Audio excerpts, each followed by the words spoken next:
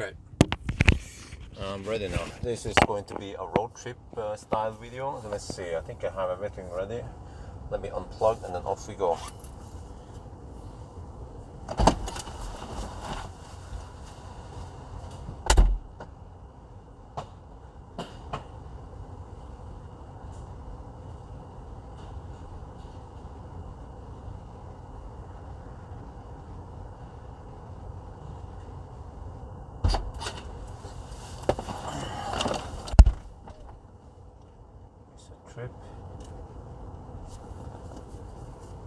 Trips, trip A reset.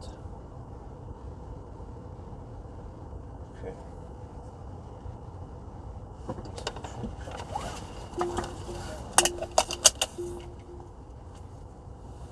Due for remaining 62 kilowatt hours. Yeah, exactly. Holy shit. What the heck, man? Damn! What is the screen mirrored? Oh, this thing needs a little repair. Okay, let's just get going.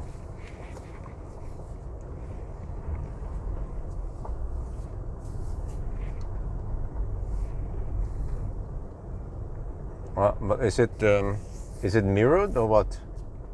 It was mirrored. What do you mean? No, but I mean, I had the self view, so of course it's going to be mirrored. Let me check something here. Yeah, it seems like the LED bar is active. Right, is it LED bar? Why does it not feel so strong? Huh? What the heck is wrong with the LED bar? Is it supposed to be like this? I hope so. Let me check it. I don't really need the LED bar yet, but wait, what the heck? What the heck happened to the LED bar? It seems like it has been pointed too high up. Dude, the fuck, man? Huh? What happened to Millennium Falcon? The fuck, man? Let me check something here. I'll stop over here. It's fairly clear anyway.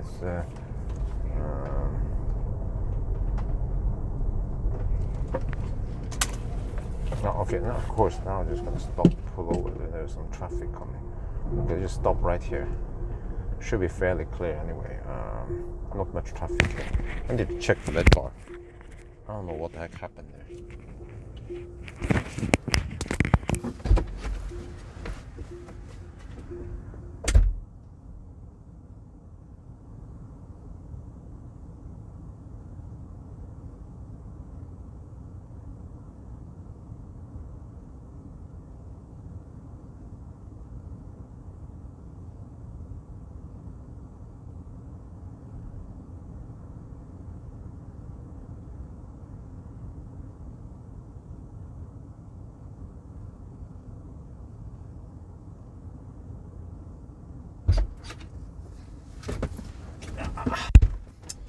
I don't know what the heck happened. The LED bar has been misplaced. It points way too high now. Okay, whatever. It's kind of fucked up. It pointed way too high. See, I don't own this car anymore. So I lost control of who is doing what with the car. So if I fire up the LED bar, well, I can't do it here. That's just some traffic. But it just, okay, whatever. Oh, everything feels weird. Well, the brake disc feels warped. Yeah, what the heck happened? What did they do with Millennium Falcon, man? Well, I hope it doesn't break down on this trip.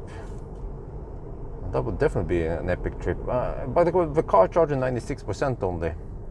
I don't know what's up with that, but okay. Also some weird smell in here. Well, actually, it's not that bad. Okay, anyway, first stop is going to be Lillehammer. So let me just get on the road and then we can talk. I need to shoot the intro also. Well, I have almost no regen because we charge 100%.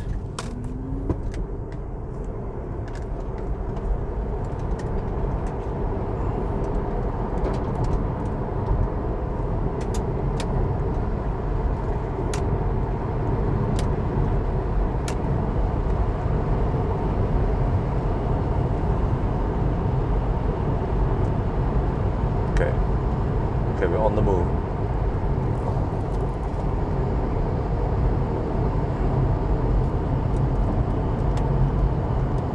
Well, if I ever can afford him back one day, I'm gonna restore him how it was. Remove the dark tints. I don't like the tinted rear windows, man. It fucks up the night visibility.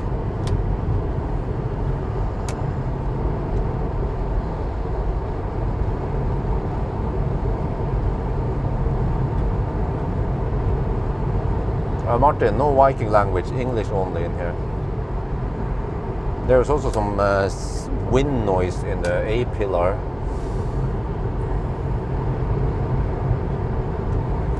Okay, anyway, I should shoot video while we still have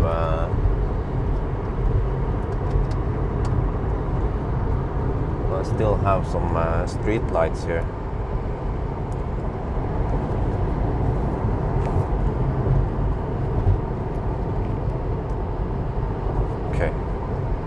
Okay, we have to slow down here anyway.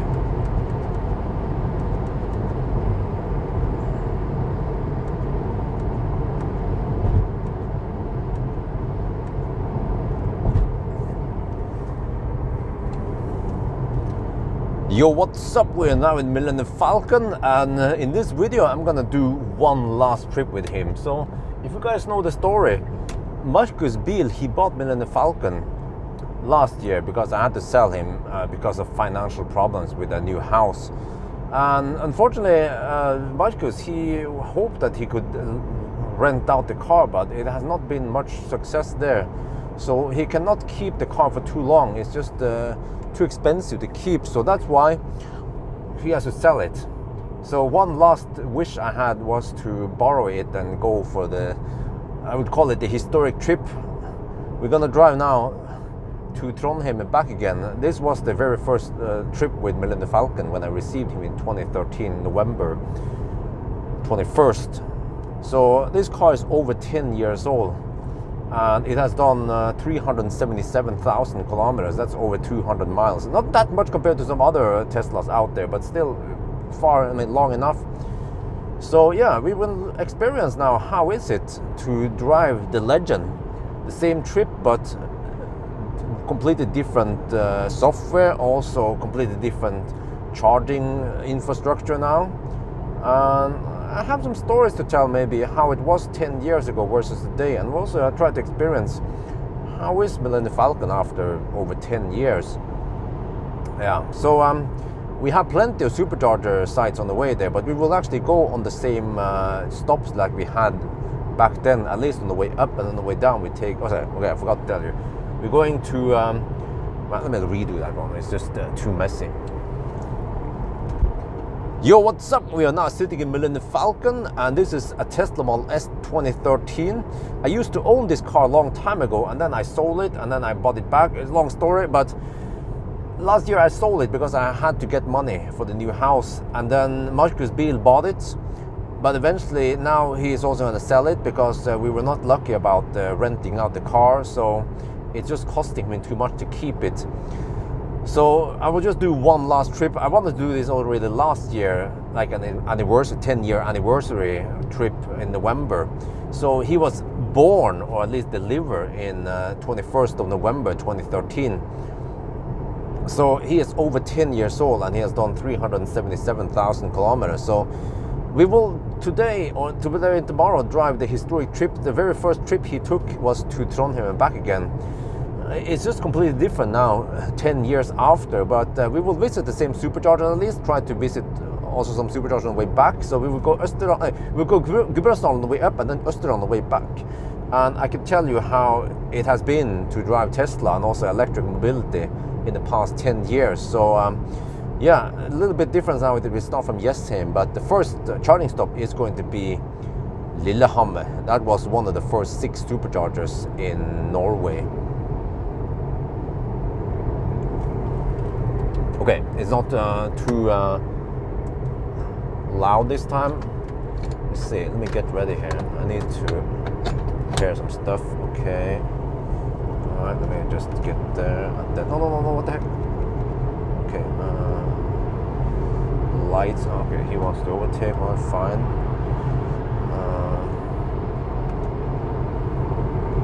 What? Some of the mirrors are fucked up. Someone has messed up with my settings there. Someone used the Björn profile and then changed the settings. Okay, I need to adjust the camera. Let's see.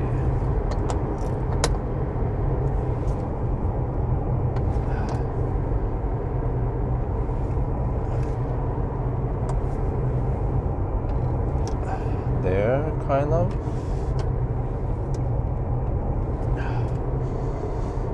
There, maybe. Okay, I think we're good. Well, wait, does it look a little bit out of position? Slightly.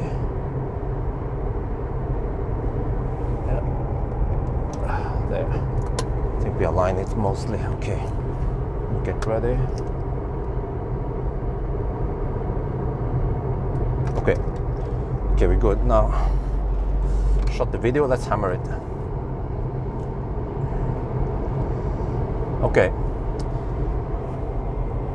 So yeah. He will be sold, unfortunately, because we cannot keep him.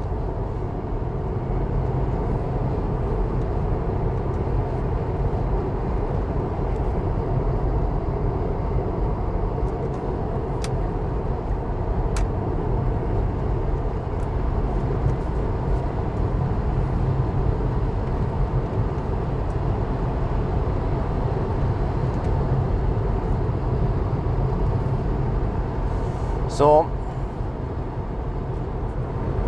yeah, what was the story again?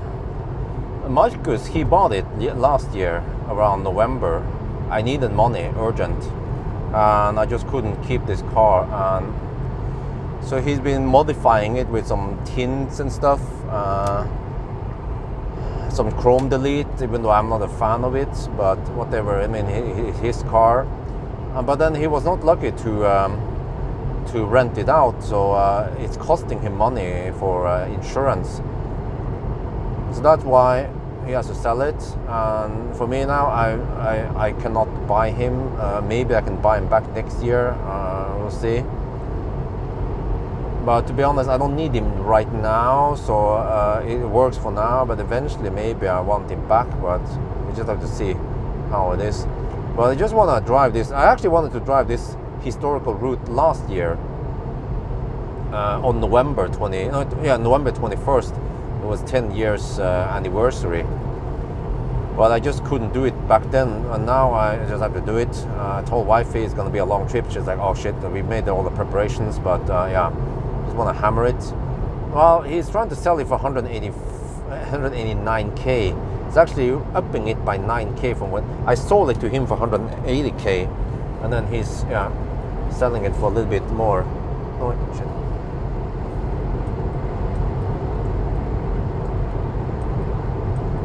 Man, it's like someone has messed up my settings here, seat position and everything.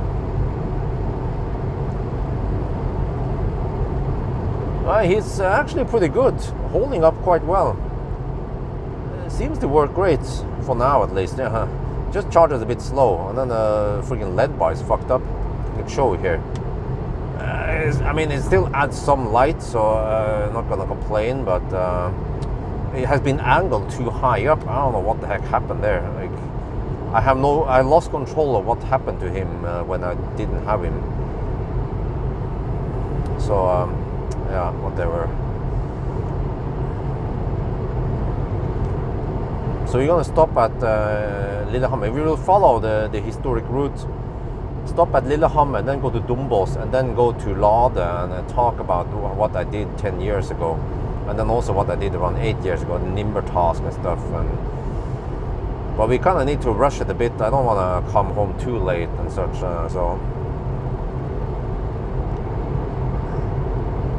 But I mean, I hope that someone in Norway can buy him. Marcus said maybe some foreigners can buy him. Like, oh shit, I hope not. Because eventually one day I might want him back, but I don't want to pull it from outside of Norway, right?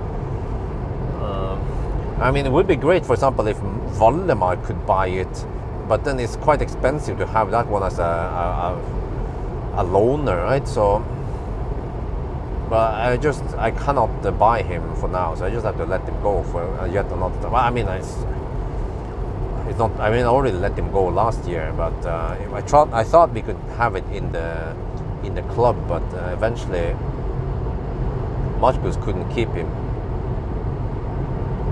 So yeah, we'll see how it goes. So at least the roads have become better. Charting level is better.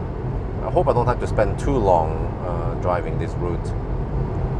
And also when it comes to Lillehammer, well, I'm not going to stick around too long there. We'll see. I probably need to film a little bit around there. Try to make some pull-out shots and stuff like that, like good old days.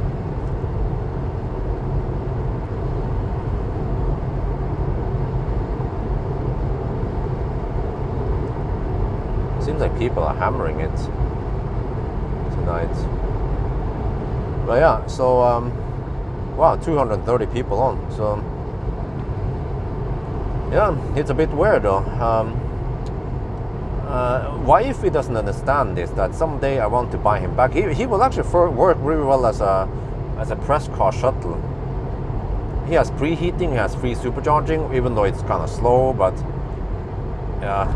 But at least he has enough range to go whatever and back again, or yeah. Eventually, when I can afford him, I'll probably use him as press car shuttle. But for now, I just have to live with some soul and stuff, and we'll see in a couple of years, like 1 to 2 years. But then I have to prepare for roadsters coming. But what if he doesn't understand this? It's just an old car, but I'm like, but it's the car that started everything. It has a historical value. I mean, it's still good. It has some degradation. It's been fucked up a bit here and there, but that's just the name of the game, unfortunately. The battery seems to also have been degraded even more outside of my ownership. Not much I can do about it. So supposedly he has around 65 kilowatt hour left, or maybe actually less when I measured last time. So, and now it charges only to 96%. So whatever, right? I mean, it's still way better than Soul or E-Up or whatever like that. And it's not. I'm not gonna use it for any long trips anyway. It would just be a press car shuttle or some emergency car in the future. So yeah.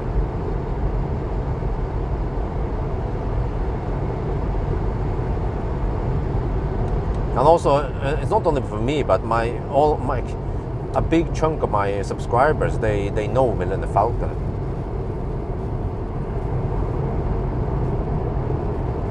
But I'd have to be able to financially support him eventually, and so yeah.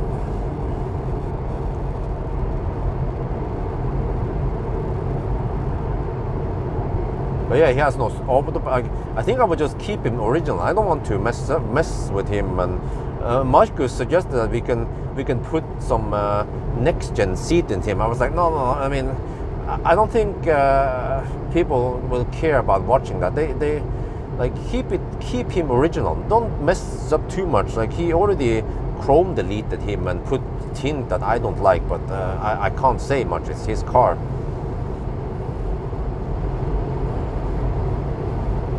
And several people have been using him also. I didn't use him much. It has been borrowed and used by other people, and it's been kind of messy. I had to vacuum clean him today and fill up washer fluid and stuff. And yeah, original rims might be kind of hard to get back, but at least maybe the 5-spoke wheels. I don't know about the aero wheels. But yeah, and one day I probably want to try to restore him back to original, rip off the tint and stuff,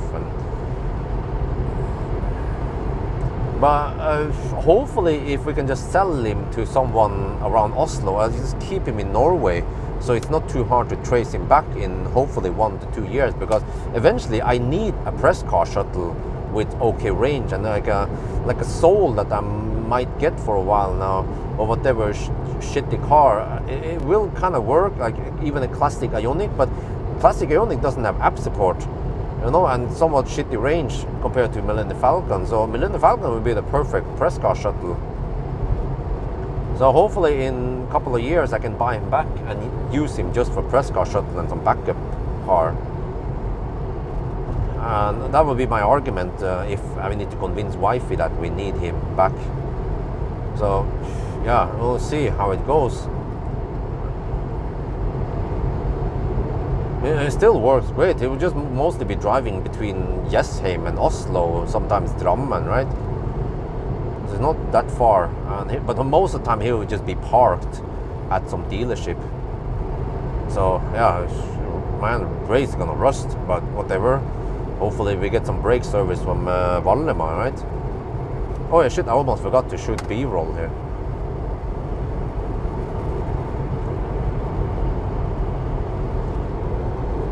Well, what is the consumption? Wow, well, we have tailwind, but the consumption is 253 watt-hour per kilometer. I mean, it's still a fairly efficient car.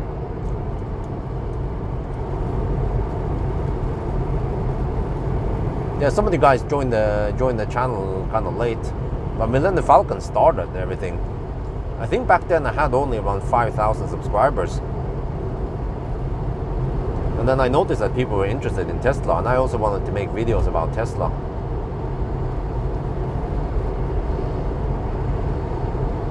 I think also the wheels are slightly unbalanced. I'm not sure. There's some schmutz on the rims. Haven't been able to rinse him.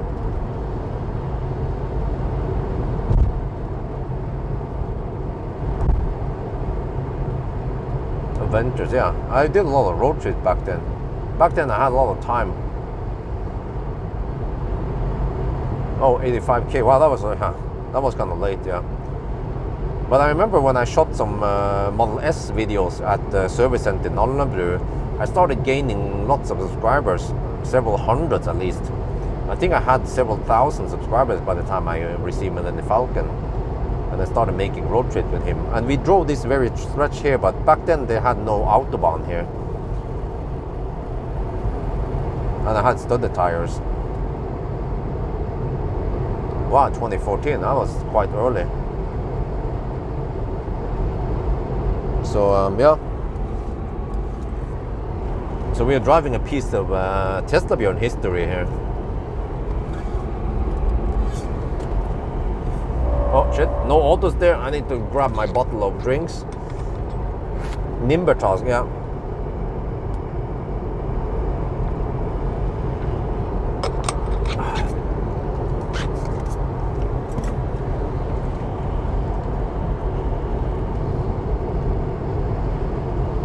Fortunately, the stretch goes quite fast, and we also start from Jessheim, so slice down the trip slightly, so I don't have to take forever, man, because don't want to stay too far away from my wife nowadays. She's pregnant on the 8th month now, roughly.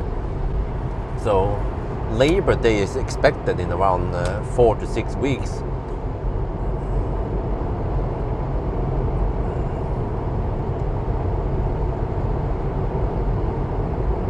Going at the speed of light, Millennium Falcon can't go that fast.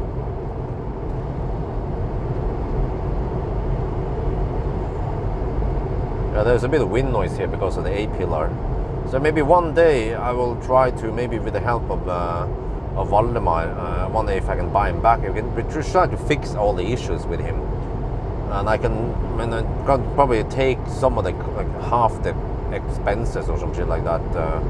Otherwise, it's going to cost a lot. Let's see how. Oh, wow, look at that, man! Shit, the LED bar is lighting up way too high. It seems to be angled 10 degrees up or some shit. I don't know what the fuck they did with the LED bar. They pushed some. I don't know what happened, man. They have pushed the lead bar up somehow. Yeah, like it's not working. It's not. Yeah. What happened there?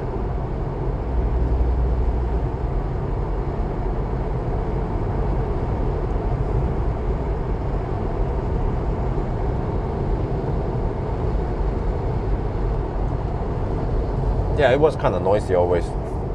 Also, back in the days, I used to use studded tires. It was Hakkapeliitta 7 in the beginning, and then I moved to, I think I moved to 8 eventually, before I sold him. But yeah, so let's see now. We are, what can I see here? We are, where was the distance here? We are 101 kilometers away from Lillehammer. We will arrive with 36% supposedly. What is the battery temperature? 27 degrees. What? 27, 28 degrees. This car actually have heat scavenging. It will scavenge heat from the rear motor to heat up the battery. It was quite advanced when it came out. It was actually, there was nothing like Tesla back then. I mean, Tesla was really king. Like, think about this. We had heat scavenging. We had battery heat. Well, okay, at least 118 kilowatt fast charging. You know, there are leaves and triplets out there.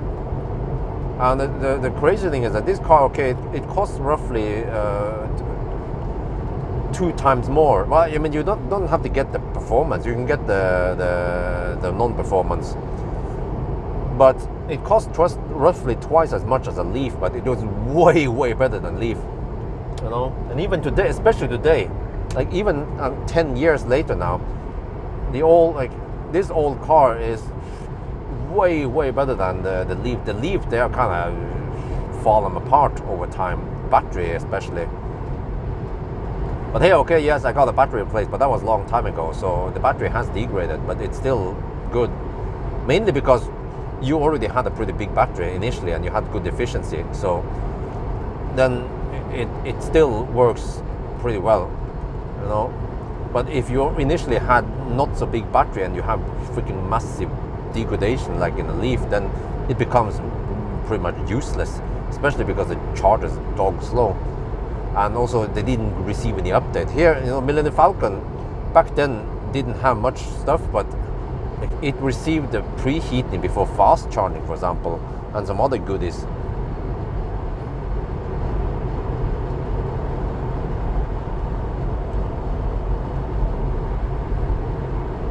Why are we taking Dumbos? Because that's the I'm gonna take this like it's like a historic route where I take Gudbrandsdalen on the way up, and then I take Østerdalen on the way down. Gudbrandsdalen, I took that route a lot in the beginning, but I will also take Østerdalen because it's fast on the way down. And I will also mention that eventually, after some years, they established Østerdalen, and that was my main route for the longest time. And I was talking about Nimbertask and stuff. So, do you think about buying, huh? What do you think about buying? Yeah, well, why not? But you kind of expect, you have to expect to ish repairs with those old cars. So, by the way, guys, I have no auto steer. I have no adaptive cruise control, so I have to be extra careful.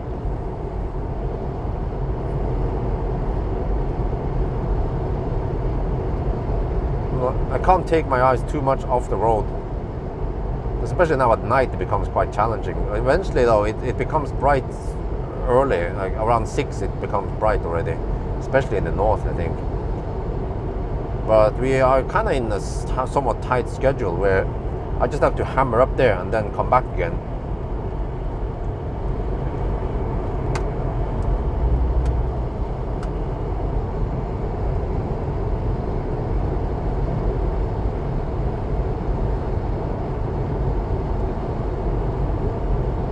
Yeah, if you want to message to me, you should say @Björn or something, and then try to keep it short. And I will just, you don't have to be too verbose if you have a question for me. Don't forget the question mark. be easier, because I will usually just read the beginning and the end of the sentence, and I can mostly figure out what you're trying to say. Yeah, more analog. No adaptive cruise control, no that shit. Just pure driving, man. At least I have cruise control.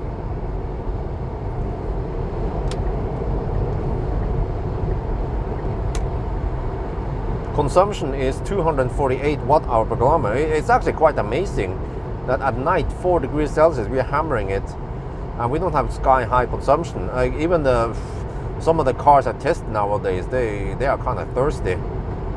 And we're still talking about around 450 horsepower beast over here in the Millennium Falcon.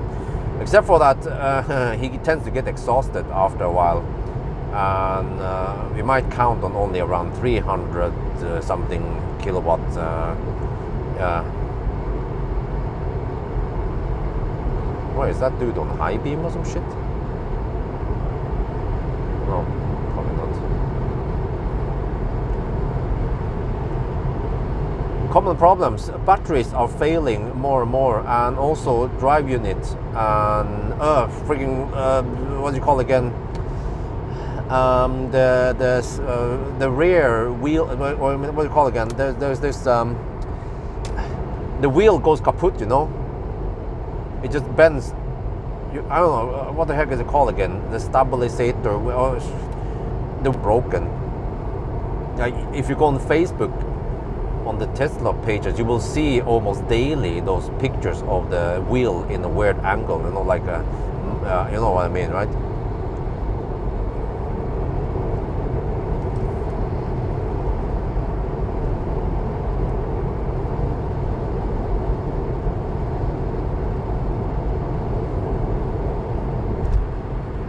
Okay, are we back? Yeah, lower control. Yeah, I think that was called. Yeah, well, lower control arm or some shit. Tesla knows it's a weakness, but they fix some of them. But they probably want to save money, so they don't fix all of them. Just like Kia, they want to save money. They don't replace all the kaput batteries, which is a shame. But I suppose that's how the car industry works. They fix some stuff under warranty, and whatever they can get away with, they just get away with it. Maintenance of the battery. But many people, they don't do this. Of course, it costs money. So they just drive it until they get stranded.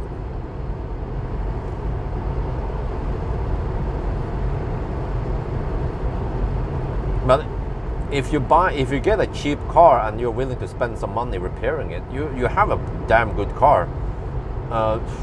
Let's say if you can get one for around 200k NOK and you expect to spend 50 to 100k NOK on repairs. So for roughly 250, 300k, you get a car with good range, okay charging, at least free supercharging. Yeah. Okay, it lacks some of the,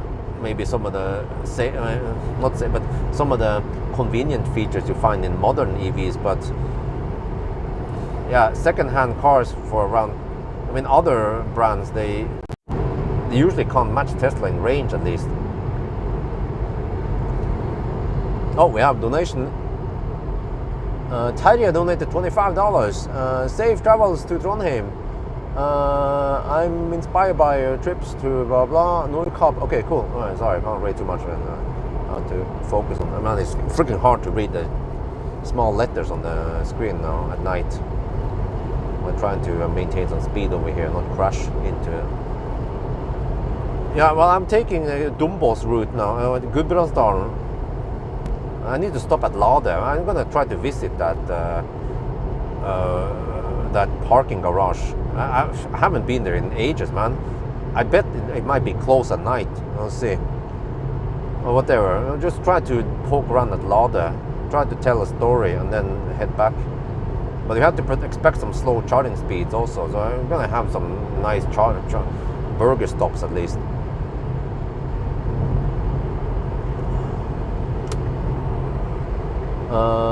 Hey, what do you think? This car is better, original e-Niro? Yeah, I would get a Tesla, but I still think a Tesla is better than e-Niro. in terms of performance, range, charging speed, and so on.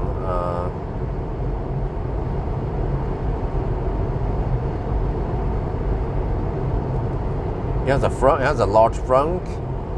It has good space, good comfort, efficient. It has preheating before fast charging. It doesn't cold gate.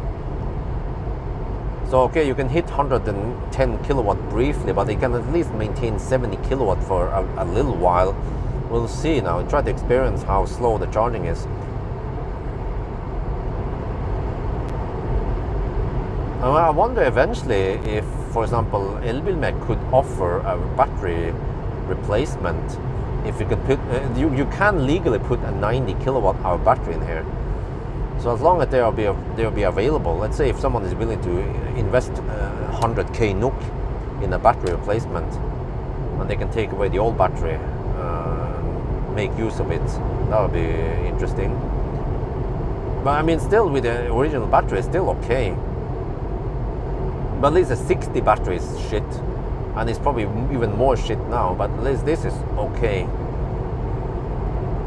Yeah, I mean, the e-Niro can hold 74 kilowatt in the 60, why 64%, really? No, are you sure? From what I know, e-Niro can hold 74 kilowatt until 57%. And then it drops to 57 kilowatt until 73%. Then it drops to around 35 kilowatt, or I don't remember how it was. Yeah, 54 or 57%. Oh, I need to B-roll here. Oh, that is Polisai. Well. Wait, is that Polisai or is it just a Volvo? Not sure. No, it's actually just a Volvo. Probably not the Polisai. No, it's a Swedish Volvo. Okay, it's safe.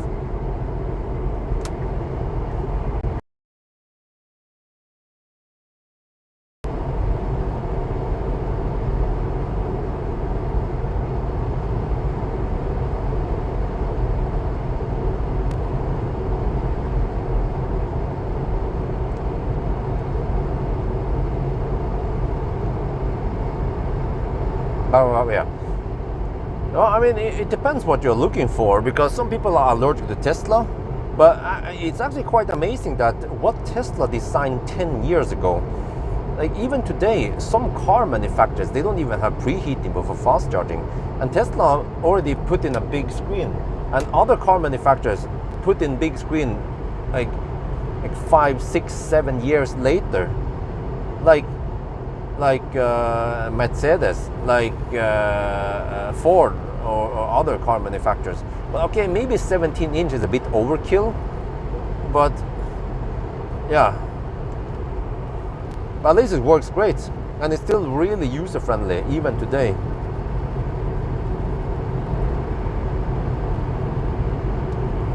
Okay, consumption 253 on the motorway.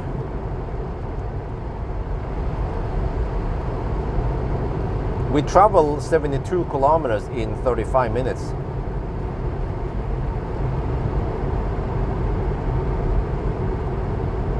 Yeah, and just the usability, how easy it is, and the fact that you have free supercharging. See, nowadays, nowadays the charging is kind of expensive some places. So just the fact that you have free supercharging, it goes kind of slow, yeah, but it's free for life. Just don't do anything. Don't try to trade it off. Tesla is actually trying to remove some of it. You can trade it for a new car, but then it doesn't follow the car indefinitely. Eventually, it will go away if you sell the car. But with Millennium Falcon, it stays with the car forever. So just keep it like that. Just keep the car alive. Replace whatever needs to be replaced. And keep Millennium Falcon running for decades. Like I want to grow old with Millennium Falcon, and to prove that an old Tesla can work great as long as you maintain it, and with the right expertise like to get better charging speed. In fact, technically you can put Optimus Prime's battery in Millennium Falcon, and you can then charge at 140 kilowatt flat until 40%.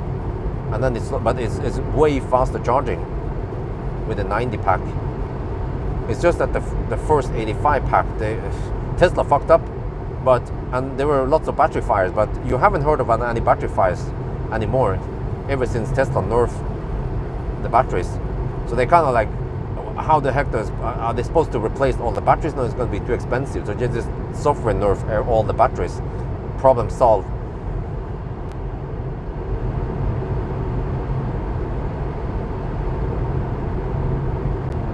Yeah, of course, I'm going to buy him back, but it's just not possible yet.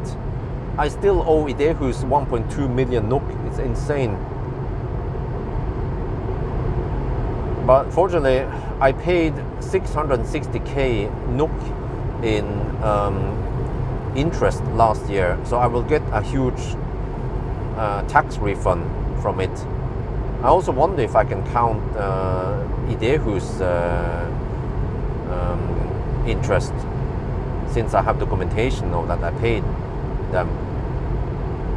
So I'll just try to get my economical situation back on track, but it's going to take a little while. It's like a very big hit I take with a new house, but I feel like it's much needed, because I was growing out of the old house, and there was lots of frustration with the old house in terms of noise, rush, just every weekend. Actually, maybe not only every weekend, but many evenings even. There would be too much noise and stuff there.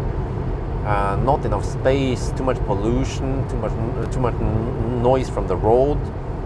Not enough space.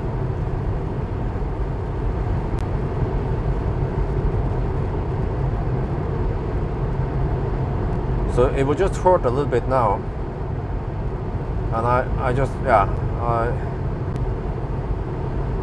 I can't spend too much. I have to spend whatever is important. But fortunately, though, I have built up a big channel, and I have some nice partners like Valdemar who can help me, and yeah. And also, fortunately, normally after every Christmas, the income will usually plummet to half, like less than half of what I normally get. So for like from January, February, March, I usually get quite shitty income. But fortunately, because I was staying home, not going to Thailand, my income has stayed quite stable, high, which is what I need to pay back Idehus, man. So hopefully it stays high through summer also.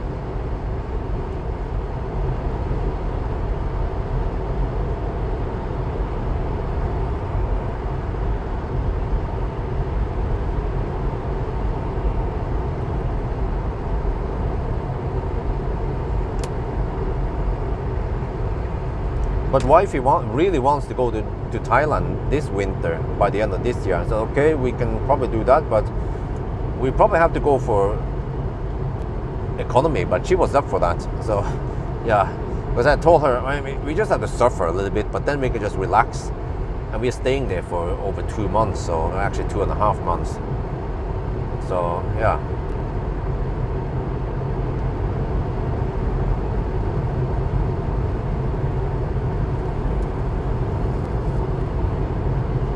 But the plan by the end of the year is that I will go with the whole family to Thailand, dump the whole family there, wife and children, and then I stay there maybe just 1 week, maybe not even 1 week, and then I fly back to Norway, and I work my ass off for about 1 month. I need 1 month to just do some, I don't know, go to Arctic Circle, do some challenges, just whatever, figure out whatever I can gain money and subscribers on, and then I head back to Thailand and also try to get some chill time, but also get some work done over in Thailand.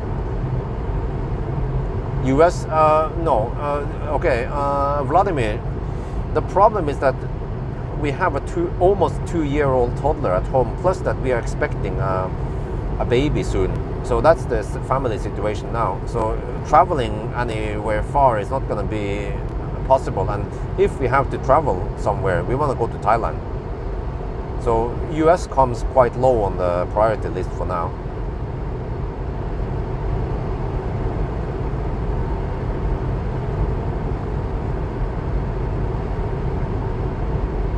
Okay, consumption 249. Well, I'm quite impressed.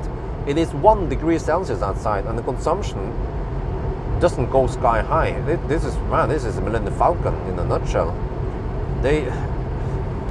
Think about this. They designed the car over 10 years ago, and they actually made it efficient with aerodynamics, so that despite that it doesn't charge that fast and doesn't have that big battery, you can still go decent distances. I mean, I travel all across Norway, and for the longest time I was just using the 4 superchargers we had in Norway. No, wait, sorry, the six superchargers we had. No, wait, how many was it again? Yeah, six. You know, I went to Trondheim, I went to Bergen and to Stavanger.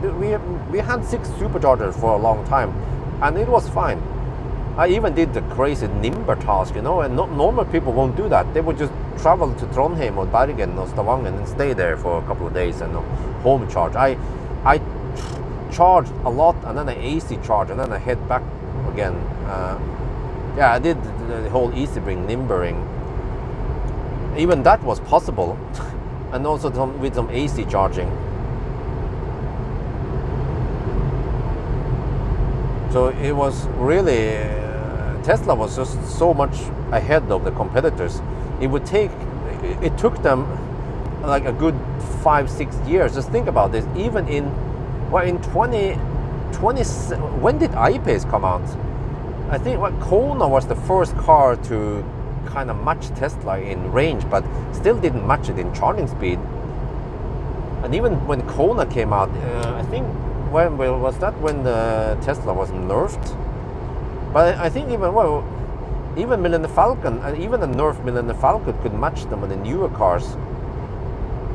But that's just Millennium Falcon. We can look at a 90D or 85D will perform way better, and is still from 2015-16, right? Still 8-year-old car.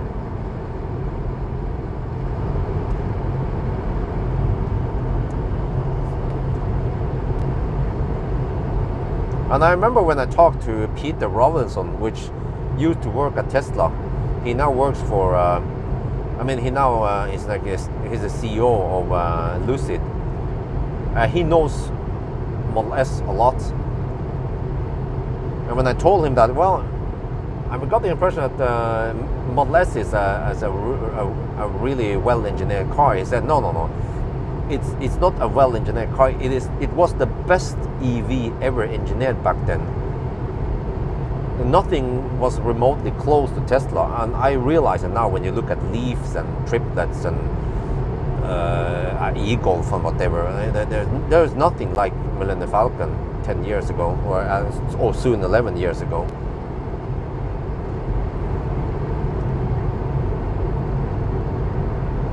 Wow! Oh wow! Damn! The battery, huh? The battery is heated up to 34 to 37 degrees Celsius. It's being fed with heat from the motor. It's ready for supercharging. We are down to 57%. Consumption is 257. We are almost out of Autobahn now. Soon.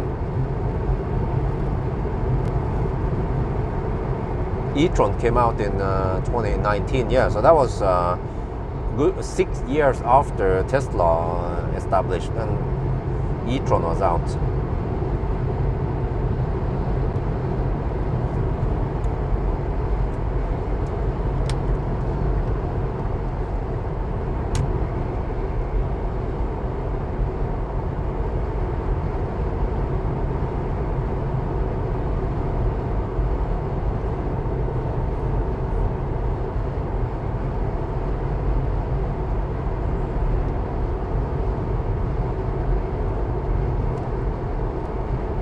Getting kind of hungry.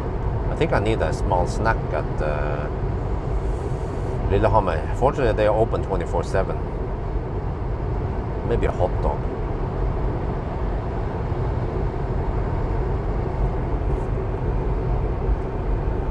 But yeah, I don't know how long it's gonna take, man. I started around 10:30. Yeah. Hopefully it doesn't take much longer than I don't know, 7 hours maybe or to get there, and who knows how long it take to get back again.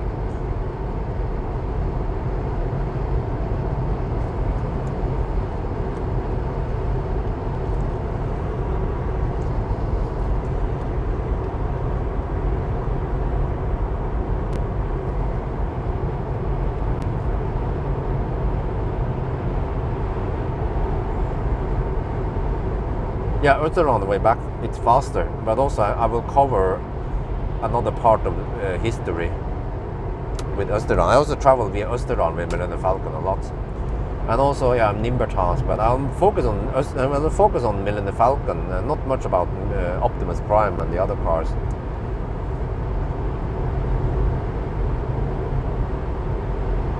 But yeah, like you can update the MCU upgrade was another. I don't remember how much I paid for it.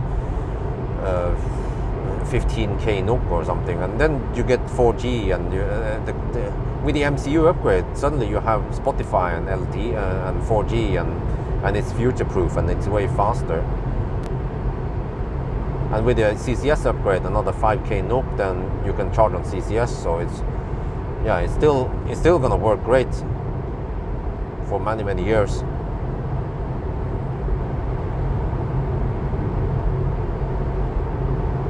But of course, you know, and you can, many people criticize Tesla that the car, lol, you know, stuff fails, battery fails. Well, just look at Kia now. Kia, the classic Kia, not only does the battery fail left and right all over the place, but also the motors start failing. And it turns out that it's a common Korean car problem. Hyundai and Kia, they have it. They start failing now. Even classic Ioniq has this problem. Like, wow. Okay, so, you know, no car is perfect.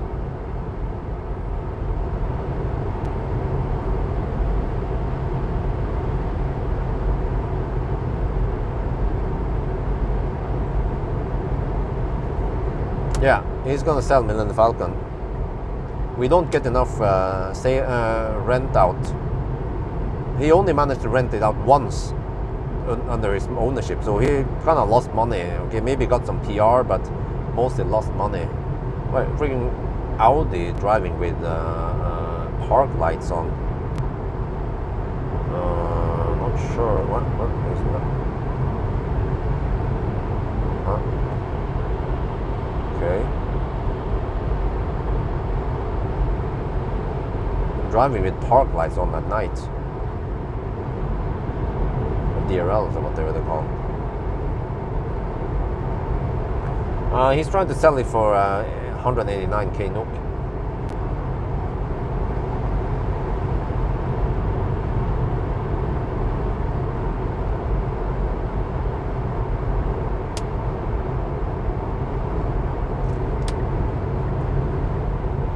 It's getting kind of cold in here, man. I think it's because there's some chill from the thing there.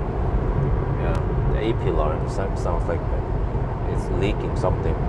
Man, this car in the front that's smelling a freaking fossil. Let me recirculate. It smells like fireworks. They probably modified the engines, the Audi and the BMW.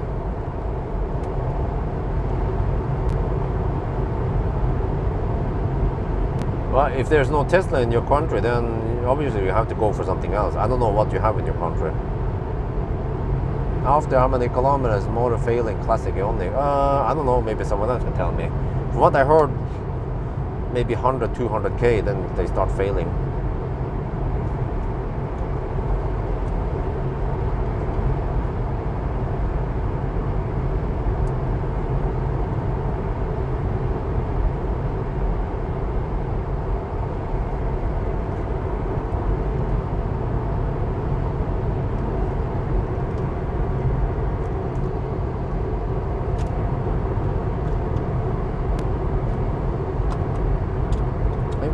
this shit, man? Some kind of airvane tall phone holder. Okay. People have put too much stuff in here. Yeah, Fremont, of course. Yeah, I'm getting hungry now. I have to grab some food and also grab some snack, so I'm ready for a long trip. I'll probably take a short stop at Lillehammer and then take a longer stop at Dombås.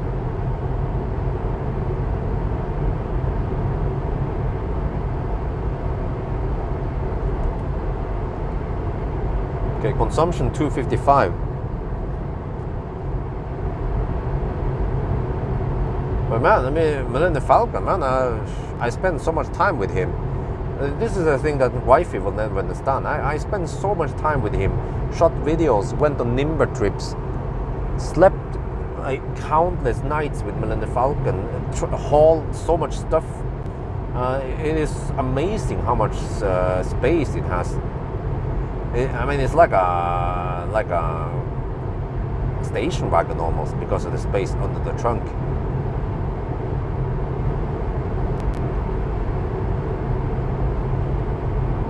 So yeah, I hope he will survive for a long time, and that whoever buys him doesn't crash him or I don't know. Yeah, run on the juice, yeah. Okay, the consumption is gonna drop now.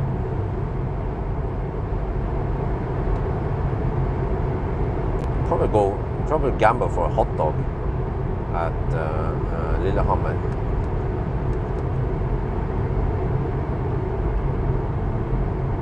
Okay, fortunately, the noise won't be super loud for most of the trip because we can't go too fast. That was the last of the 110 zone.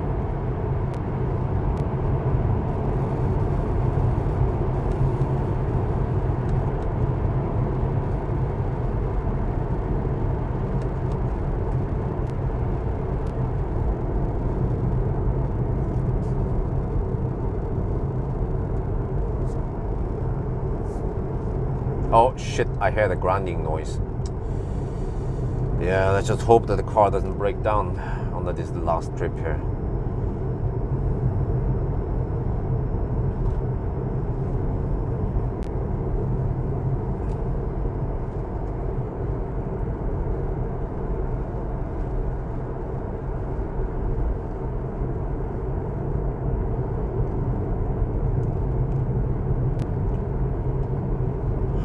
I also asked Nasir if he would buy it, but no, he was not interested, unfortunately. It would be great if EV Hub bought him, and they can, I don't know, they can probably rent him out or some shit, just like they did with the Optimus Prime. Oh, missed donation, sorry. Oh, End of an Era donated $10. Are you also using the legendary original Stormback jacket? Yes, I am. The black Stormback jacket. That is mandatory. Let me show you. For you guys who haven't seen it before. Kind of hard to see it, but this is a legendary jacket. I'm wearing it. I only wear it for special occasions like now. Don't want to wear it out too much, but yeah. It's just legendary jacket, man. Only old school people will understand this, because I used to wear this a lot. This was my first Stormback jacket, and I used it for many years.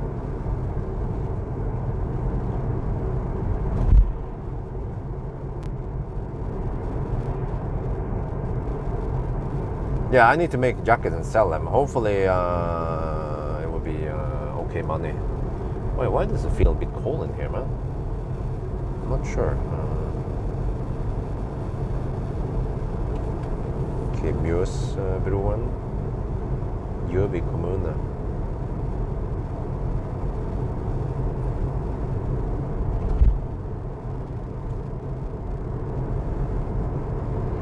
Okay, vi flip mode.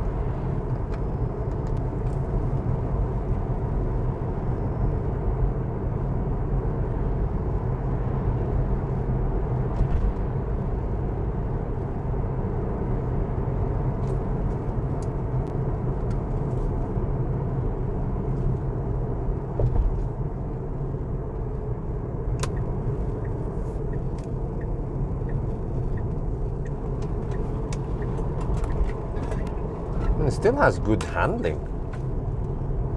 It's not that heavy. It's rear-wheel drive. It's old school. 470 horsepower to the rear wheels, 600 newton meter torque.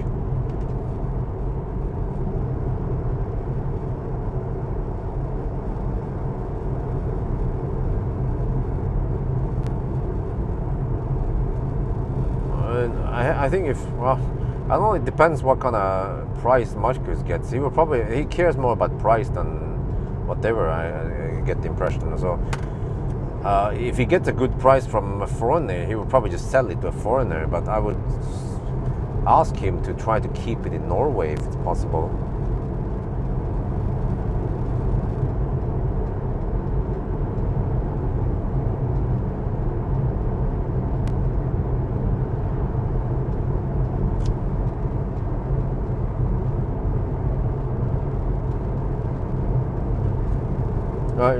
Think about this. This platform, I don't know what the heck it's called, but this platform that Tesla made over 10 years ago,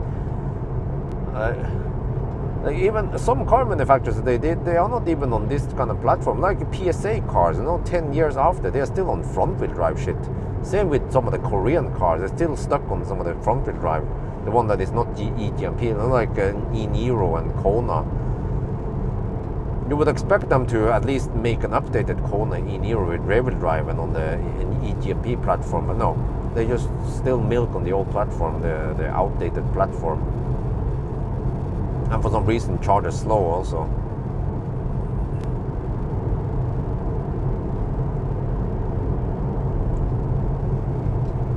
Okay, consumption is going to drop now. It's already at 244 watt-hour per kilometer. Battery is heated up to 36 to 39 degrees Celsius. We are down to 49%. But nowadays I have a Mercedes EQB 300 4MATIC. I did a range test of it, but it doesn't qualify to go to Hemsedal. But you guys saw the range test already. I don't know what else I need to do with that car.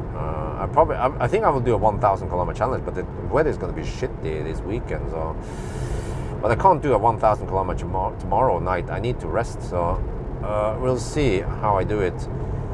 And I have some appointments next week also. So yeah.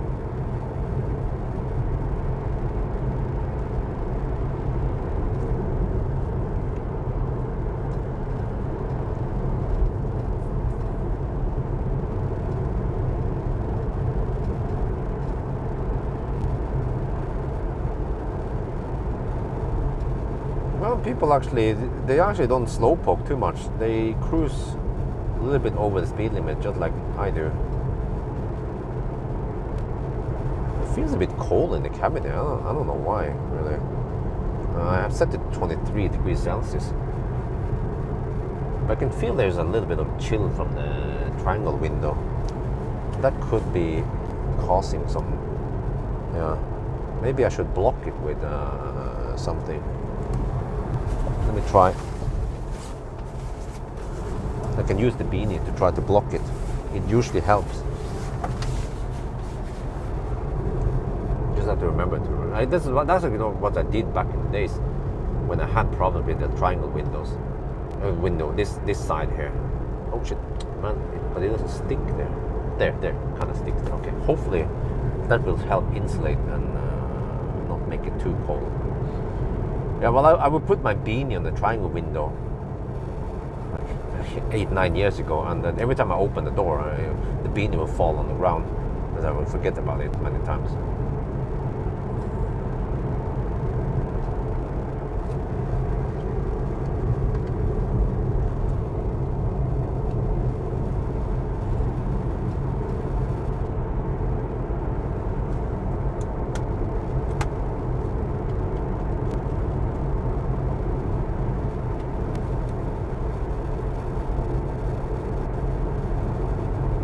I have to do the legendary pull in and pull out. It's going to take me a little bit extra time, but it's probably worth it.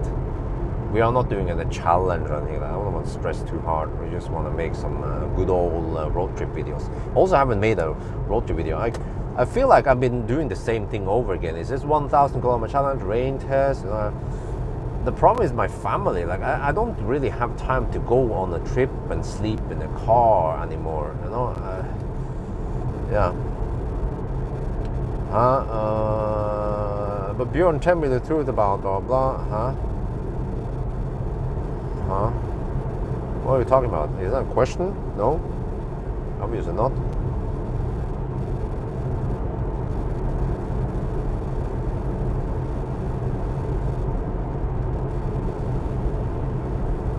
But I already see how it's going, so do I need to really answer that? It's just gonna be pointless anyway.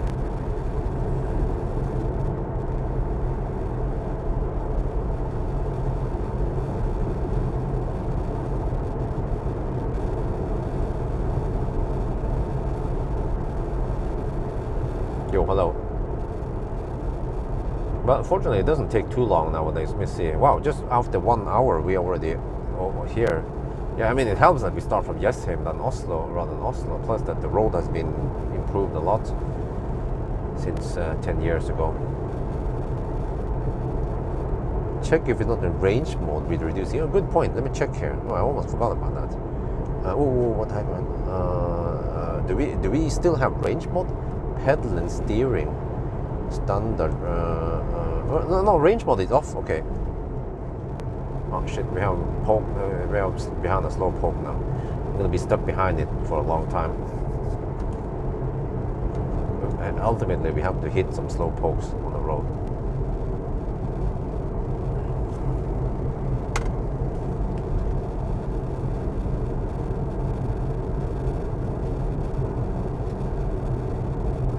Okay, killer bees on attack. What are you trying to say? Just stay it straight. What are you trying to say? Just don't beat around the bush. You can say it.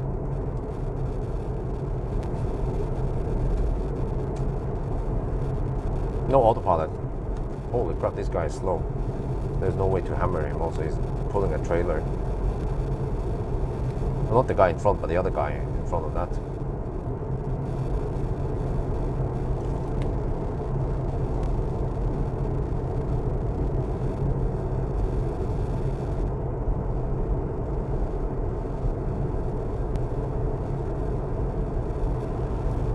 Are you stopping at Clut? Yes. Okay, finally speed up a little bit. When is next overtaking? Well, it is a little bit before Lillehammer.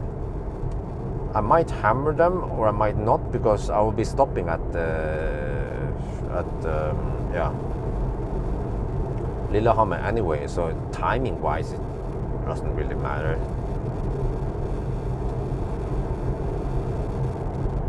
Might save 30 seconds. Tesla Bjorn, perhaps you need to work together after a second child, huh? You need to work together. What do you mean? You need to work together. What do you mean work together? Work together with who?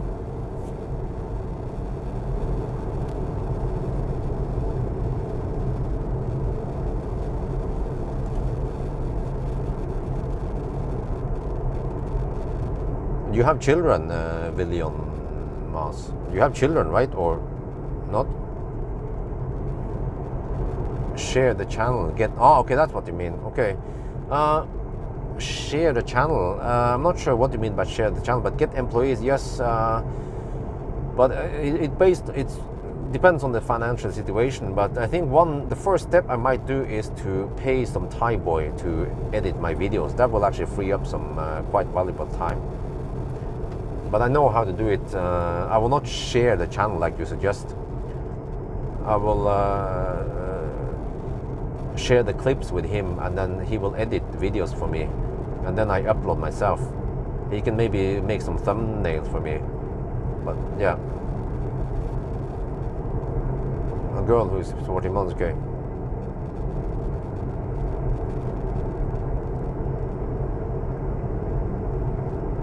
Well, I mean, it is actually quite hard now, because Wi-Fi can usually do a lot more, but You know, wife is pregnant on the 7th month now, roughly. So she's getting less and less mobile.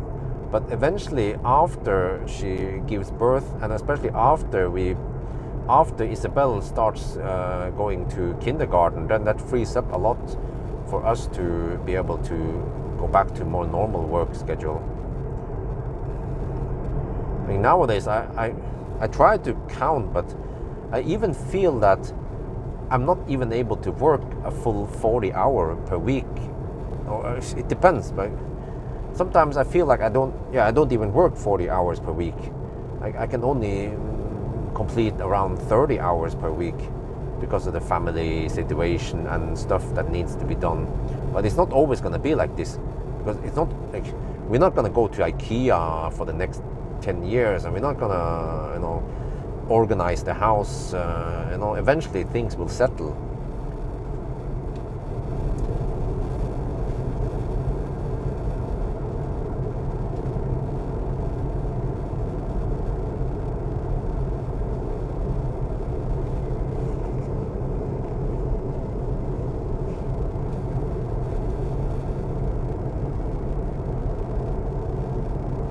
Wait, where is it? Did the guy reply to me yet? What the heck is his name again? I asked him something. After Sandy... Wait, killer bees on attack? You still didn't reply. There, maybe Elon has cloning... Huh? No, but killer bee attack, can you please respond to me? What are you trying to say? You asked me about something about me and Tesla and my opinions about Tesla and something, and then... But then what are you trying to say, man? Can you just tell me what is your point? You asked me something about what my opinions about Tesla is or something. I was like, huh? What is it? You're not being clear. And then you mentioned Sandy also, that he doesn't say anything bad about Tesla. Or are you suggesting something about me and Tesla, or what is it? Just be clear. Just want to know what the heck you're talking about. Why last trip? Because Marcus will sell this car. Plus that, okay, here's my plans. Marcus wants Valdemar to take a little check inspection to see if there's major problems with the Millennium Falcon. Yeah, heavy for you. Feel the pain. My girl is sleeping good. Oh, okay, that's good. Yes, do you say maybe less negative things about Tesla because maybe it's your favorite? Well, I mean, obviously, if something is my favorite, of course I'm gonna say less favorite. I'm gonna say less negative things about it. But it doesn't mean that I'm being biased, because that's what I was actually guessing, that you probably think that I'm biased. But I think you don't even know what you're talking about, because obviously if something is my favorite, you have to ask yourself, why is it my favorite? Well, it's obviously because Tesla is the best, and I don't just claim this from empty claims. I've spent so much time testing a bunch of cars, and I found out that Tesla, they do things differently.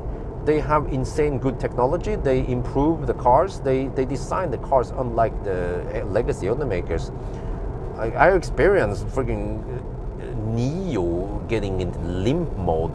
Well, even the ID7 went into limp mode during winter. You guys remember, right? Or what else was it again? Features that... whatever. I don't need to explain too much. And also, especially after Tesla got I need to hammer this dude, man. He's driving way too slow. Holding up traffic, man. Even though I'm 9 kilometers away from the supercharger, but I don't care. I just need to hammer this guy. I need to feel the wrath of Millennium Falcon. Stock removing an improvement? Absolutely not. If you have ever paid attention to my videos in the past few years, I've been bitching about lack of stock for the longest time. I also don't like the yoke wheel. So many people, they just don't have any clue about me. They go, oh, Bjorn, he received some Teslas for free, so he doesn't say anything wrong about Tesla. I'm like, dude, pay attention, man. I've been criticizing Tesla and other brands also as long as there is something bad about whatever model brand. Like, I don't criticize a brand. It depends. I usually criticize a specific model. For example, one Mercedes might be good, but another Mercedes might be bad, or one model. We don't try to be racist here or generalize. Okay, shit. There's a traffic there. Okay. I need to hammer this dude. Okay, let me put on the blinker and then. Oh shit! No, it's a freaking. Okay, it's too late.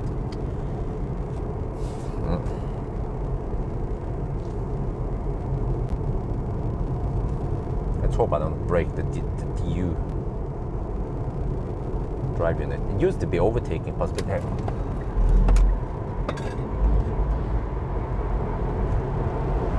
It still kicks ass for the Lord, man. 10-year-old car, no problem. Maybe actually I feel like it's a bit slower than before, but I mean it's actually battery limited. If I had a 90 kilowatt, if I had Optimus Prime's battery, it will be a lot punchier.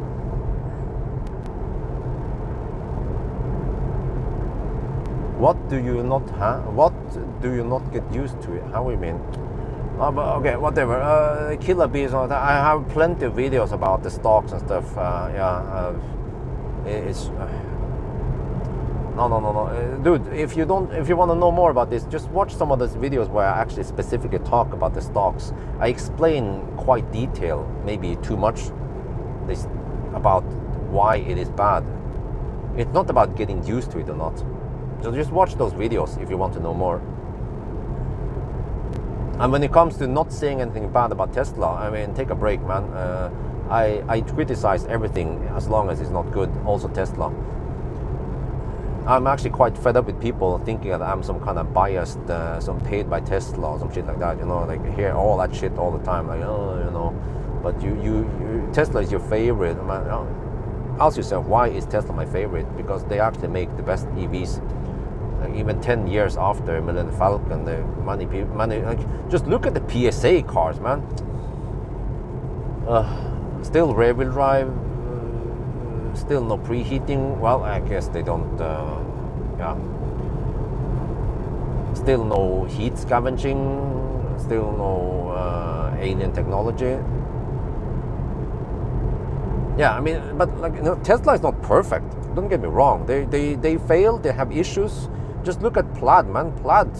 Like, I saw a post today or yesterday about another guy with a Plaid, not Marcus. He also had lots of issues, and Tesla, they are just super lame, trying to blame him for stuff and not taking responsibility to repair stuff under warranty. I'm like, oh man, it wasn't like that before. Like, we were treated like kings 10 years ago, but Tesla service has gone down the drain, unfortunately. That's bad, but that doesn't change the fact that they do design freaking awesome cars. But again, it's not perfect, of course. They fuck up with lack of stocks, yeah, true. But there is no like, you can't argue against this. Octovalve is freaking brilliant. There is nothing like Octovalve. Even today, several years after Tesla implemented Octovalve, even the Korean cars with the amazing hyped up 800 volt technology or whatever Porsche Taycan still cannot match Octovalve.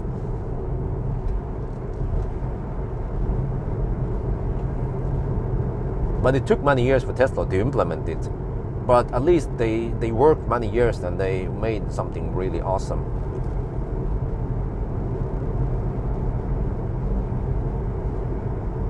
Okay, anyway, had to prepare for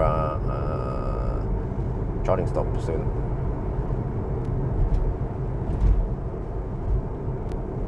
Okay, we are at 43%, so we don't have to charge here, but just for historical reasons, I'm gonna stop here.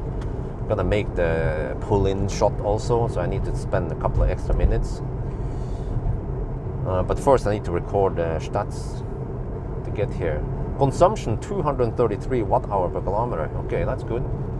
Try to heat up the battery. I tried to heat up the cabin a bit. It seems like something is wrong here. It feels a bit cold in here. It wasn't like this, right? I remember it used to be nice and warm in the Millennium Falcon. So seems like he's not as good. Something is not right here. Or several things are not, yeah, right. But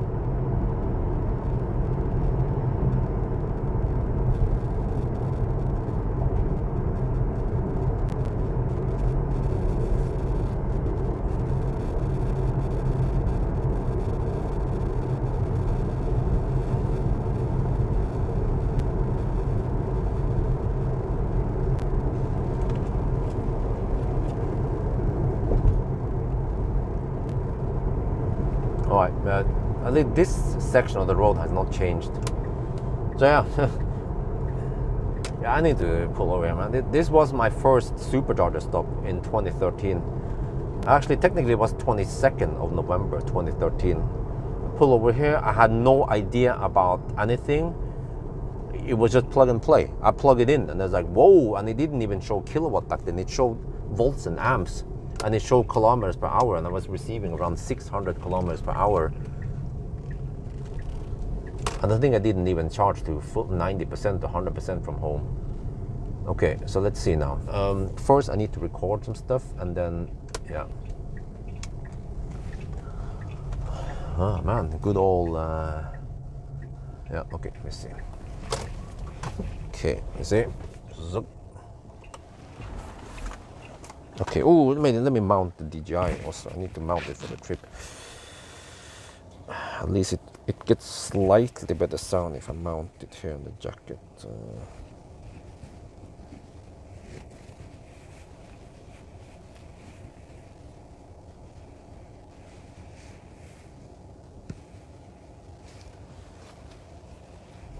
But when I said Tesla, I mean, they are not best on everything. No car is best on everything. But overall, Tesla, they have nailed many things. Just especially look at the Model Y and Model 3. Man, they are incredibly good. But it wasn't always like that. The first MC Hammer wasn't that great compared to the later cars. Let me try to place the mic here. We will see about charging speed. So just hold your horses. No, wait up, kids. I don't want to stress too hard. I'm setting up some mic and shit now. Okay, I think I have okay position on the mic. Let me see. Fire it up. Yeah, 232 watt-hour per kilometer. It took 1 hour and 20 minutes to get here. Maybe actually slightly less than that. Okay. Lillehammer. Okay, let me see. Now I need to go out, and then this is something I normally don't do, but I'm gonna do it now, of course.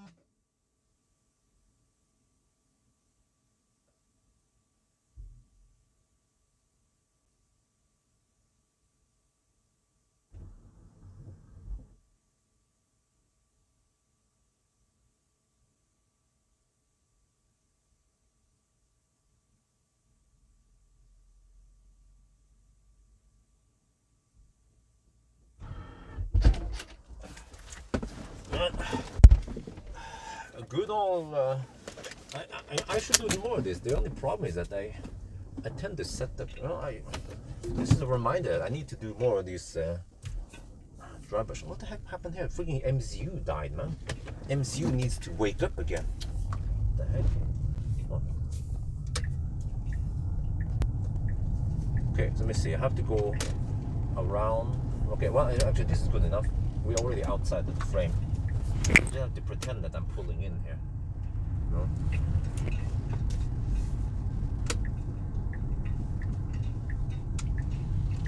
Just do this, and then pull in like this. Yeah. Good old time, man. Charge port is on the left side with the right side, the right side with the wrong side. Okay.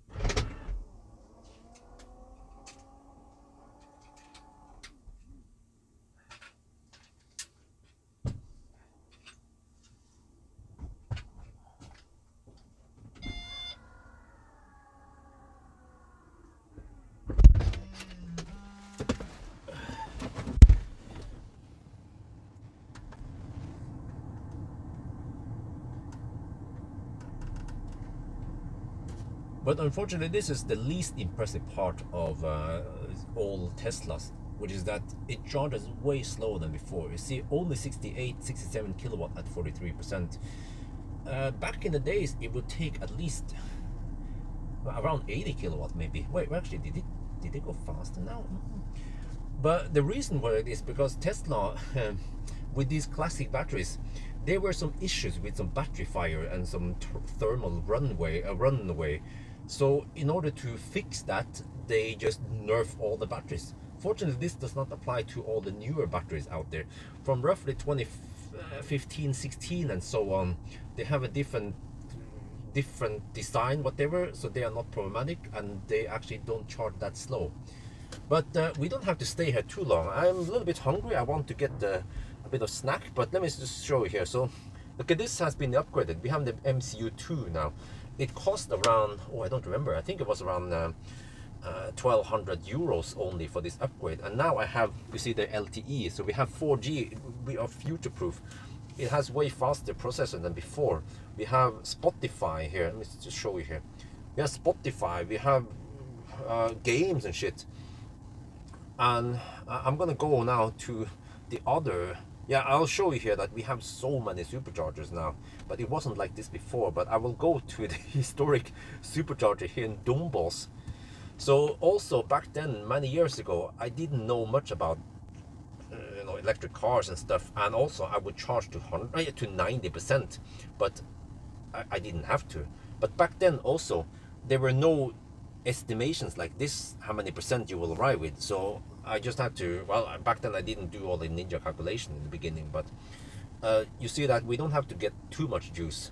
We have 46% now, so if we charge for maybe 10-15 minutes while I'm having a tea stop and some food, then we should be good to go. Okay, anyway, now I can grab my my shaft.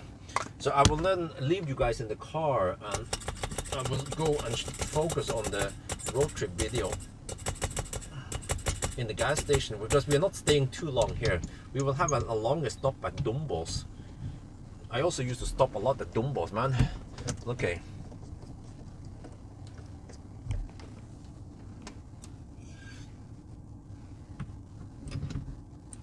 Oh shit.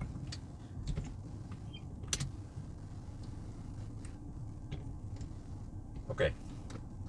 Yeah, you guys can probably figure out what all this stuff means. But I wonder, huh? Did they speed up the charging?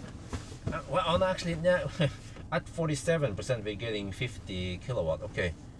Oh, battery heating seems to be active or something. It reports 60 kilowatt in the charger screen, but I see that 54 kilowatt goes into the battery. So I'm gonna have keep climate on now. Oh shit, reset plate is still on. Okay. Let me see. Keep climate on. All right. Try to heat up the car while we're gone. Okay, anyway,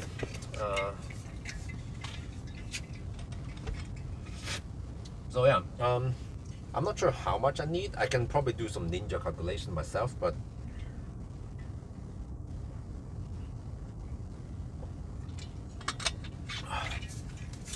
yeah, whatever. I take a little pee stop and then go to the gas station, and I'll be back. I feel like I need to grab some snack and some hot dog and whatever stuff that doesn't give me diarrhea, hopefully. Okay, so I'll be back. It is actually a bit cold over here.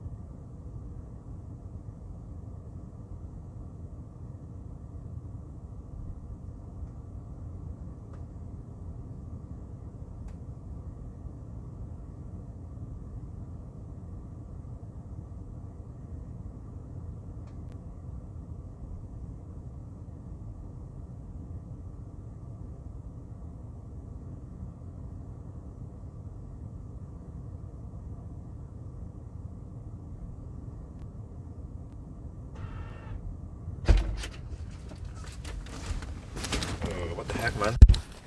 Yes, so it's closed. Huh? It used to be open 24/7. When was it? When did they start closing at night? Well, we're down to 49 kilowatt. Oh shit. Okay, let me see. Let me do the math here. Where are we at now? Elevation. We're going to 650 meters over sea level. Let me do some ninja math. Okay, let me see. 250. So you have to gain 400 meters. Wait, huh? It's jumping up and down. No, we are at the Mjøs level. Well, that should be around 200. Okay, so you have to go, yeah, 450 up. Do the math here. 450 times, this car weighs around 2.2 tons, I think. I don't remember. 2.3, I think. No, it's 2,200. Okay.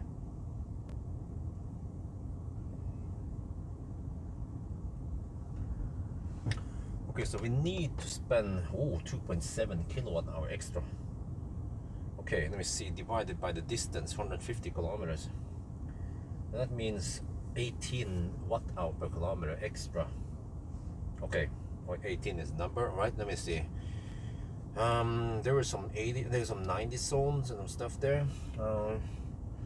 I'm guessing we will average 180 watt hour per kilometer. Well, we have PTC heater and it's cold outside. 180. Yeah, that's possible. Maybe 190. 190. Okay. No, that plus the. Okay, 205 then. 205 is my guess, best guess. Times 150. Okay, so we need 30 kilowatt hour. We have 38 supposedly, but I'm not sure if we can get that much. Okay, so the car says 3% at arrival. Yeah, that is plausible.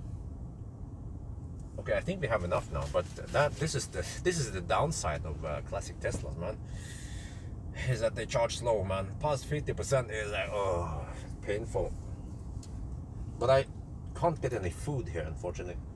Burger King, they closed, so I have to starve until we are at the Dombos. But hopefully Circle K Dombos is open. Otherwise, I'm kind of fucked because I don't know where the heck I'm supposed to grab food, and yeah.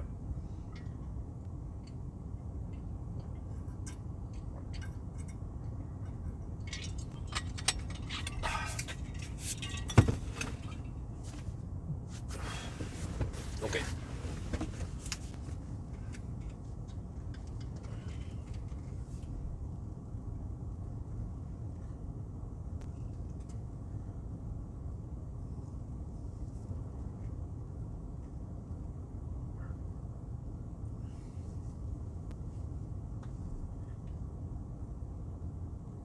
Well, you see, this is the problem with the classic cars, is that it charges dog slow past 60%. So, and also this is what the car claims to receive from the charger, 46 kilowatt. But what actually goes into the battery, this is Scam Tesla. You see that we actually get only 40 kilowatt. So there's another 6 kilowatt for, I don't know what the heck it's called. But only 40 kilowatt, yeah. But okay, so according to Scam Tesla, we have 39 kilowatt hour of usable energy. Wait, is that normal remaining, or is that let me check here. Normal remaining, yeah, no, this one, okay. 39 kilowatt hour until 0%, but don't count on going to 0% with old cars like this. But whatever, so you don't have to do any ninja, you don't have to be ninja. You can just look at the car, and the car's navigation tells that I will arrive with 3%. What is a bit weird is that it has been staying at 3% for a while now. And I have calculated that we should have enough. We should even arrive with, I don't know, somewhere between 5 and 10%. So yeah, since there is no food or anything to do here, then we can just leave.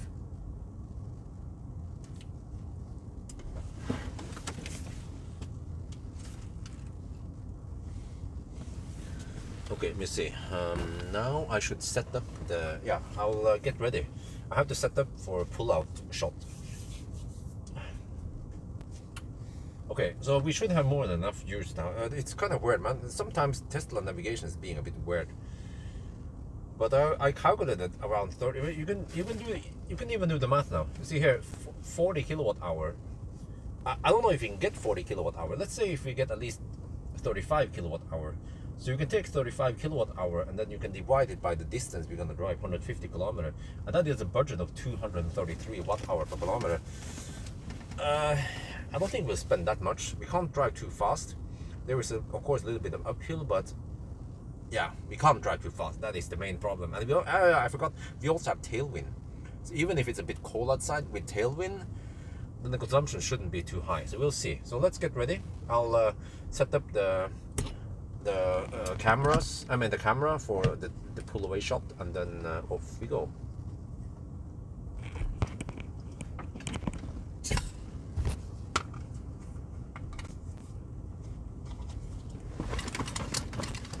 What was the Millennium Falcon 1,000 kilometer time again? Let me check. It just got me curious now.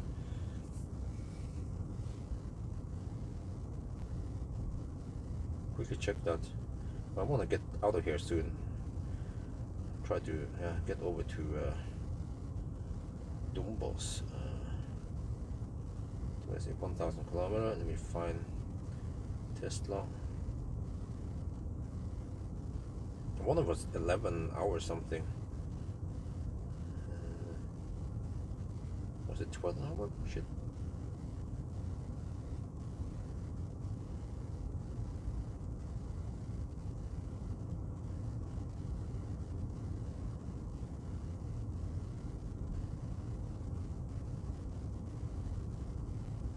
Oh shit, it was 11 hours and 50 minutes. Yeah, that's slow, man. Even Kona did it in 11:30. That's a bummer, how slow it charges. But okay, let me see. Let me get set up the tripod again.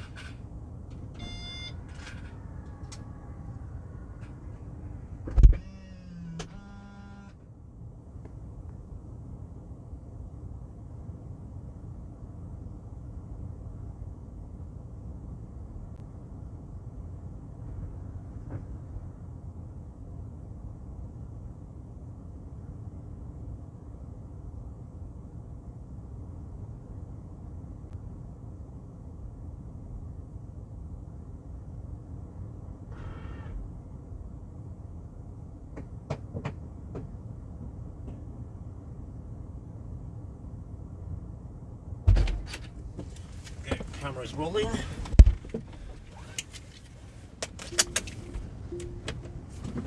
Go, go, go.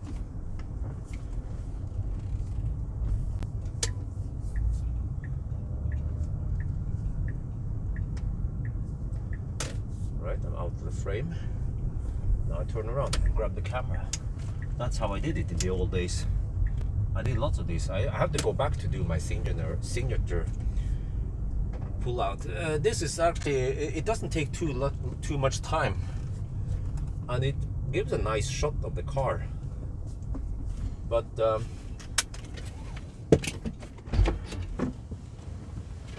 drive-by shot takes way longer.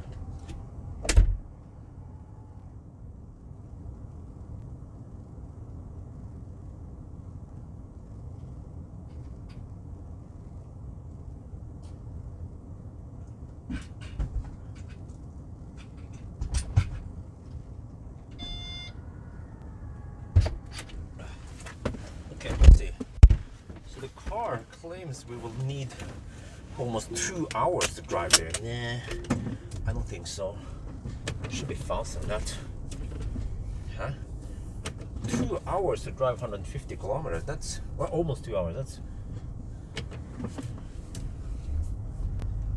wait, that's around 80 kilometers per hour. Okay, whatever. Let's see.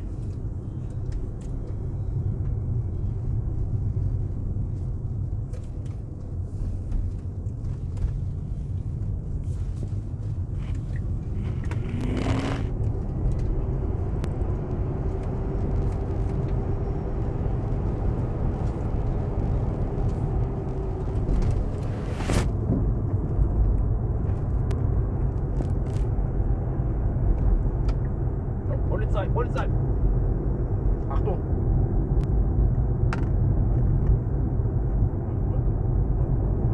Why is he blinking like that? Oh, is it?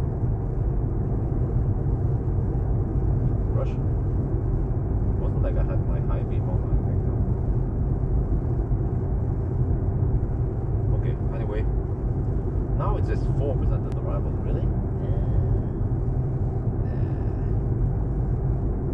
Should be fine. We'll figure out once we get closer if we need to bail out, I think, but I think we should be fine.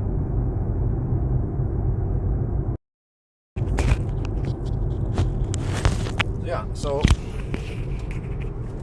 hopefully, yeah, I contacted Japan Photo. I bought, you know, about the Rode mic.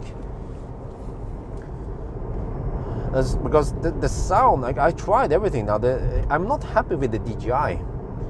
The sound is too muffled, no matter how I tried. And yeah, but I will try to claim some warranty in the old one. Even I use it a lot, but still, it should last longer than that, in my opinion. But yeah, so fortunately, I ordered it online, but I can just go to any Japan Photo, and they will take it in, and they will examine it and figure out, you know, whether, yeah, whatever. I mean, I have nothing to lose anyway, so hopefully I can get a new pair of Rode, and I can maybe use it for something, or maybe even sell it and try to reclaim some money there, and maybe then get some, I don't know, I'll figure out something. But TRS cable, huh? For what? Oh, for like a wireless system. Yeah. But you know, I used the Rode 1, whatever it's called, for the like, I'll call it the car cam, the one that is attached to the car. That actually works, because I never need to use a double system there. Then the Rode 2, which has double sender, I don't know what to use it for, but I'm not super keen on using wireless on live streaming. It sounds a bit overkill.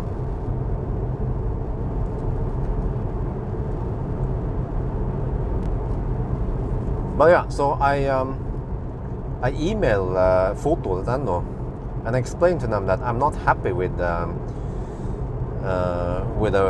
DJI system. I actually found out several things about the DJI mic that has not been mentioned by other so-called reviewers out there. First of all, you can actually hear it on some of my recent videos with the DJI. From time to time, there will be a little cracking noise in the recording, and I just noticed that. I noticed the cracking noise several times.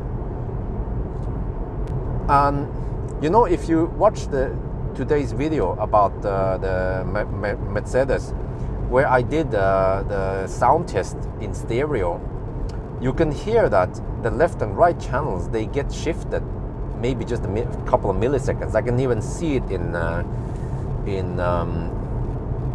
Premiere Pro, that it gets shifted slightly for some reason. But first it doesn't, it's not shifted, but then it shifts a little bit until the cracking noise comes, and then it is synced supposedly, but just for a minute or so, and then it starts getting out of sync again. So that is interesting discovery. And I know it's not just my set that does that. I also watched other videos with other people using DJI mic, and they have the same cracking noise. So I'm like, oh, okay. And other people, a few other people, they also complain about the sound not being the greatest. And at least I can hear that the sound is muffled. So yeah, I suspect that many of the reviewers, the DJI reviewers, they got the DJI shipped to them for free. But many of them, they actually purchased it by themselves, but they didn't do deep enough analysis. Yeah, you heard it. Yeah, exactly. So that is actually not good. And also, there is something called polar What's it called again?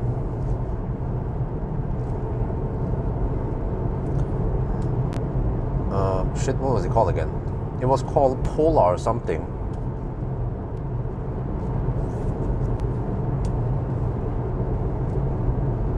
The microphones, they have like an area where they work.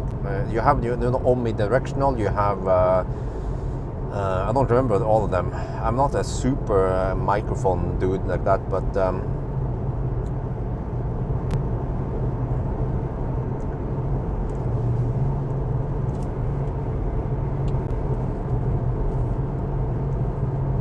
Rode, yeah, they are actually. I found that the Rode actually makes really good mics.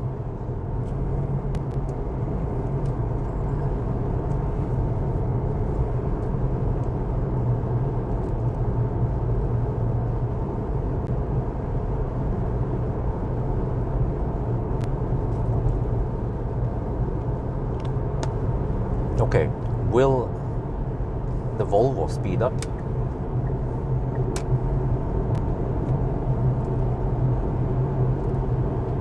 Nope, actually it stays the same speed as before the speed increase.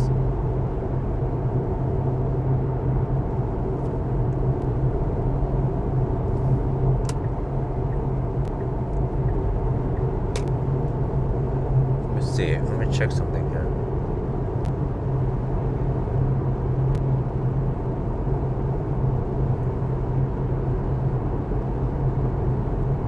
Suppose they have 343 kilowatt power.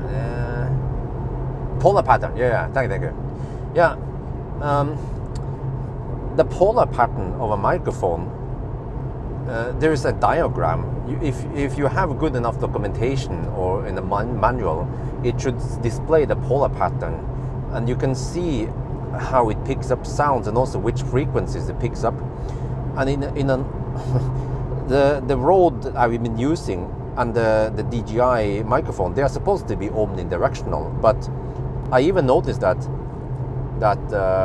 even the Rode is not completely omnidirectional, but fairly omnidirectional at least.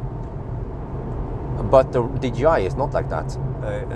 If it's 90 degrees off, it fails to pick up lots of treble. But even if you pointed fairly towards it, like I was in the latest video, still, man, it just fails to pick up some of the treble. You kind of need to point it, because the mic is now like on my chest, right? I need to have the mic. I need to have it like on a tripod or something, you know. It needs to be away from my chest, like in front of me or some shit like that. Then you get sufficient treble or good enough frequency response in the higher frequencies. That's not gonna work, buddy. With a mic like this, where you just, you know, yeah. So yeah, like I'm quite convinced now that I need to get the Rode Pro instead, the Rode Wireless Pro. And another bonus I heard was, there was some dude with, you know, like those guys, like, was a dude with 1,200 subscribers. He made a test between the new and the old Rode microphone. I can hear that the new Rode microphone, the Pro, it picks up more bass. That's very good. I like that property, because I can then reproduce more of the, when I do my sound test. In the past, I have not been able to pick up deep enough bass. I noticed this, that the Burmester plays really deep, and at least the DJI can pick up deep bass, whereas the Rode doesn't do that, at least the old ones, but the new seems to pick up it better. So yeah, so actually, when I should finish my video, I started a video where I recorded a sound test, but I need to add additional comments to it, because in the past, when I tested Burmester or something, I would say that, wow, this is nice, man, I like the bass, it goes deep, but you couldn't really hear the difference between a Burmester or something else, because the microphone couldn't pick it up. You just have to trust that when I said it goes deep, but it's just the fact, just if you experience it, if you have good headphones or good speakers, you will actually hear it in my recording that it goes pretty deep. So yeah, so I mean, microphone is actually quite important. Audio is super important. You can have a shot slightly off focus or underexposed or overexposed, but it will be fine as long as the audio is fine. But if the audio starts clipping, or if it's too quiet or some shit, or you have only one side, like, yeah, that kind of ruins the shot. You can have as sharp pictures as you want, but as long as the audio is bad, then you get the bad impression. Even now with the DJI, because it is so muffled, it's lacking a lot of treble and clarity. It ruins the shot. It ruins the video. So I didn't realize that. I just happened to have a pretty good sounding microphone with the Rode out of the box without any processing or anything for the longest time. Yeah, until I tried DJI. So yeah, that's unfortunate, because I actually love the DJI, the way it works, how quick, how slick it is, how quick it is. Just and also I like the controls with the jog dial and the touchscreen. And the Rode, you have to use an app. You have to plug it into the computer and stuff, and it's way clumsier. But yeah, I just have to live with that. Sound quality trumps everything. But I feel like I need to speak up and make a video about this, or several videos, and then hopefully I get some views on them. Yeah, you have a cardioid and the subcardioid and the hybrid, yeah, whatever, and the bi-directional and the shotgun and whatever. Yeah.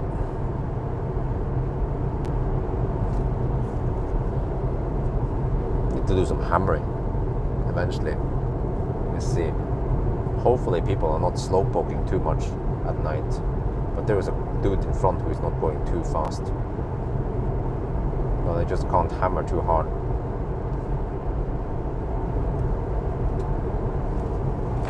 But it's a bummer, man. But I mean, DJI, they're really good at making drones and shit, and some cameras. I mean, the stabilizers. But it seems like when it comes to the microphone game, man,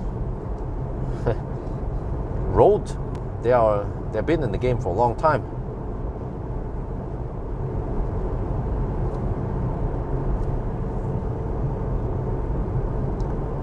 But at least I heard that you can buy a lav mic for the DJI, and it sounds clearer. However, I'm not keen on using a lav mic, because I like having the receiver thingy. Well, unless if the lav mic can take a dead cat, and I can just have the receiver somewhere in the pocket during my recording. But many times I prefer just to take off the microphone thingy. But actually, usually the Rode sender. What did I say? Receiver? I meant the sender. The Rode sender is kind of big and bulky, but the DJI is way slicker. It is so slick that I don't mind leaving it on all the time.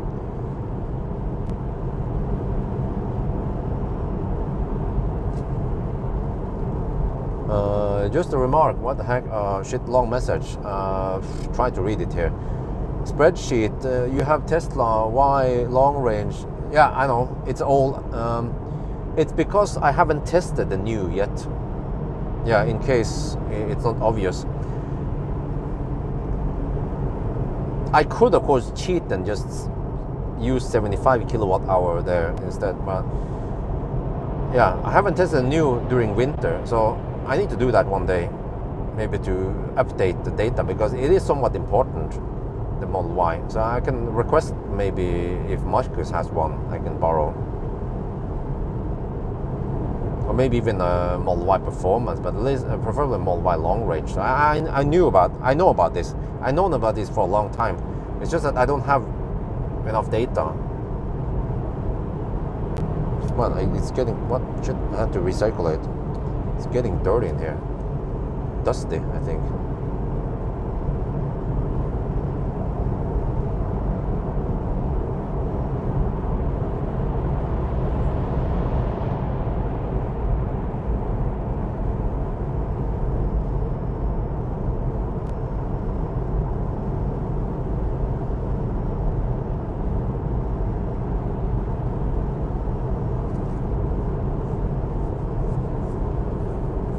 Ah, okay. By the way, cool and whatever.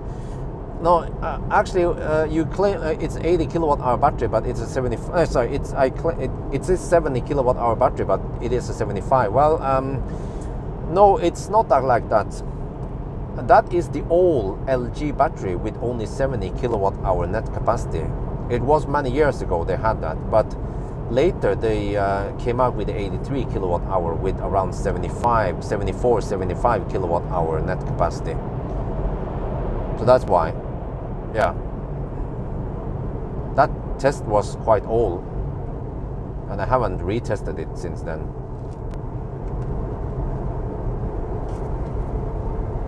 How is the bridge here coming along? Okay, I can stop recirculating now.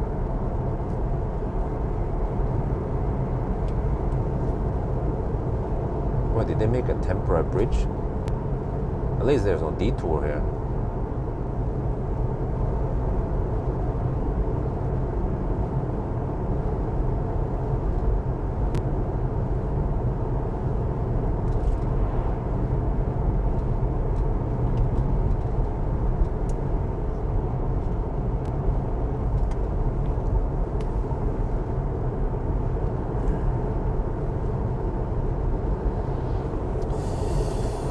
Okay, let me see. Millennium Falcon is going to be sold eventually. So yeah, by the way, here's the plan. I'm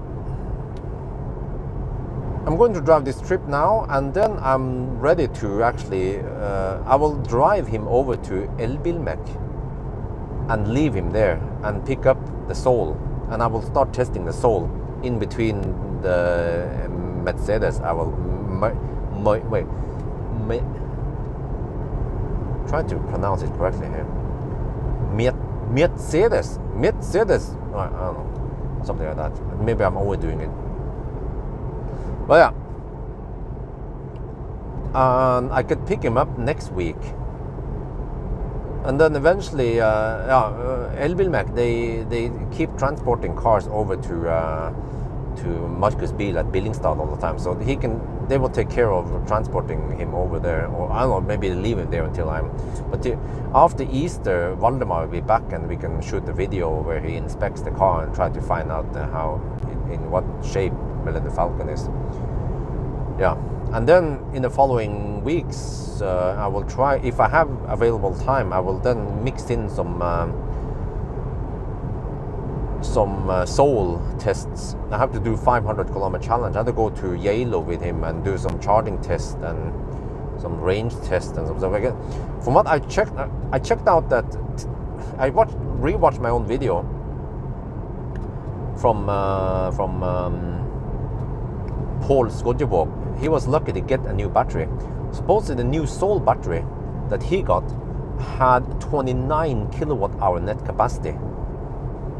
And I managed to drive, it was springtime, so I managed to drive 185 kilometers with 5% left.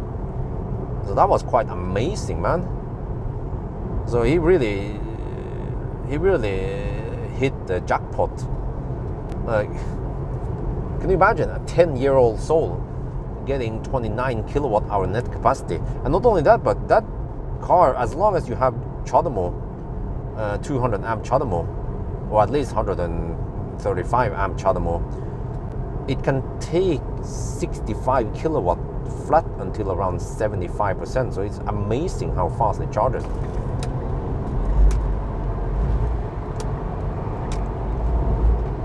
Man, Millennium Falcon still kicks ass for the Lord. But it's not as punchy as before. I can feel that. It was neck snapping fast before. It kind of lost some of its oomph.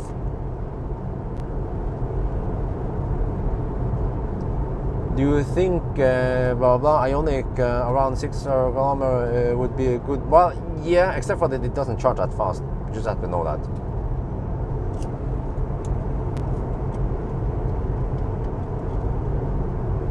So as long as you can live with some Colgates and shitty charging speed, then it's still okay.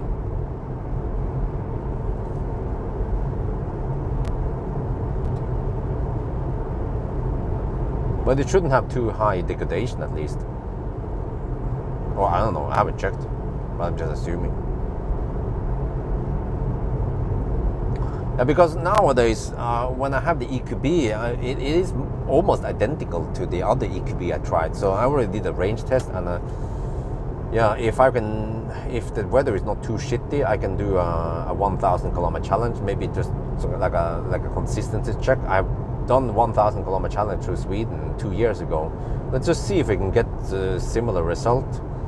Maybe a slightly slower because it's winter. Yeah. And then I'm getting the EQA 250 Plus. I'm more excited about that because it has a bigger battery. So yeah, the EQB previously had 66 kilowatt hour net capacity, but now with the EQA 250 Plus, they have increased it to around 70 kilowatt hour net capacity. I'll also see if it charges faster. And also it's supposed to have slightly more efficient motor. I'm not sure, but I should overtake now because we have a nice flat open area here. I should just overtake when I have the opportunity.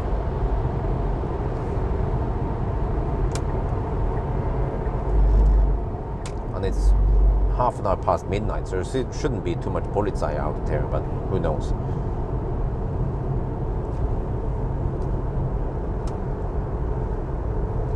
Model 3 or ID7, it depends what you need.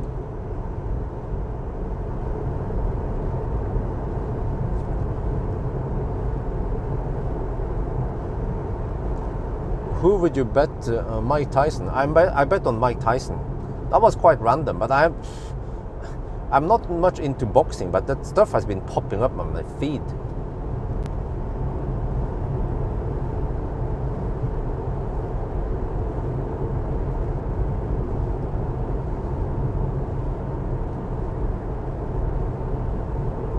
Yeah, I'm stopping a Clet.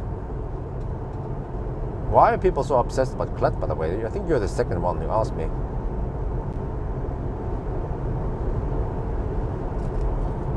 Okay, how are we cooking now? 23 minutes. Wait, did that count? Okay, there we are. I think I counted the pull-out. I-Pace. What is new with the new I-Pace? Did they make any improvements? They haven't changed anything as far as I know. I'll listen to it now, maybe.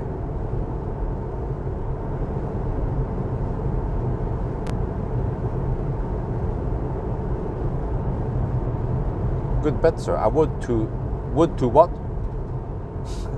You meant I would too, right?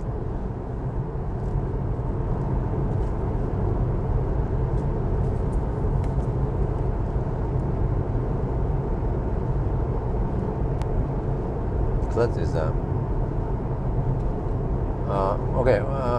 Yeah. Why are you asking about Clet? Are we gonna get some stalkers over there?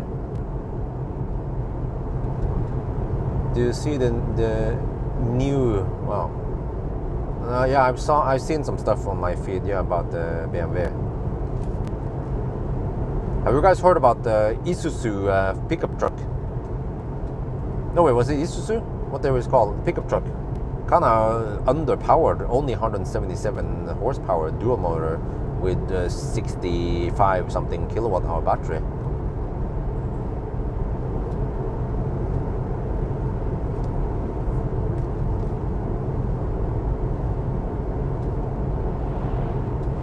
Have you guys heard about the Cybertruck that people have been shooting at?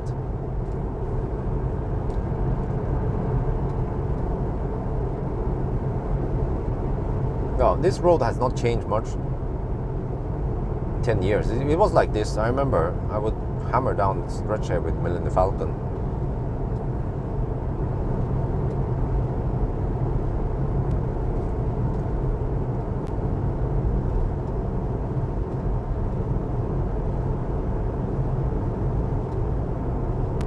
The one that is technically banned in US. What are you talking about?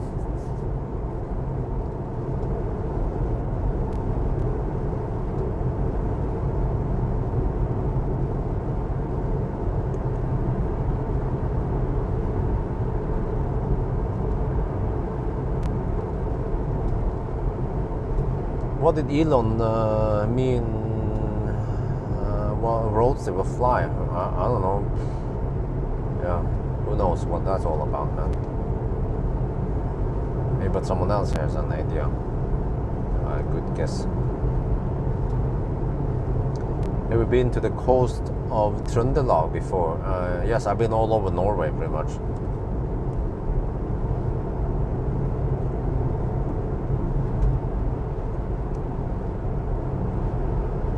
With the good old times in Nimber. Well, I wouldn't say good old times, but with Nimber task in the past.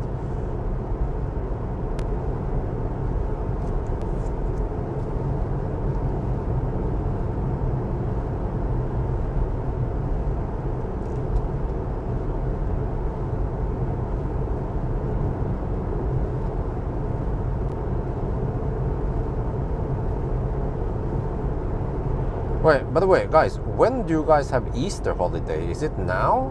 Was it this Friday that people were traveling, or are they going to travel next week? When do you guys take Easter holiday? A lot of Russians going to Thailand. Huh? Is that a question? There is a small truck, too small. Make ice. Okay. Huh? Yeah.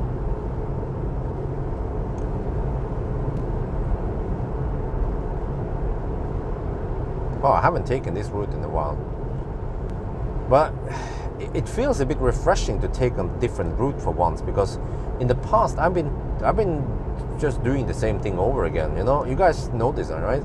It's either Hemsedal, Yalo, 500 kilometer challenge or 1,000 kilometer challenge and range test. So it's I mean, I'm getting kind of bored of it, and I would assume that my followers are also getting bored of it, but it's not much I can do because of the situation nowadays.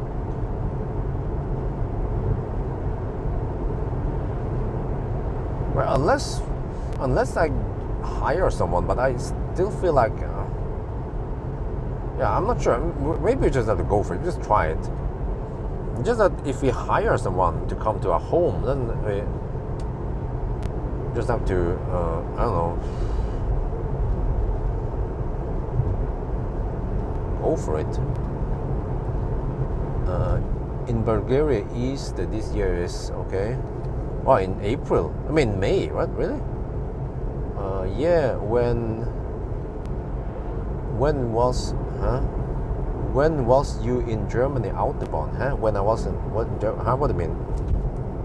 Is that a question or a statement? I'm not sure, man. With a little bit of bad grammar, then it's kind of hard to understand what people mean. Regarding 2024, oh shit, I can't read that. Way too long message, man. I have to pay attention. Could be a moose on the road here. Or obstacle, who knows. I can't read long messages. I only go Easter Sunday to parents, okay. Monday, huh? Thursday.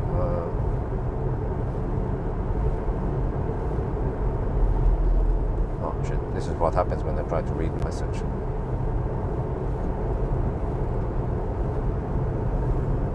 When was last time Autobahn?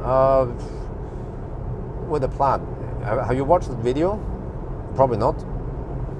Wait, was it the plan? I don't remember. Was it? Did I go there after that?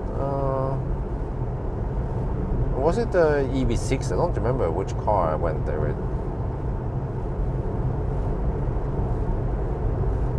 But kill a bear on attack, in case you don't know or you care. Like, it makes it slightly easier for me if you have a question mark. Well, sometimes people have bad grammar and then I don't know what the heck they mean. But many times it is kind of obvious it's a question, just that people are lazy.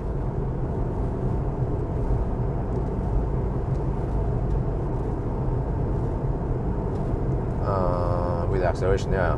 But I don't remember if it was the EV6 or Ionic, EV6 or Plaid that was the last. I wonder if it was the EV6. I went there after the Plaid, wasn't it? But I feel like I didn't get that many views anymore with German It was more common. I got lots of views earlier, but now it seems like the trend changes and people are not super excited about autobahn runs anymore. So, yeah. Vacation on 29 forward to. Wait, that's next week. Okay. How outwards to keep it short. Okay, yeah. Thank you. It's a bit hard, man, because I have no auto steer and no adaptive cruise control. So at least if I have an adaptive cruise control and auto steer, the car can help steer for me and stuff. But now everything is fully manual, so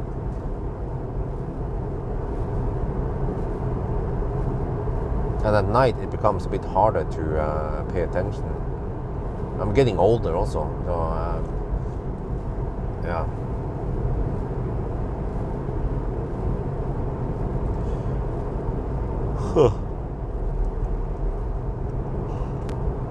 Just hope I can stay alive. I think eventually I might want to take a long ass nap and charge to 90% maybe.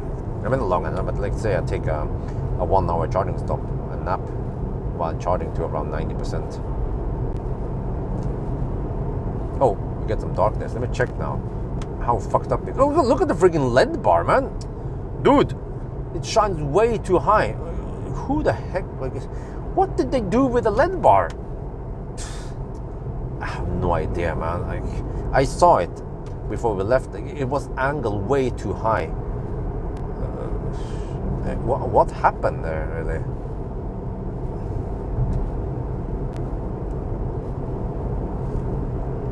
Yeah, look at this shit. What the fuck, man?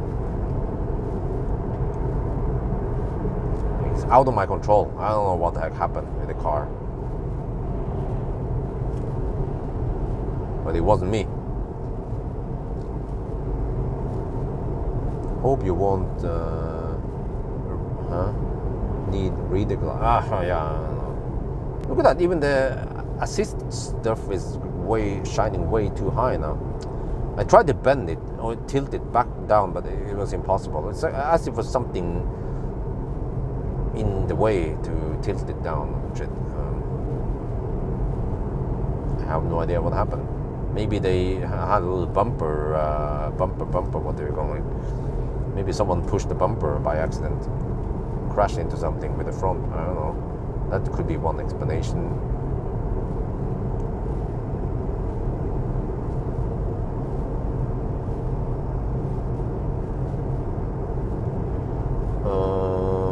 You know, it's amazing with how much you travel. You didn't encounter animals. Well, I've seen lots of animals. It's just that fortunately I have not hit them. Where I've seen many animals.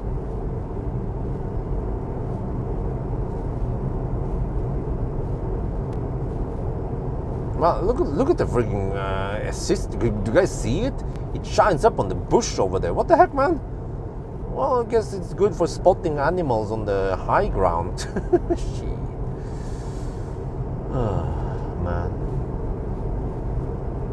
The flying moose, yeah.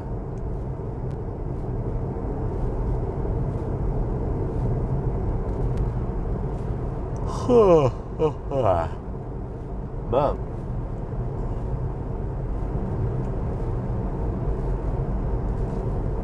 I hope Isabel doesn't wake up too much tonight. I haven't checked on her yet. Okay, speed camera kommt.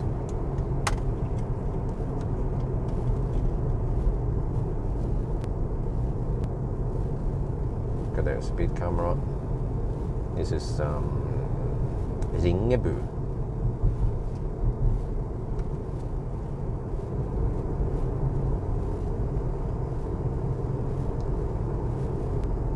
Drink coffee? Nope. Really close call the moose. Yeah, that's true. Yeah. Fortunately, I was in the BMW. The beaver. The beaver beat the moose. Just slapped the moose. But fortunately, I was paying attention there. If I was dicking around, looking at the screen or doing some other shit, or falling asleep, then that could have been fatal. Because if I didn't do the corrections, I could have hit the moose spot on. That would have been nasty. Because I think the moose was in a position to crash into the car.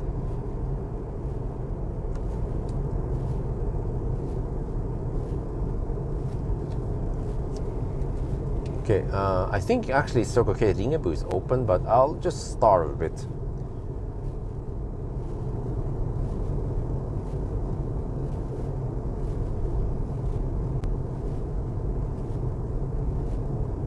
Unfortunately, we have better roads now since 10 years ago. So we have some 90 zones, some high-speed zones. Speed things up a bit.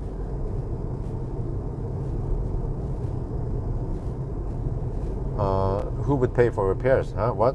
In case of moose encounter? Well, we have insurance.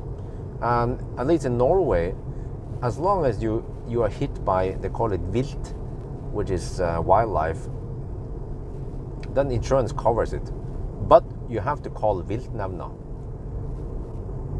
And viltnemnda will confirm that you have hit the animal or shit like that. And then insurance covers everything. You don't lose any bonus or anything, fortunately.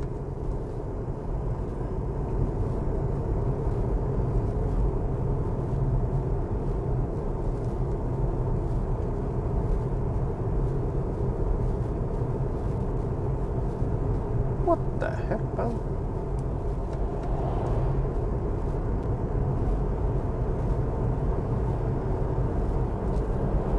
Wait, do I have those remotes? I can... No, they removed the remotes. Oh, man. They were... After... So, look at that shit, man. After Sondre installed the LED bar, they supplied 2 remotes. They installed some stuff here with some... Yeah, the... with the switches that can... There's one switch that turns on and off the LED bar. And another switch that turns on and off the assist systems. I could at least turn off the assist system because it's not doing much. It's shining up on the bush there for no reason.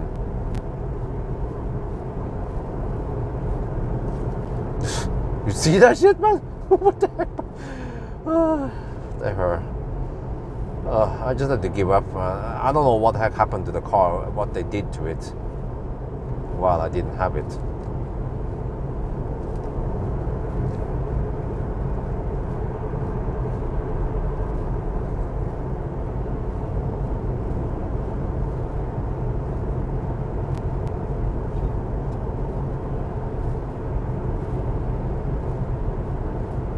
Okay, hopefully I can get a big fat burger at Circle K.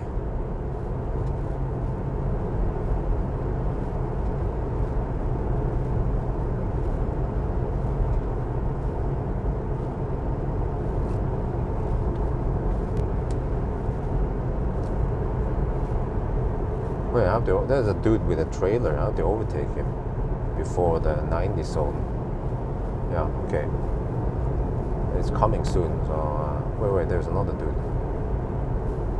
It's a car with a trailer and 2 cars with a trailer each. Not sure if I'll be able to catch both of them. Let me speed up a bit here.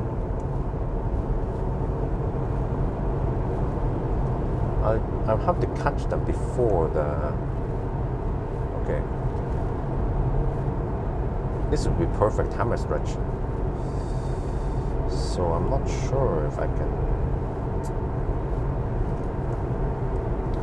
Yeah, but I'm not stopping there. I'm stopping at Dombås. I will be following the classic supercharger sites.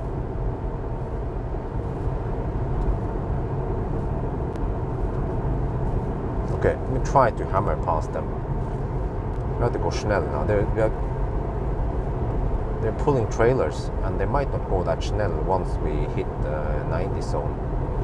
But actually, they are going kind of fast.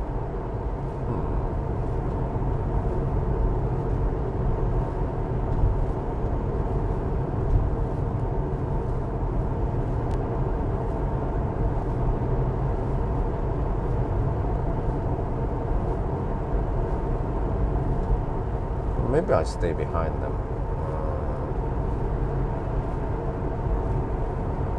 Because because I think they will hammer hard.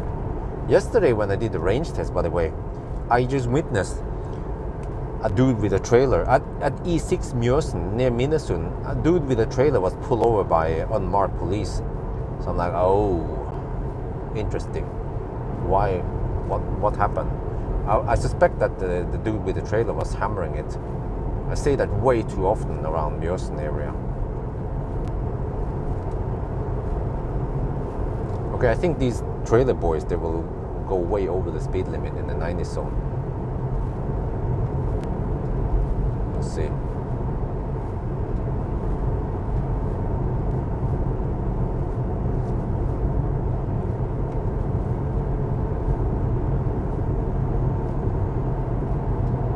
Either way, I can hammer them after the tunnel.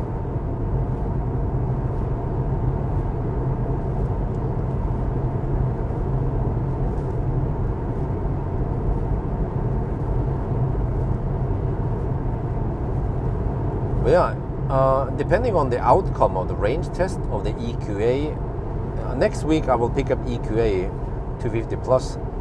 Then I might go to Hemsedal with the EQA.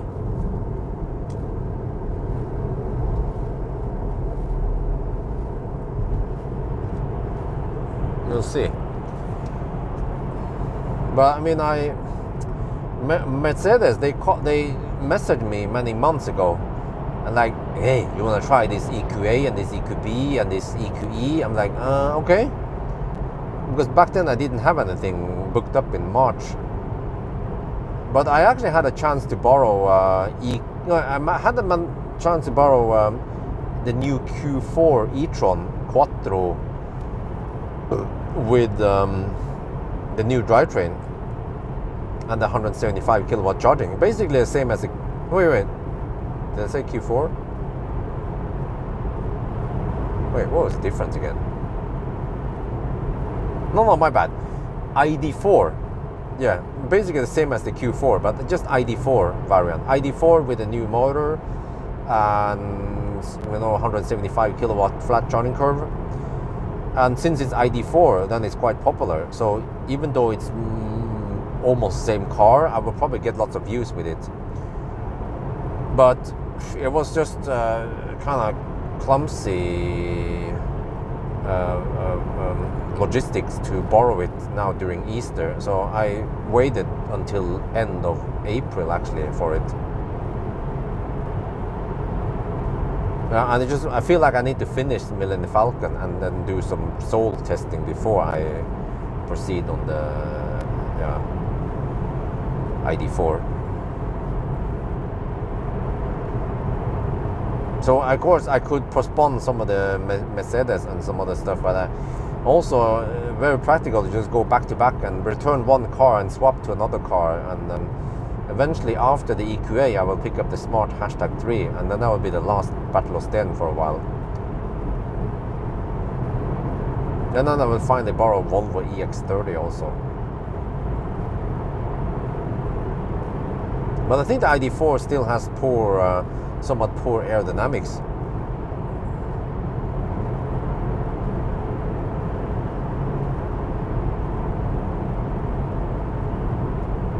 Okay, these trailer boys, they're not going that fast. They're cruising at roughly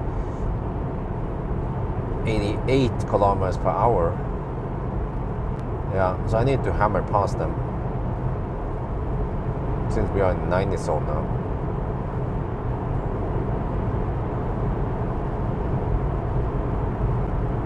Probably traveling together. There are two German cars, and each of them are pulling a car trailer. We'll see if they speed up here or not once we can hammer them. And he slows down right before the camera. Yeah, actually, I don't know if the camera will catch it, but even though it's 90 zone, they are limited to 80 kilometers per hour. Because they pull trailer, and they are not tempo 100.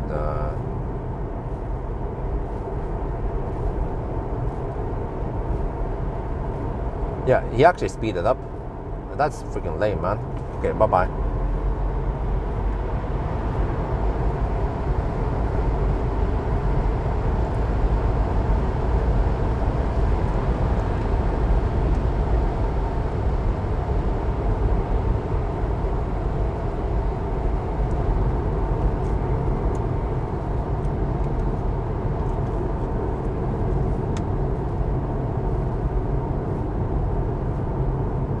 Because I was stuck behind them in a tunnel because I couldn't overtake them, and then over here where I can overtake them, then they speed up. Okay, whatever. Let's just go faster so they don't gain on me.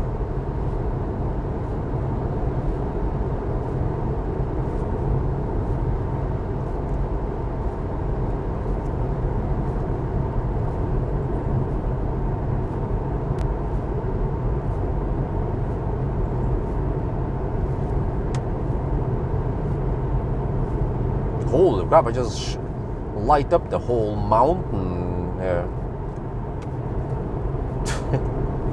Okay, whatever.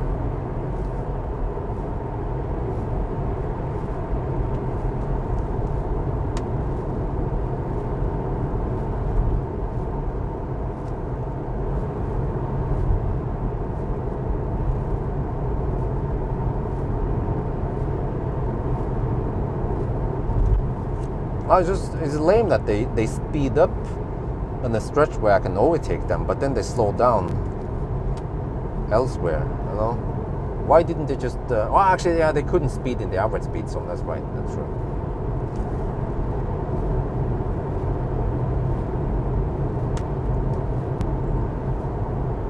Hi, Björn. Do you know the actual capacity of Millennium Falcon right now? I'm not sure.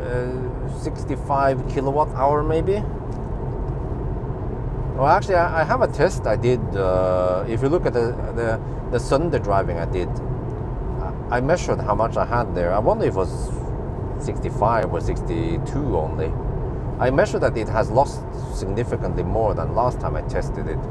And I suspect that it was because it was abused, staying at 0% for way too long. That's a bummer. But not much I can do. Because whatever happened, I had to sell him, and then I lost control of what happened to him.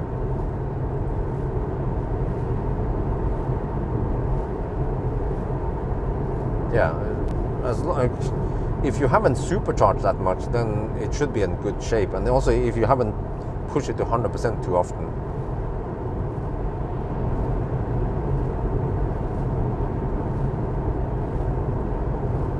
Okay, how are we cooking now, by the way? Well, consumption is 204 watt-hour per kilometer.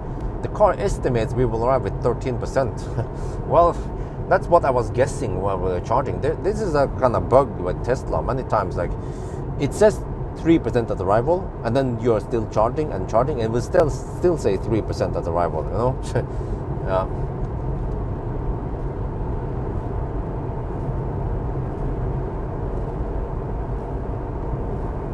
Which makes me a bit unsure.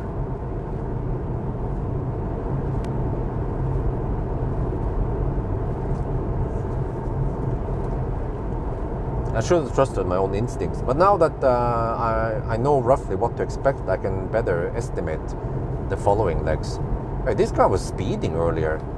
Like, it was really hard to catch him, then suddenly he slowed down. Yeah, what the heck, man, come on. Can you just go faster?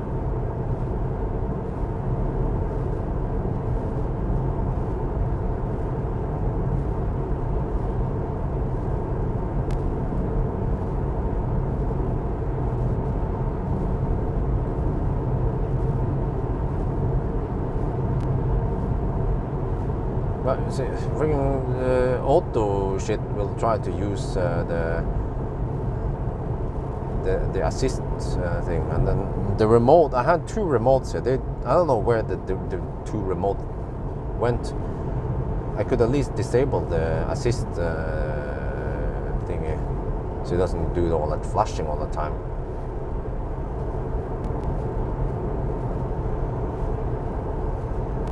Okay, soon I can overtake this dude. I will check, by the way, if he speeds up when I can overtake him or not.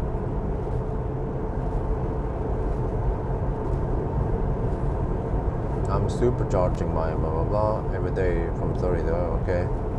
13% degradation. Wow, okay, that's not much at all. I think Millennium Falcon is down to around 13% degradation now. I mean, it's still pretty good for a battery that has outlived a long time. Okay, let me see. If I just go the exact same speed I had previously.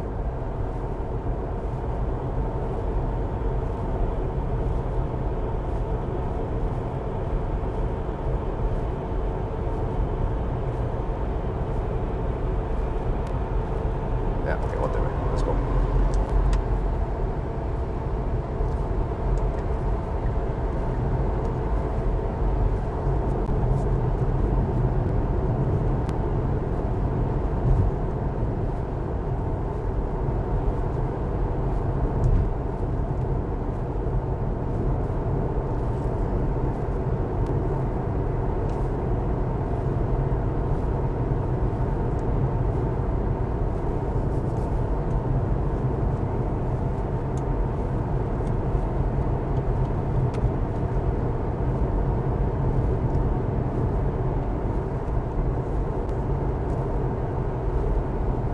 Okay, let me just test now. How high does the LED bar shine? Oh shit, oncoming car. Bad timing, man. Want to see if I can shine up the bridge. Let's test it here at least, if we can not get any traffic now. Come on. Okay. Roughly here. Guys, ready for it? Boom! What the heck, man? What the heck did it do with the LED bar? Shit. Well, might as well fire it up since you add some light.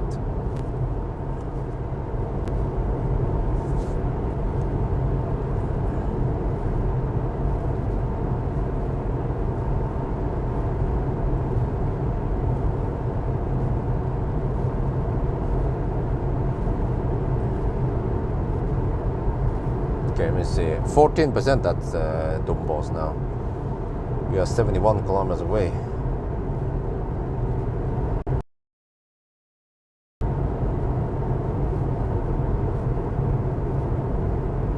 Man, I'm quite impressed of how well the Millennium Falcon drives. But let's not forget that Nasir replaced almost every part in the undercarriage in the suspension. Yeah. Man, that was a quite expensive repair. But I feel like Millennium Falcon was neglected for many years. There was stuff started wearing down on the suspension, and nobody cared about replacing or maintaining any of that.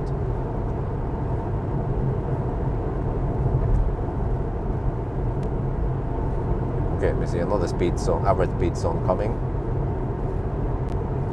In the tunnel, where did it start again? Was here. Oh, it's not here yet. Where does it start again? I'm trying to figure out. Oh, it's further down there. Okay, I see it now. I haven't been here in a while. There, that's the speed camera. Okay.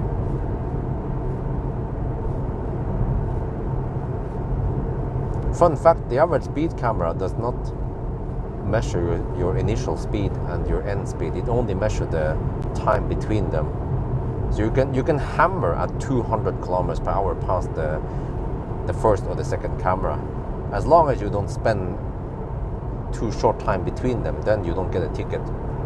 You could hammer 200 past it, and then somewhere in the middle here you stop and pee, and then you hammer again.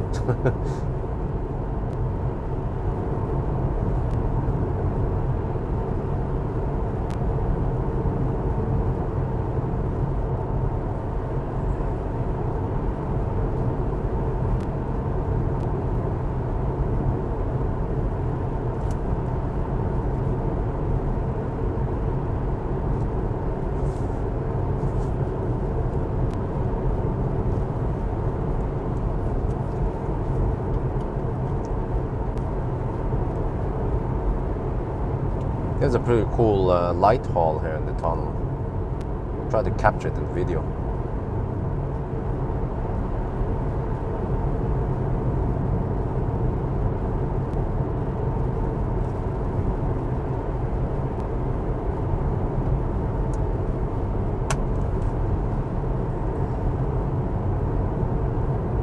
But man, these new roads, they I think they save a lot of time. Could be something like 10 minutes total, maybe more, versus the old roads. Like we are skipping some 40 zones and lots of 60 zones, replacing them with 90 zones.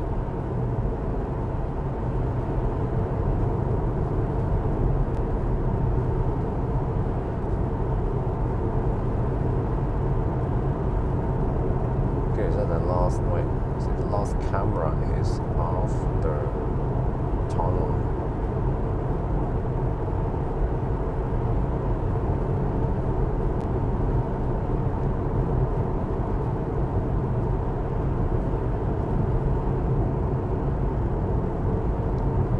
Yeah, I could have, wait, is that the last camera? I think so.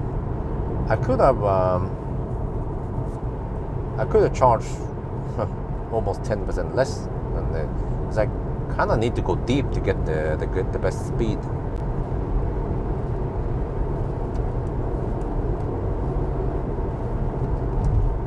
And I'm probably not gonna stay for 90% anyway, but I still need to stay here for a while. I mean, I need to stay at Dombås.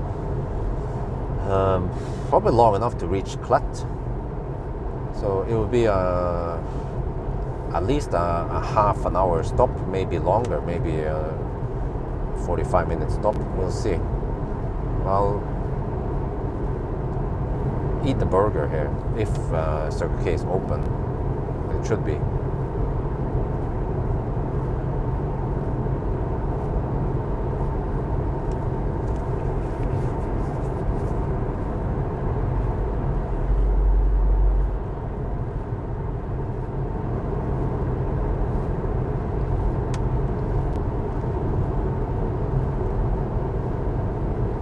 But man, I'm quite surprised how good the comfort in them. But at least if we get the quiet tires like Hakkapeliitta R5 EV and some Pirelli P0, then should be okay. And if you can fix the A-pillar, get rid of some of the wind noise.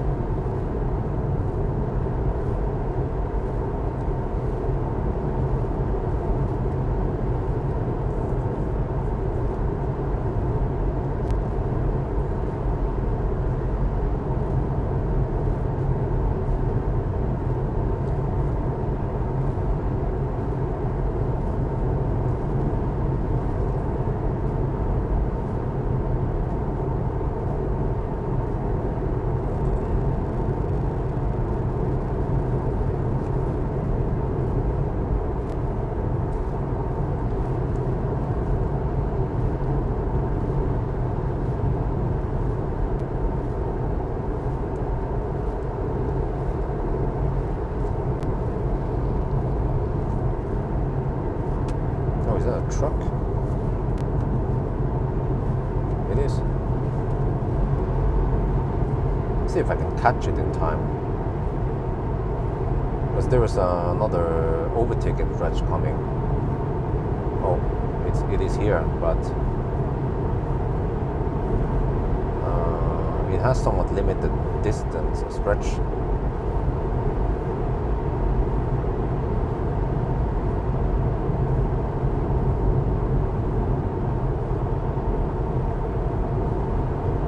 Might run out of runway soon. I don't remember how long this is.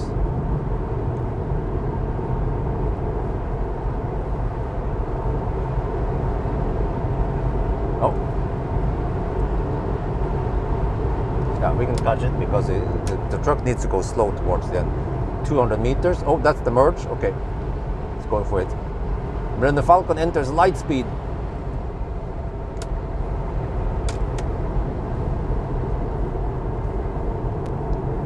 Barely legal, but in the middle of the night. We have no witnesses.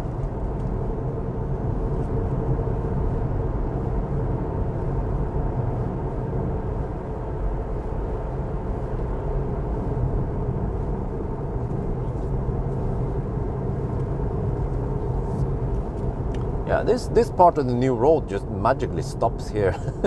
Like it has been like this for I don't know, 5 years now, or wait, I remember it was roughly in 20. 17 or 18. Yeah, so like 5 years now. They haven't finished. It's as if the money just ran out, and they were like, okay, whatever. We don't care about that part of E6, even though it's freaking E6 Europa way. Yeah. How about extending the new road, huh? Holy crap, man.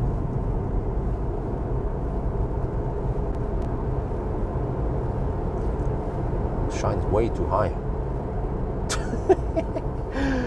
Oh, what the heck?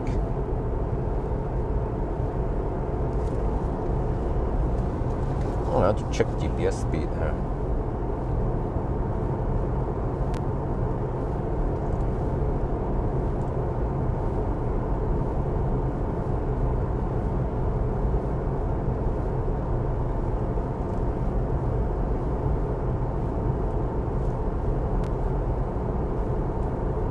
Okay, it is 88.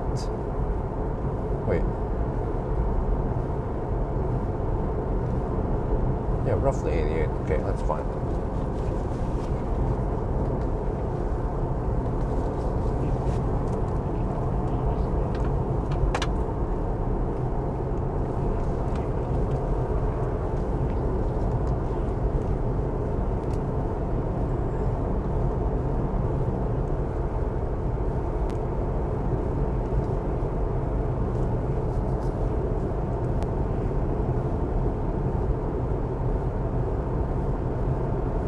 Still driving old car.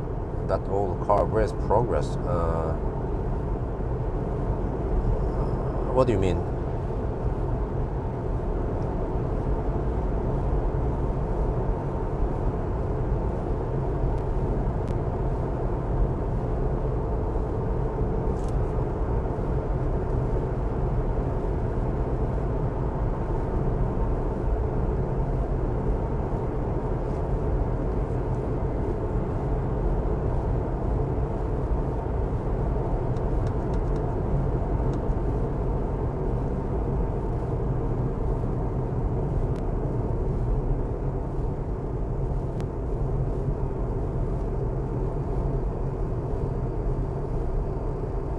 Well, nice trees we have around here. Holy shit, man, the lead bar is way off. I think the mother trucker behind me is laughing his ass off. He's like, what the heck is wrong with the lead bar on that dude?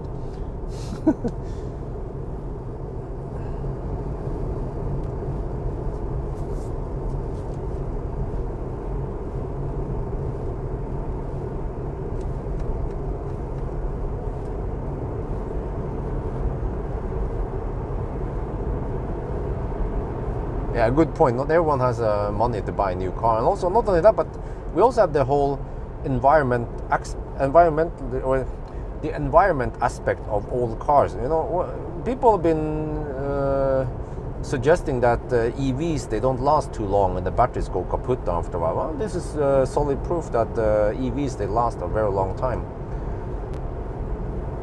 Now there was one dude, man, one noob in the beginning of the live stream. He was like, what's gonna happen with, I hope Millennium Falcon will not be crushed or something. I'm like, huh, what, dude, what are you talking about? Of course it's not gonna be sent to the scrap yard.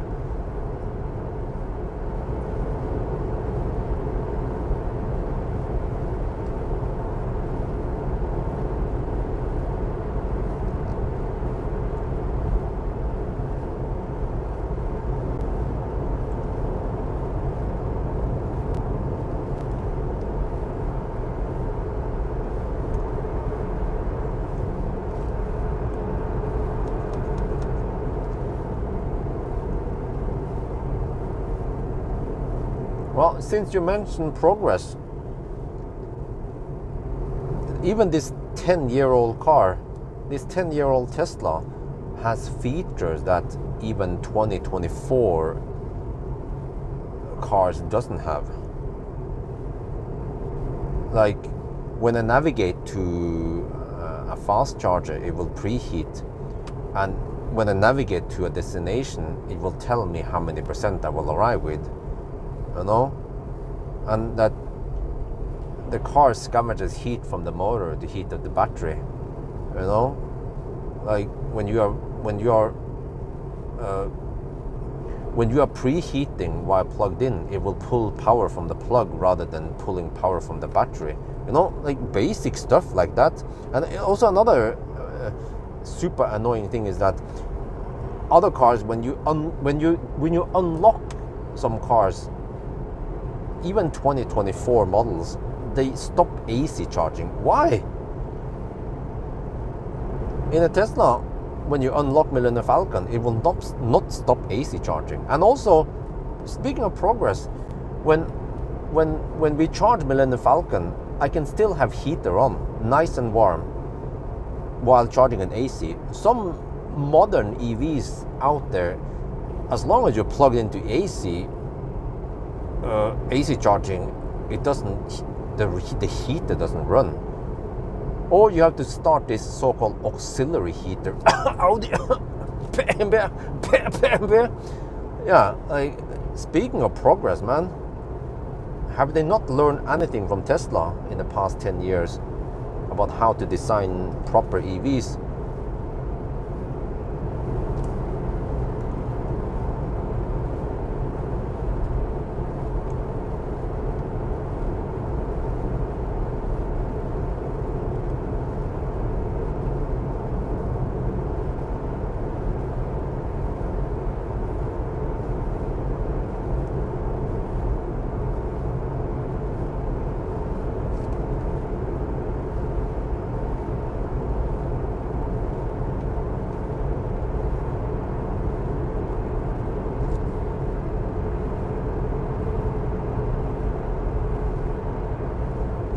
Oh, you know what? I suspect that maybe someone complained that the LED bar was shining too low, and someone adjusted it up. But that's way too much up, man. It's not supposed to shine that much up. They could have tilted maybe a little bit up, but not that much up. Whatever. I'm getting hungry now. We are 47 kilometers away. It would take still over half an hour to get there. Dumbos. Better get a big fat burger and try not to get food coma afterwards. Welcome to Otta, a place where I rarely come to nowadays.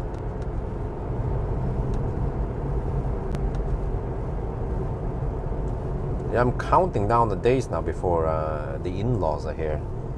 Amory's parents. They will be here on 18th of April, in around 3 weeks from now.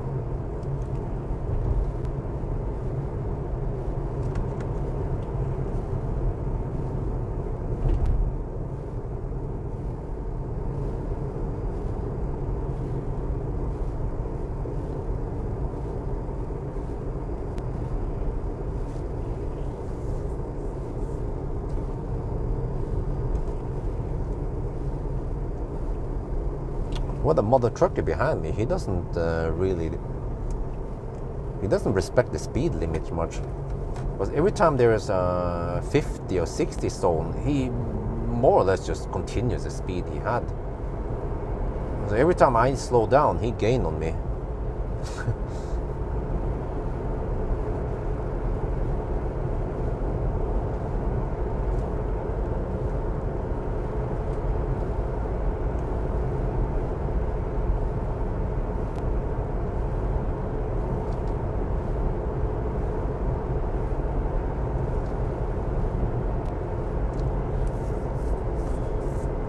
Okay.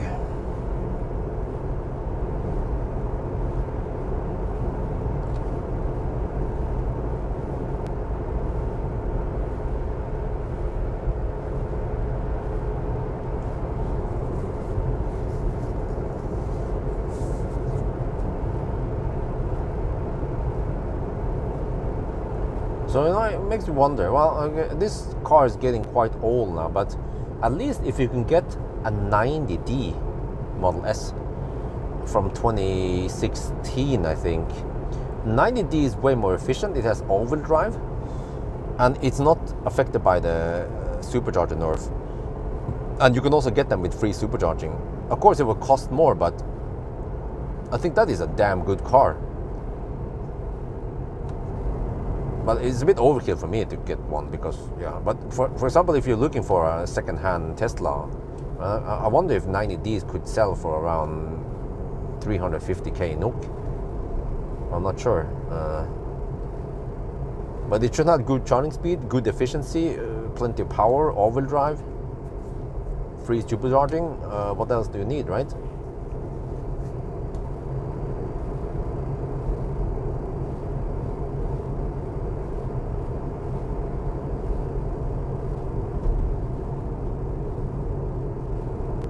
At 50 zone over here. Now, freaking trucker is right behind me again. It's kind of annoying that he goes so fast in these zones here.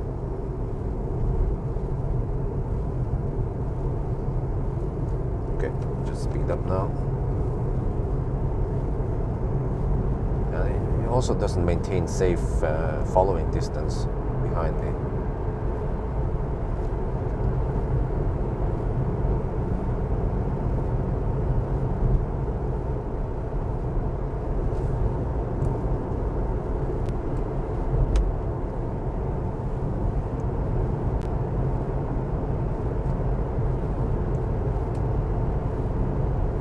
I wonder if that was one of the last 60 zones for a while. So we'll have mostly 80 zones now until Dombås.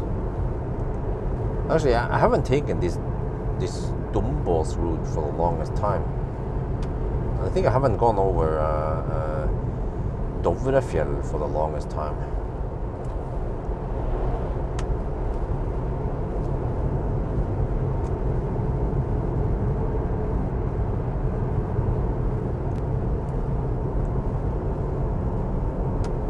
Consumption 200 watt-hour per kilometer. We've gained some elevation also. We should have some ultra low consumption from Dombås down to Kletten, but that's quite long distance, 175 kilometers. But after Berger, then I should be good to go to Kletten, right? Wonder how far they have progressed on the new motorway over there.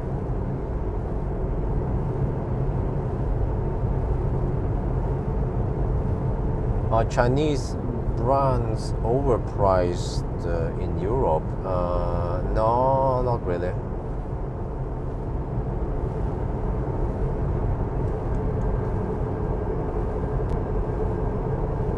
I'm gaining on the van.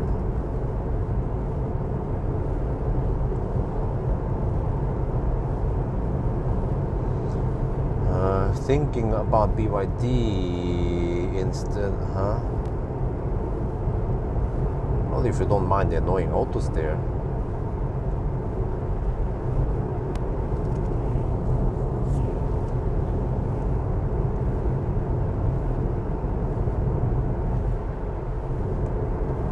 I'm kind of interested in trying the G9 after the new update. They claim some major improvements. Wait, I have to overtake this. Wait, do I have enough time? There we go.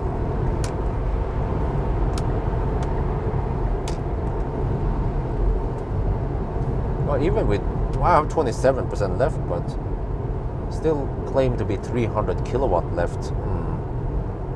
Not sure about that, but well, we can test. Let me see. How many kilowatt do we have at 27%? And well, the battery is at 40 to 42 degrees. Okay, let me check. Well, I actually have 300 kilowatt. Okay, well that's good. Because this car, but remember that it peaks at 320 kilowatt. So as long as the battery is nice and warm, then we can get okay performance.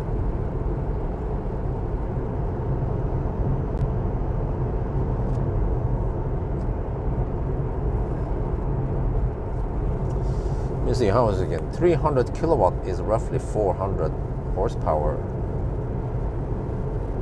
Yeah, and the meter goes to 320 on on the instrument cluster.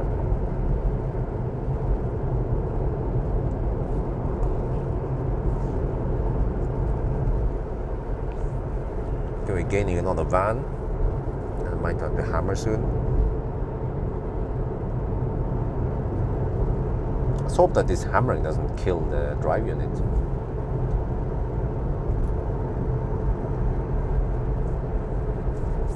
Maybe I shouldn't hammer too hard too often,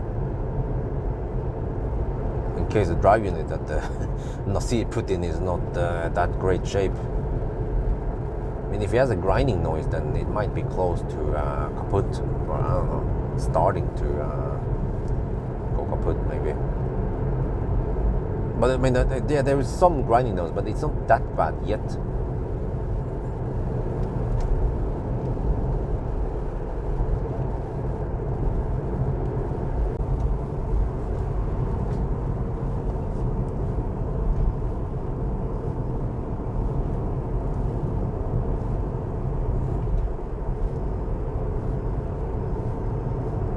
We're back now. Freaking live. Freaking Streamlabs died twice now.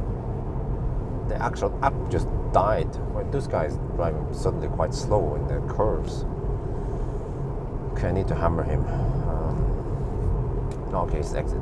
Good.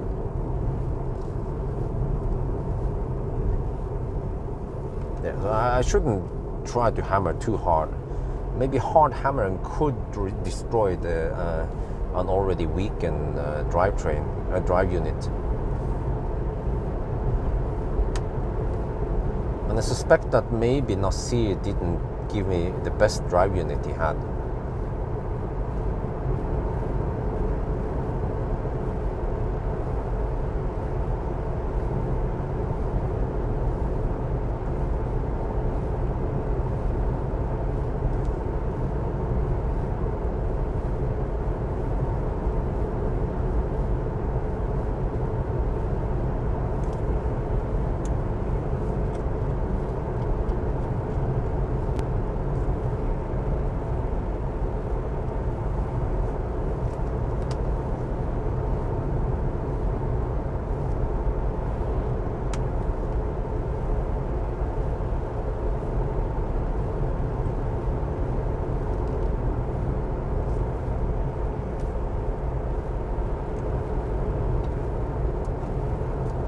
Winter speed limit here, okay.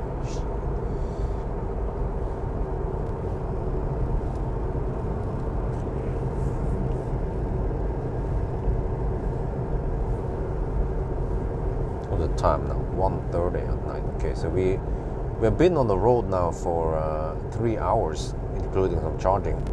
We have covered 268 kilometers. Oof. Okay, not the best average speed. Actually, only 90 kilometers per hour average speed. It's almost 1,000 kilometers, I think, total.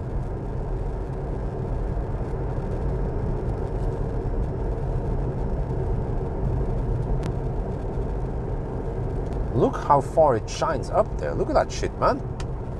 Holy crap, man. How the... What? Dude. What the heck, man? It shines way too high. The focus should be more lower. Okay, I mean, there will be some brightness on the road, but still, now its focus is way too high, so I'm losing some brightness forward. They fucked up the LED bar angle. I wonder if they did that on purpose, trying to adjust it.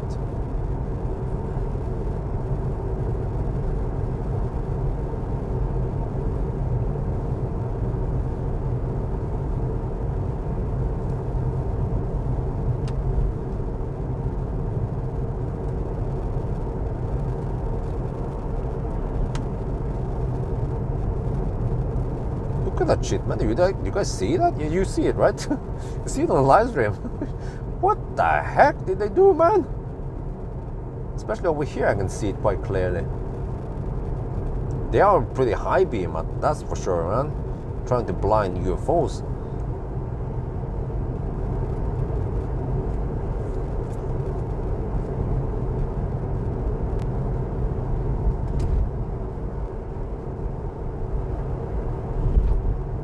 And the guys behind me, they also didn't respect the speed limits because it's 70 zone over here, so I don't want to go too fast.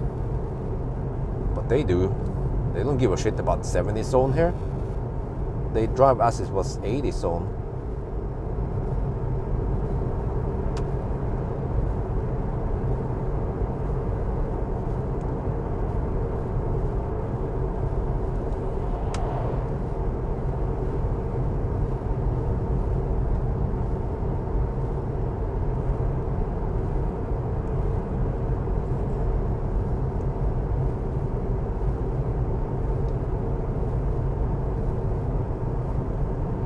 Okay, still 14% at arrival.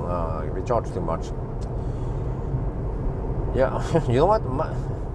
We are 204 now. Seems like my prediction was quite spot on.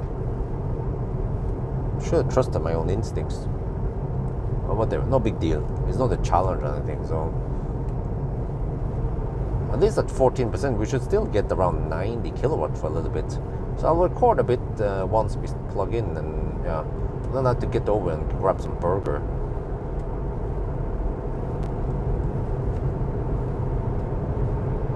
Okay, there will be another average speed zone here.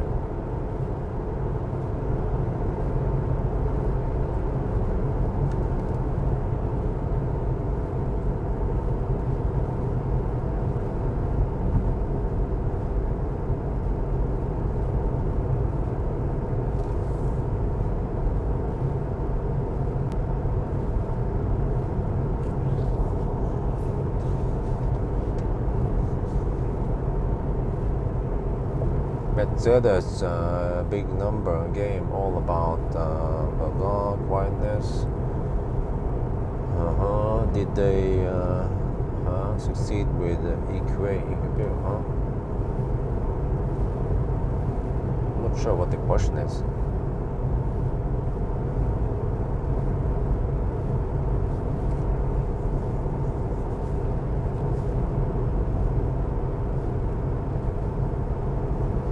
Only slight minus is that there's a little bit of walk from supercharger over to Circle K, but at least, yeah, I will probably use the old school supercharger sites. But at least for now, I will probably not do a pull-in shot, but I might do a pull-out shot after the recharging session.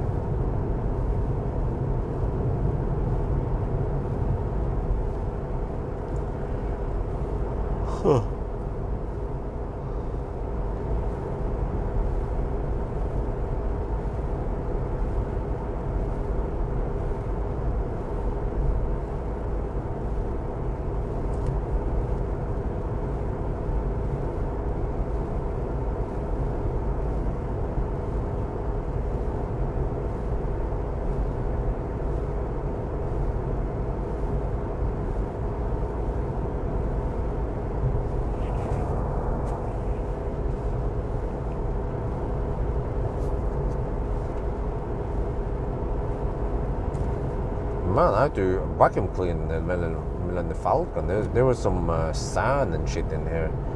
It seems like nobody has cared about cleaning the car.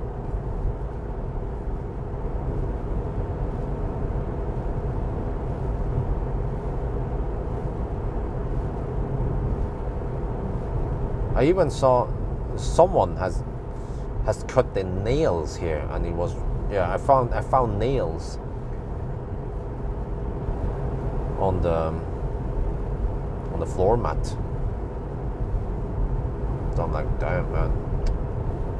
Yeah, at least it's fairly clean now. I haven't done like a super clean.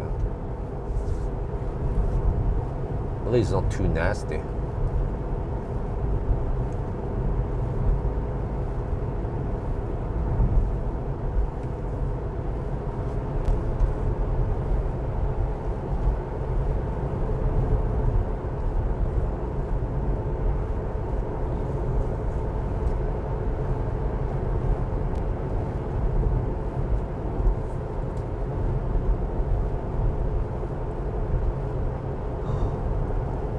the 2%.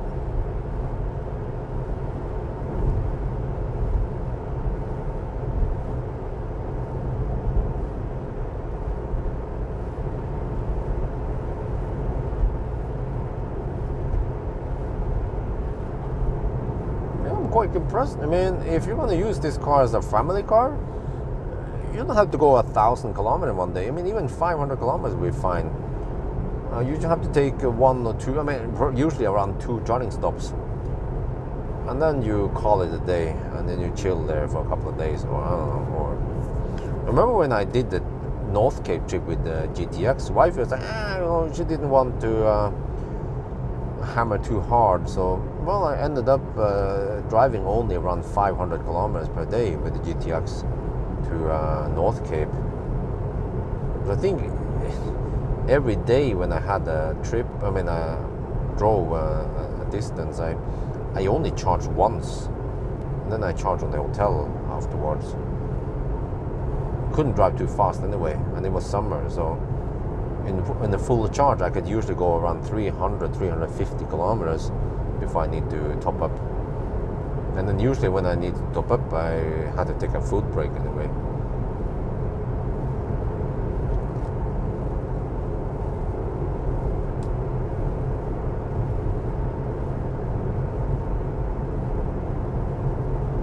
Does Millennium Falcon still receive? So yeah, there is a software update now, and I need to connect to Wi-Fi and download it. Still gets software updates.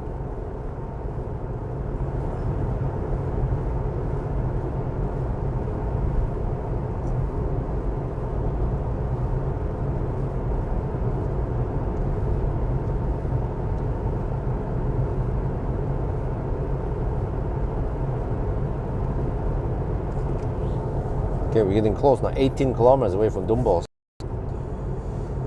Oh, okay. Let me see.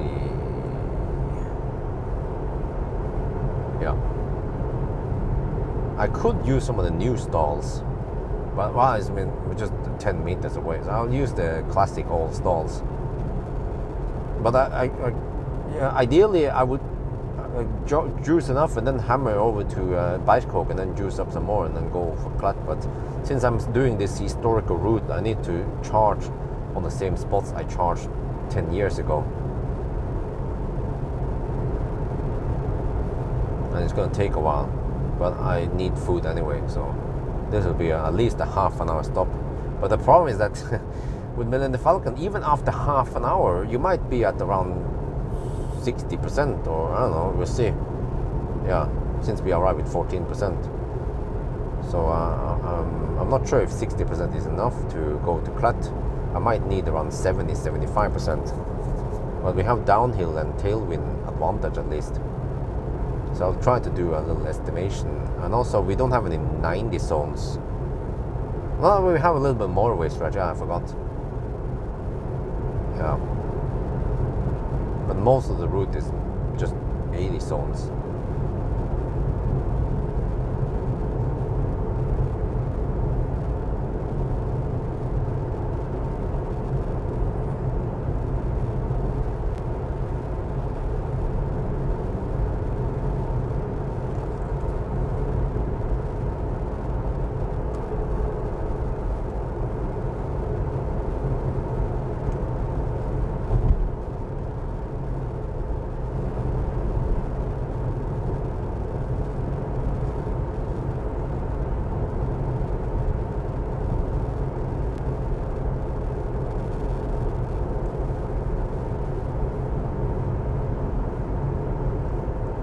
Just some music here.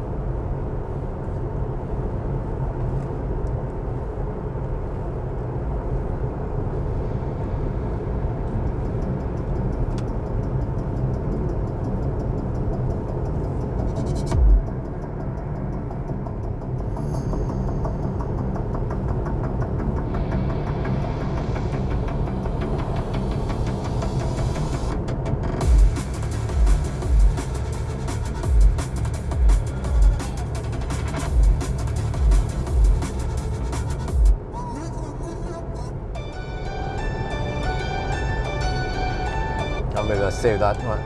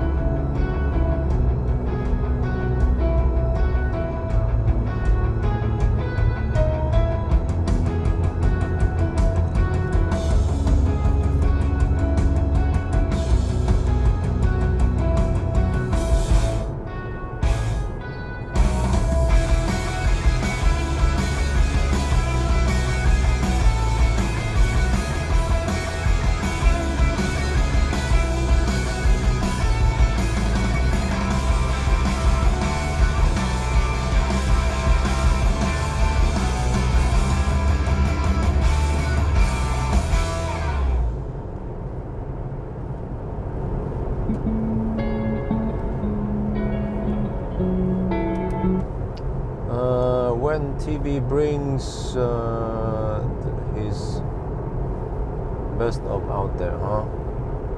Playlist. Well, I have a playlist somewhere. Yeah, I haven't updated it.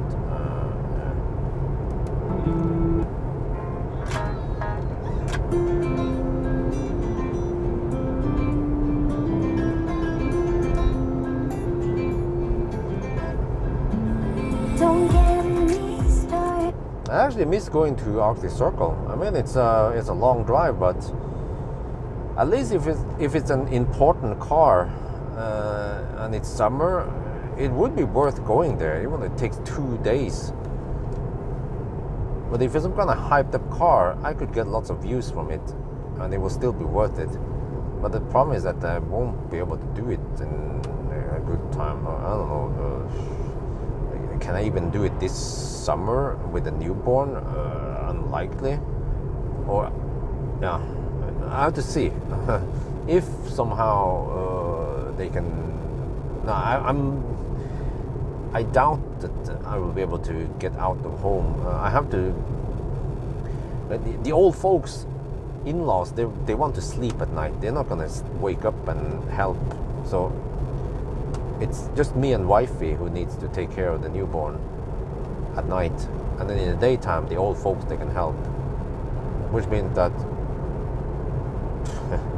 if I'm really tired from the night, I can get some morning and midday naps maybe, so I can survive through the night again, some shit like that. But I won't be able to go on a 2-day trip.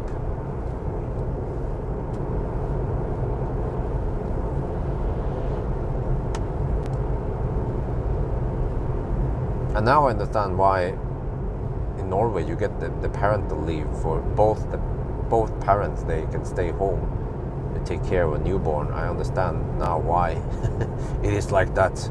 But the first 3 months, man, it's quite rough.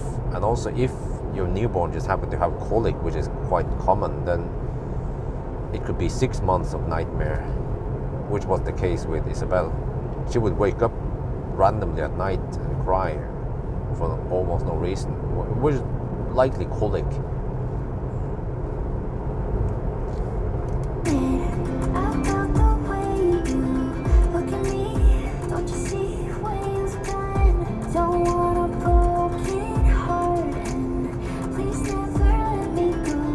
Can we be more than friends just for once? Yeah, you make me wanna try. Yeah, you turn those into my heart. Meet me after midnight at your house with all your friends. Tell me we'll be alright. We got no doubts until the weekend. Don't wanna waste time. Just take it back. Meet me after midnight. Let's kiss until the stars.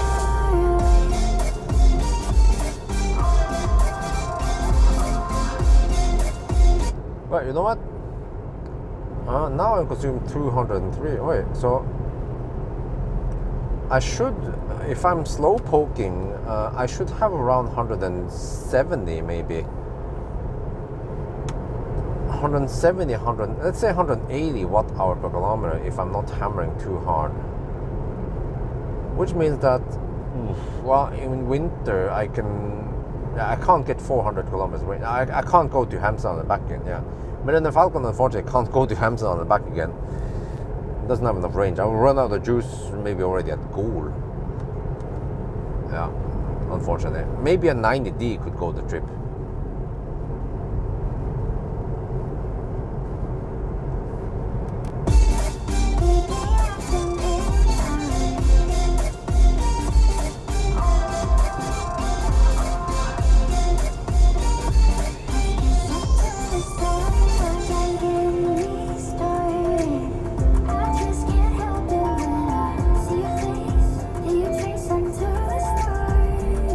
We'll leave this part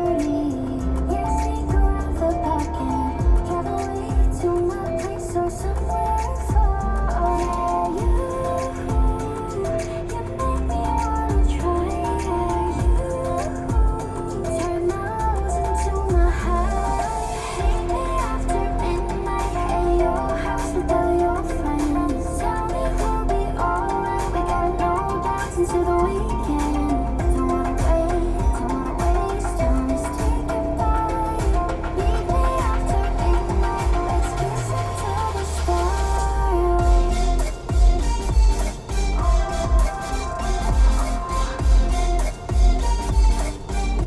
Yeah, absolutely understandable. Huh? Blah blah. Newborn. Blah blah. Long message again. Else eager to see Cybertro. Okay. Sorry, I can't read the rest. Could be stuff over here. I have to watch out. I have to watch the road. Don't want any accidents at night. Try to keep your message short if you want me to read it. But if your response is to someone else, then you should use at someone, and then I don't have to worry about trying to read a long message. Then I know it's not for me anyway. But what was I going to say again? Yeah. So okay, I consider what's going to happen soon, because wife is giving birth, right? So I have to be standby. We are preparing now for the newborn. I have to do some stuff. I have to get the second. I have to get some baby stuff. We already have a lot of baby stuff already, so that's good. But I think I have some second thoughts about the whole 1,000 kilometer challenge. Even if it's Norway route, I could be around 2-3 hours away from home, depending on the situation. And I think that's a bit too far away from home. But I have an idea, because, for example, I will get the Volvo EX30 during April, and it would be a shame to not do a 1,000 kilometer challenge with it. But maybe I will do a special 1,000 kilometer challenge. It should still be good enough, which is to just drive around Mjøsen, back and forth. Like, it's a bit brain dead, but I mean, the test stretch should be good enough. And in case the water breaks, I will be roughly 1 hour away from home. The far most away from home would be if I get the phone call when I'm close to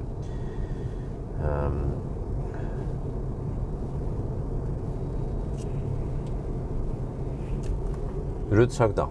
Then I just have to abort mission, top up enough to get back home. Yeah. Oh shit, I forgot we're supposed to go here. Man, I haven't been here in a long time, mate. Freaking noob. Okay, let me see. So now you're supposed to go. Wait, can I just shine up the. What the heck, man? Okay, let me see. Well, I can just go in the back here. Well, whatever. I can just go in the back here also. That doesn't matter. This or the other way around. Wow, I haven't been here in the longest time. Or I don't remember last time. I think I went to Romsdal a while ago. Let's see. Okay, so it's man, it's still kind of winter here. Okay, so I will take the classic stalls, one of these, which I used for Millennium Falcon back then. Oh, they have CCS over there. Oh shit. Wait, is that CCS only? All of them? Seems like it. I have to use the adapter then. Okay, whatever, no big deal.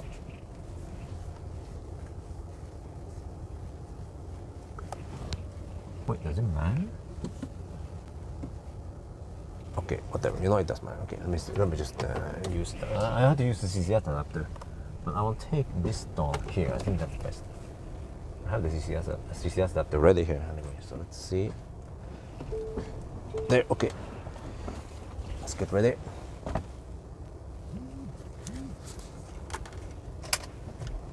Okay, 208 watt-hour per kilometer. My guess was 205. Close enough. And we have 14% left.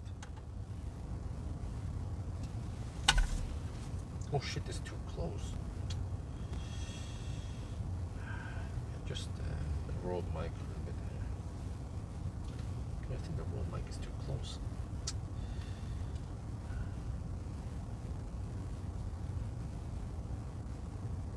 Adjusting it down a bit. There, okay. Hopefully that is good. Okay, let's see. Record. board here. This is the balls. Okay, let me plug it. Well, actually, let me just do this real time now.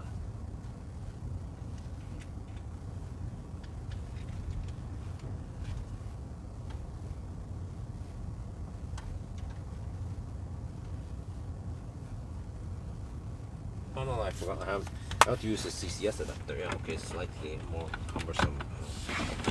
Let's see, where the heck is it? Where the heck did I put the CCS adapter? It's gonna be big and bulky. No, no, seriously.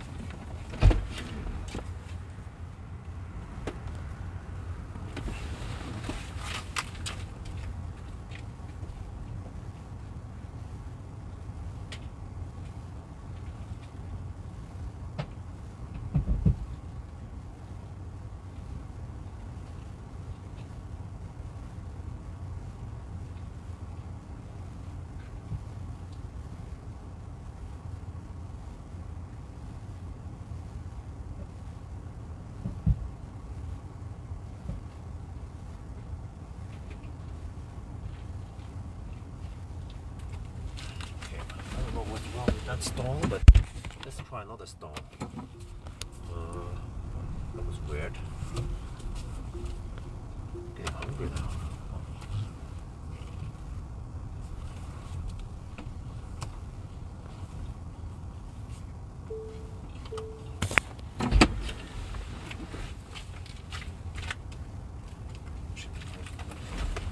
Parking.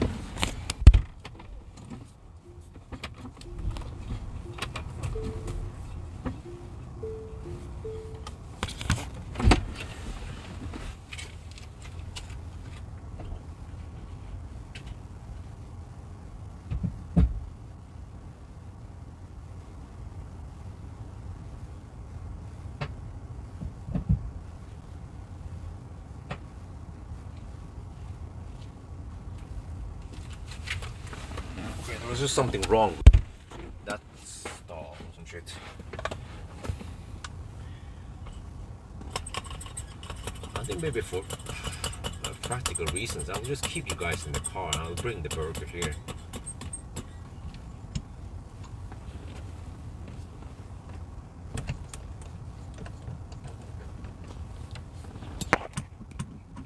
Yeah, okay, there you go.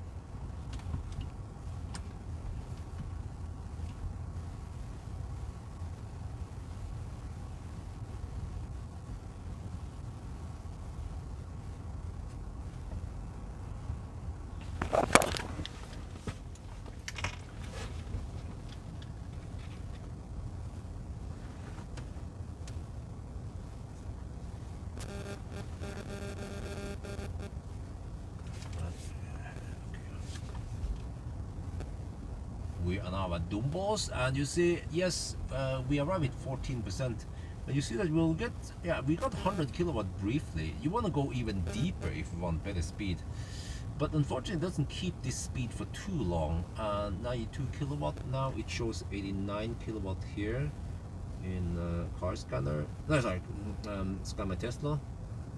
Alright, so yeah, we're good. But that's fine because, okay, let me just navigate now. Let me see, next. So I will show you that if you click here, okay, just get this one down. We have so many superchargers now. We have at Hjerkinn also. We have at Hjerkinn, we have at Oppdal, we have Oppdal also. What? You know, in the old days we would have between Oslo and Trondheim, we would have one supercharger at Lillehammer, the one we stopped at, and we will have one at Dumbos. That's it, and then Trondheim. So I will now navigate to Lade. Is this also? Huh? There's a supercharger at Lade. What the heck? Wait, where the heck is this? Huh? Really? Okay, let's go there. Yeah, so that's supposedly about 175, no, maybe 180 kilometers. 200 kilometers. Holy shit! This was the reality back then. Is that I would come here in winter even and had to charge to 90%. Fortunately, it went way faster previously to charge. Like now, you see, at 19%. In the old days, we would be pumping in 118 kilowatt flat until around 35% before it started throttling. And the charging curve was a lot flatter. Yeah, but that's not the case anymore.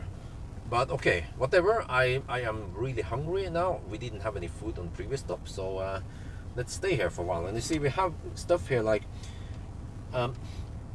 this car now has keep climate on. It has dog mode and camp mode, and like it has received lots of features that was not available 10 years ago.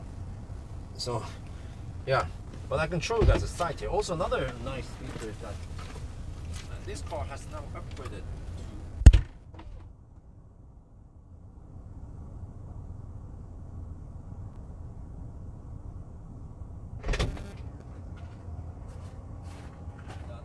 here in the trunk. I also have the CHAdeMO adapter. This is something Tesla made many years ago. It allows you to charge on CHAdeMO. 50 kilowatt. It's only limited to 50 kilowatts. Like some people maybe haven't even seen this new Tesla owners, but like this was like the shit around 5-6 years ago. It allowed Teslas to actually charge on 50 kilowatt charger, or even you can also charge it on faster, but it is limited to 125 amp, 50 kilowatt. So that was not much in use, but at least the CHAdeMO adapter worked. Let's just put this back here. It worked out of the box, but this CCS thing here.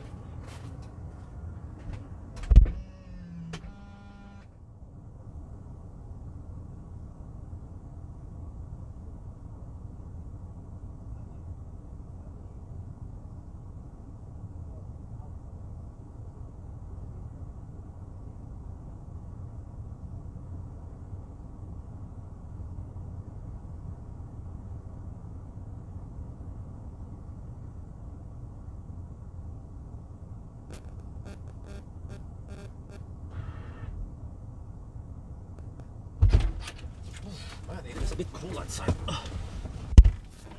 80 kilowatt. Okay, that's not too bad. Okay, guys, I'm gonna be back soon. I will just go and pee and grab some food, and then we can be back here for some burger action. And you see, we're already at 24%. Okay. All right. Let me get over there. I'm gonna bring the camera. I mean, at least the camera for shoot some video there, but not much to show at night.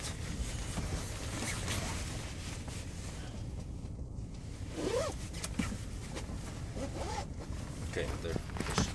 Hopefully that doesn't cause too much rubbing.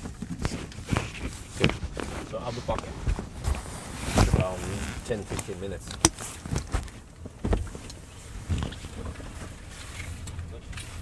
Phone. Oh, I'm gonna message. That's probably why.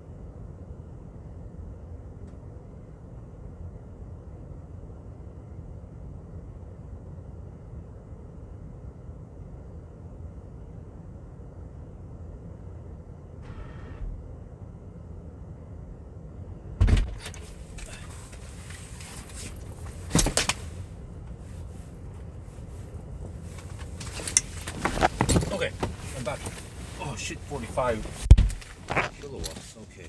Let's see. Put this one here.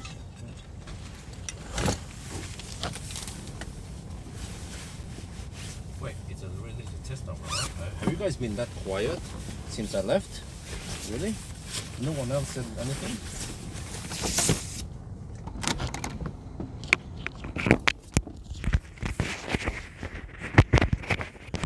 see.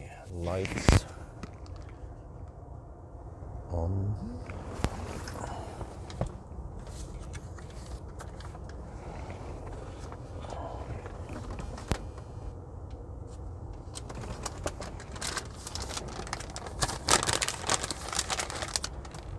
Okay, I was at Circle K. I grabbed some burger and went to the restroom, and I went for Super Burger again. This is the same Super Burger I had at Goal during the the Hemsena trip. So is a Super Burger here the same as the other place? Let's try. See, we also have a patty with some vegetables and some sauce. They have barbecue sauce on top and then just regular mayonnaise in the bottom. Let's try then. Is it still good?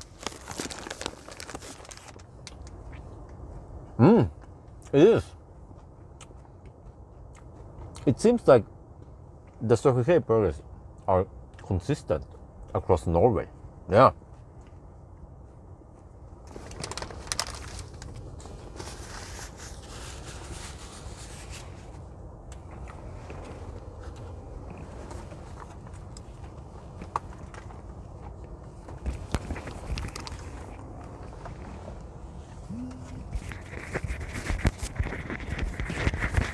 Wait, are you guys here or are we dropped out or what the heck happened? Sounds like there's very little activity here.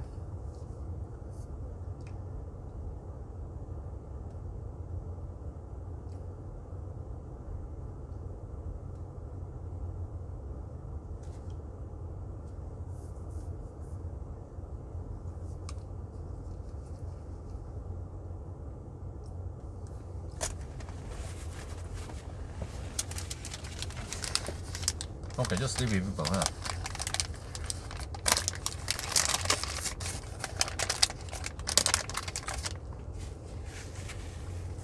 Right, guys, we have a problem. Serious problem. We have to go home ASAP. Abort mission.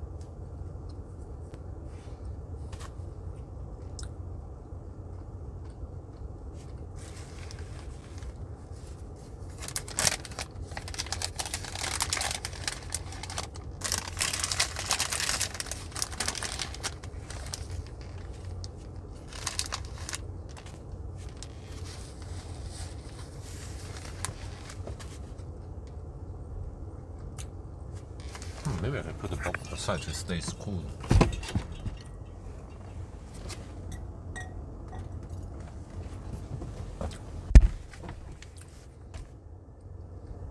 Hope this is the biggest problem. What? Wait a minute.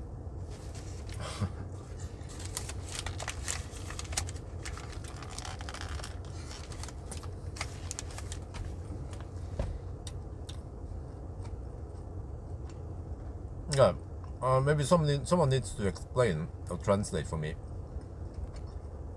Millennium Falcon has not had the EU control in time. It needed to have EU control within 22nd of March. It's now 23rd of March.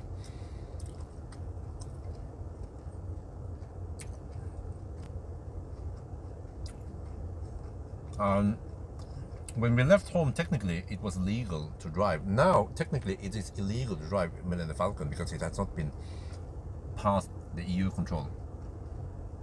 If there is a control, they will then take off the license plate, and I have to walk home, or I cannot drive the car, and I have to pay 1,900 NOK in gebyr to get the license plate back. So I'm like, shit, get home ASAP. That is a serious issue. Someone fucked up. Marcus, he lays down flat, and he admit that he has been too busy taking care of everything. So, and I don't know because it's not my car anymore. Unfortunately, you flere kokker, jo mer søl.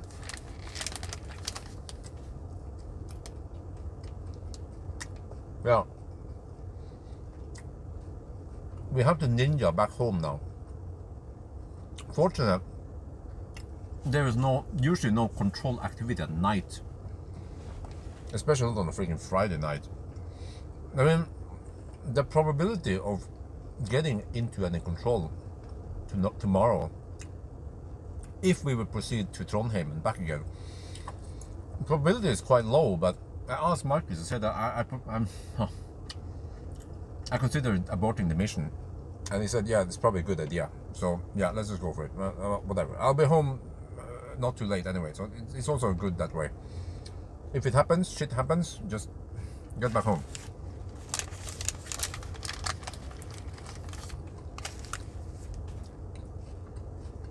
At least we tried to go on a road trip.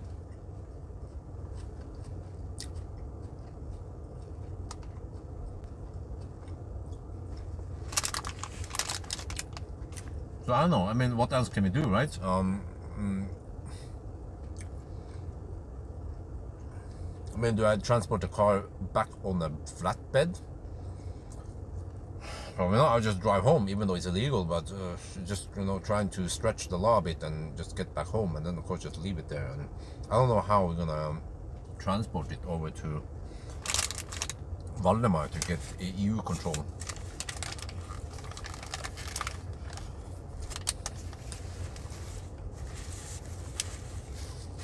From here. Yeah, I'm not sure how strict they are, because we just need to transport it over to Valdemar so you can take it there.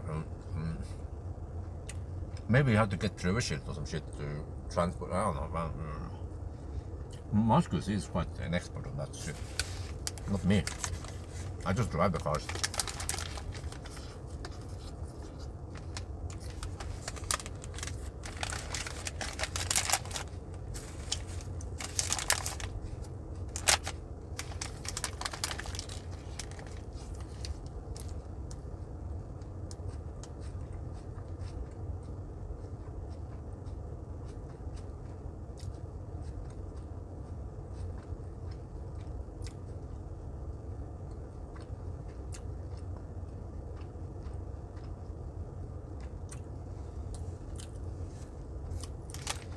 Well, it's not the first time I abort a mission with Millennium Falcon. I remember I was trying to go to the Arctic Circle, and then I had some problem with cooling. I think I actually never went to Arctic Circle with Millennium Falcon, right?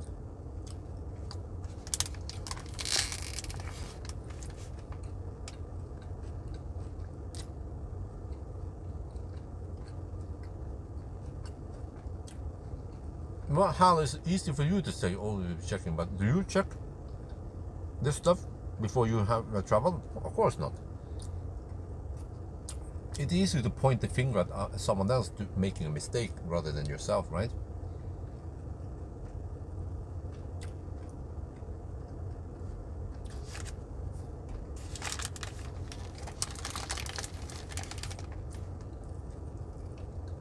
I mean, this would have not have happened if I owned the car, because I would then keep track of when it needs to be EU control, and then they have to do it. But well, Marcus was probably too sloppy, or he had too much other stuff to care about, or it slipped in his system.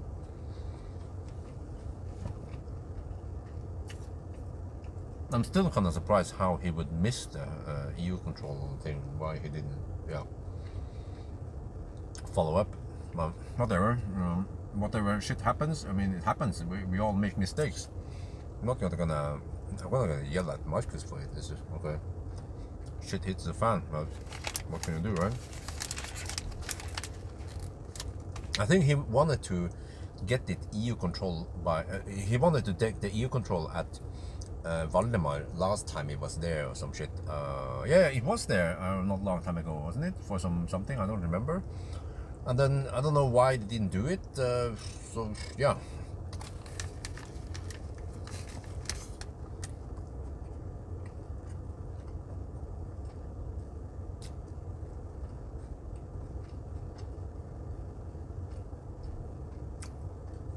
Oh, okay. Oh, hell. If you meant to say that I wasted my time getting here, it was not waste of time at all. I enjoy every second. This is still gonna be my last trip with Millennium Falcon. After I'm done here, then I'm kind of done. I just have to check if I can drive Millennium Falcon over to Elbilmek or not, or how I do it. I can ask Marcus now. By the way, he's the mulig å kjøre til Elbilmek med prøveskilt.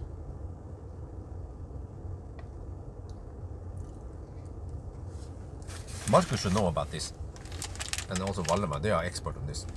What kind of, if you can have prøveskilt to transport it.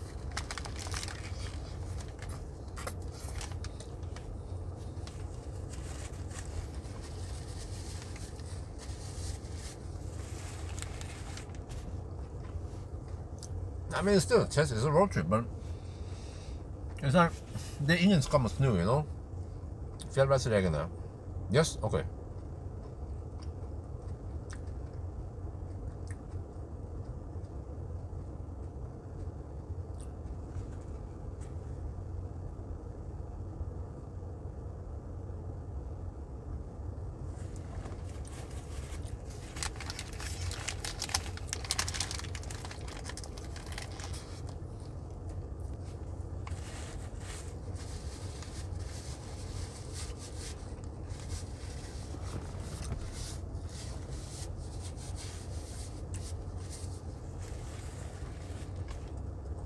But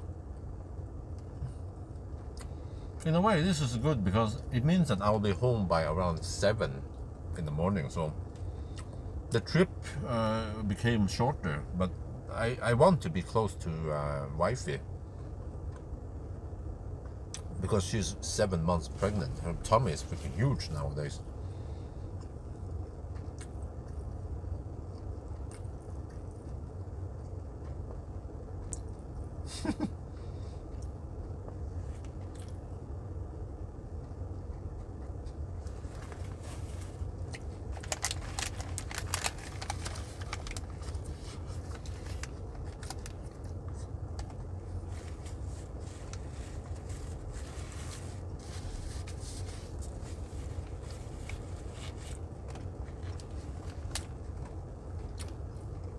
Trying to figure out where I'm supposed to stop from now on. But I mean, it's still gonna be a nice clickbait because I was just writing something like a failed road trip, or you know, something like that. You know, it didn't go as planned, or yeah.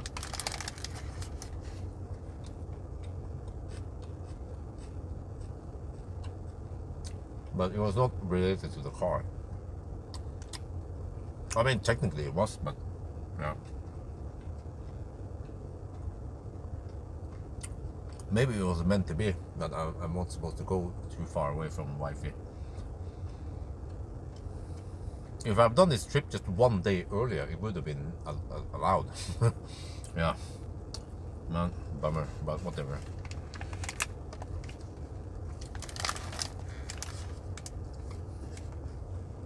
And then according to Marcus, you can get permission to move the car supposedly over to Valdemar, and then he will approve it, and then it's fine from there.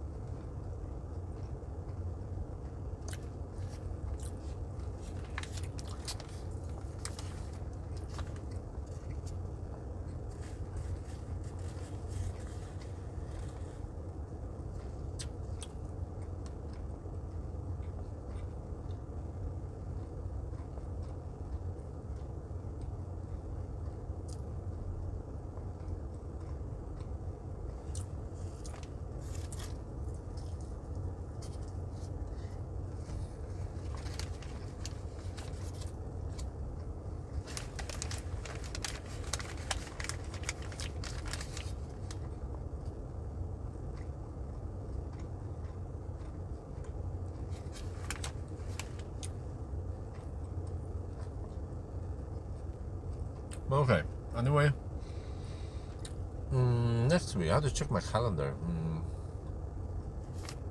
What the plan is, how to do it.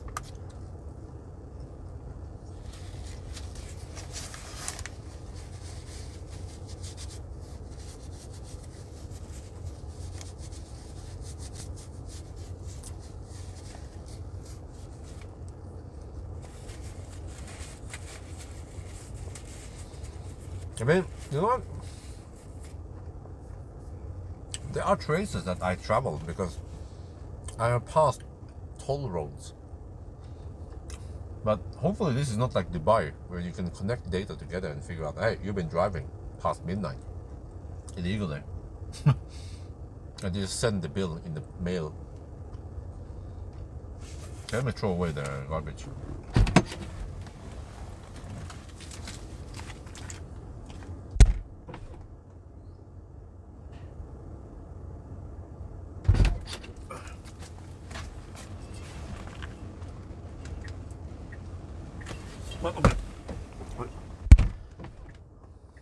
But yeah, I did get one last trip in Millennium Falcon though, so I mean it was still worth it. Let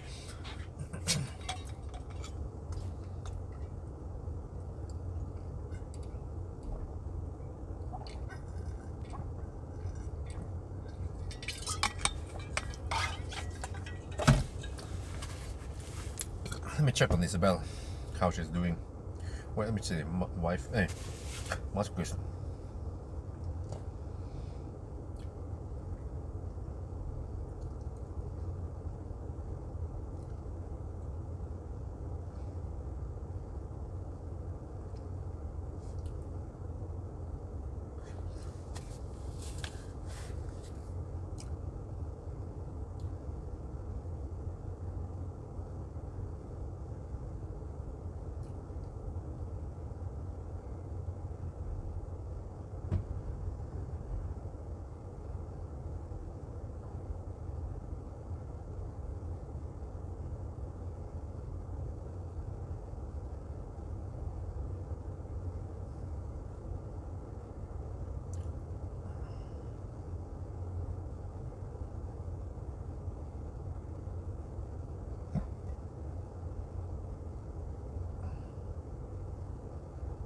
Okay.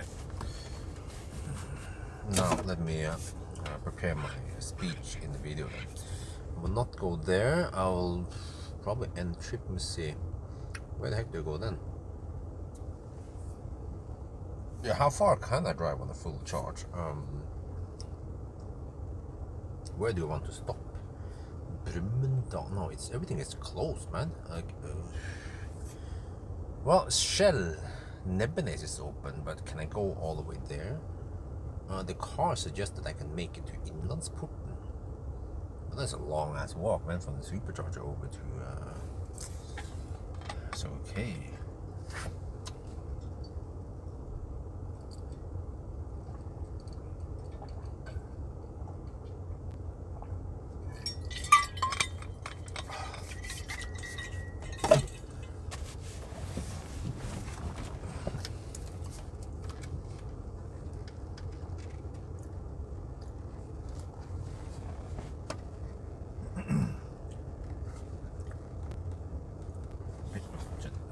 Fire up the mic.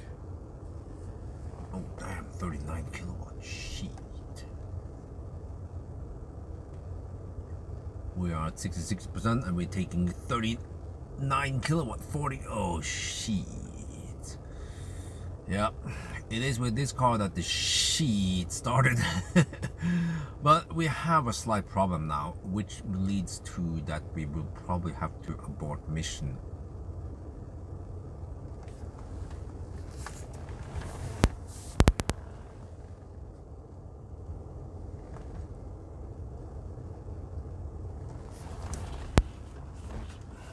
Let's see, what is much we saying now? Det går på skole och stora så kör jag resten. Okej.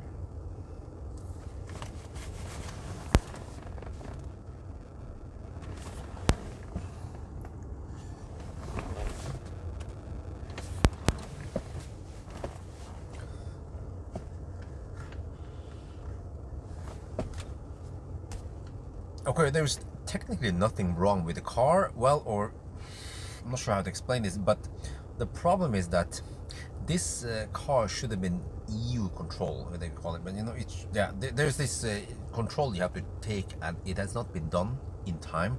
Maybe there was a bit of misunderstanding between Marcus and Valdemar, because last time Millennium Falcon was at Valdemar, Marcus thought that Valdemar would do the EU control, and he didn't, and then it slipped through Marcus' system. He has too many cars to care about. So it means that right after midnight tonight, a couple of hours ago, it became illegal to drive Millennium Falcon. Fortunately, this is not Dubai, so I mean we passed through some toll roads even. So you know, if the government would connect the data together, they will figure out that we've been driving illegally now past midnight. Until it is illegal until we get the car EU approved, then we can drive again. So, but fortunately, it's microscopic chance that there will be a check by the road. It has to be Statens Vegvesen or maybe Polizei who will check the car to see if it's still road legal.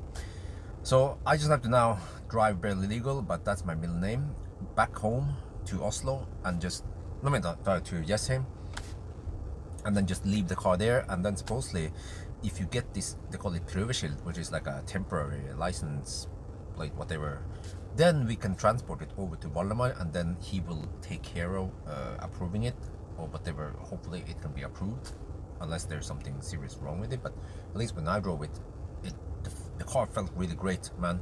There was nothing I felt was wrong with the car.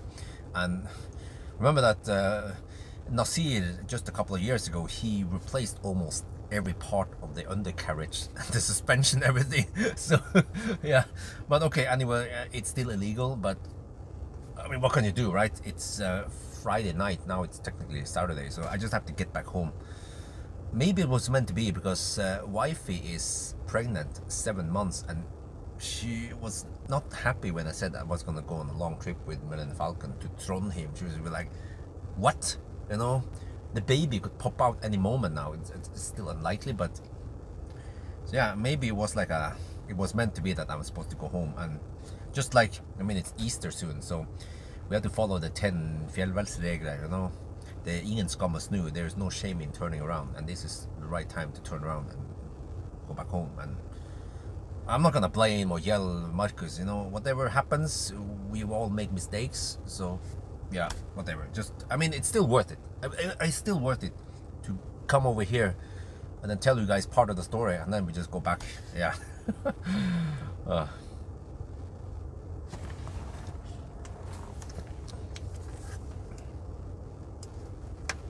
Oh, catch by speed cam. Okay. Let's not end up there. But at least I know where the speed cameras are, and I'll be super careful, of course.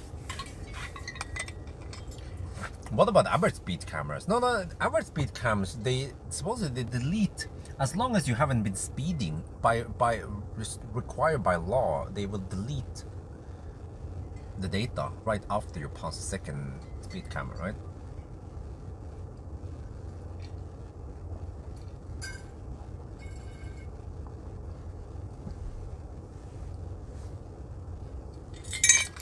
Okay. First bottle is done. Switch to second bottle of drinks, and we're prepared to go home. Okay, whatever. But I mean, it's true. Wifey was not happy that I said I wanted to take one last trip with Millennium Falcon. She was like, huh? And I said, well, we're gonna sell him soon, and this is the last thing I need to do with him.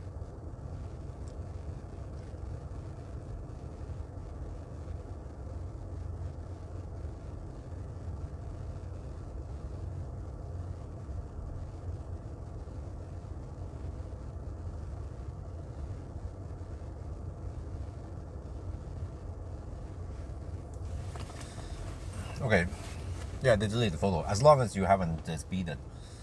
Okay, but anyway, Innlandsporten. Let me see. Can I reach Innlandsporten? Oh, the car claims the car claims I will have 5% at Innlandsporten, but I don't want to go there. I don't want to stop there, man. I mean, I could stop at. Well, let me see. Let me check again here. What options do we have? I mean, it doesn't have to be supercharger. But holy crap, we have some of the supercharger on the route.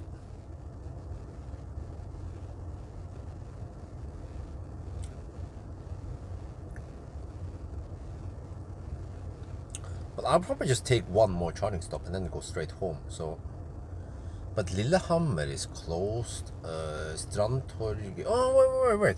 I can go to Strandtorget, and I think Circle K at Strandtorget is open. Yeah. Okay, yeah, let's do that.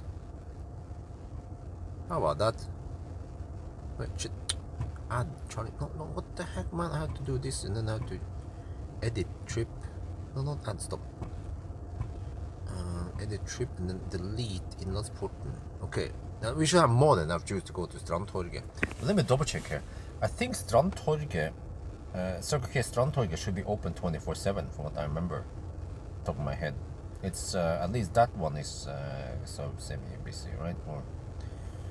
And then from Strandtorget back home is also quite easy. I'll probably want to have a little break and dick around there for a bit before I leave, right? Let me check here. It's a CCS2, Circle K Strandtorget. Yeah, open 24/7. Okay. All right, let's go.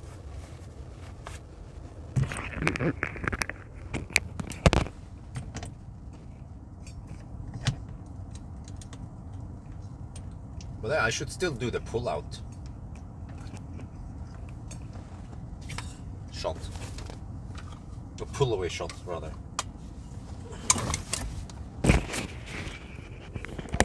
Okay, let me get ready.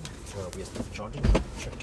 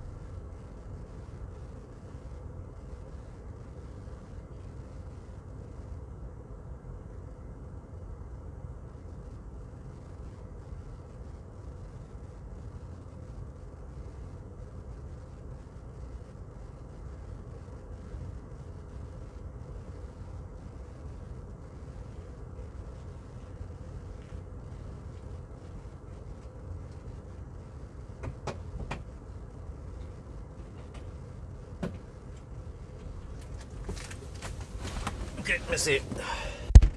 We do the shot. Wait, do I have the lights? Okay, there. Okay, let's go. It's always weird that I wanna try to get a good shot, drive down the hill a little bit. Okay, and then up again.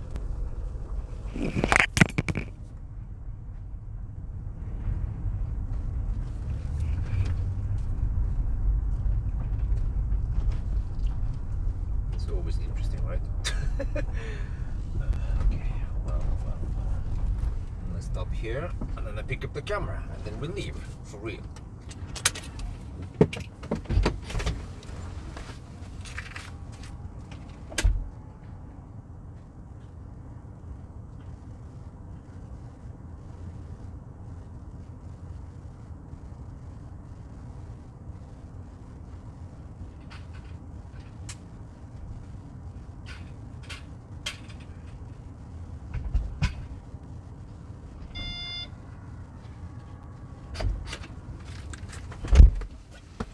You know, I should actually do this more often because it doesn't take too long and it still gives a little bit of outside shot without the whole drive through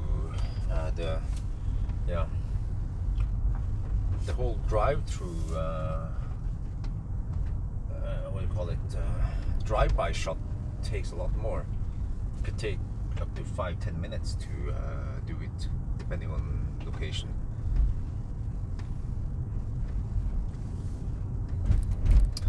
So now supposedly we will have it 33% at Trondheim.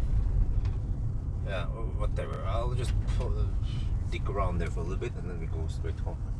What's up here? Shit, I'm gonna get stuck behind this bus all the way down there. Shit. Where is the bus?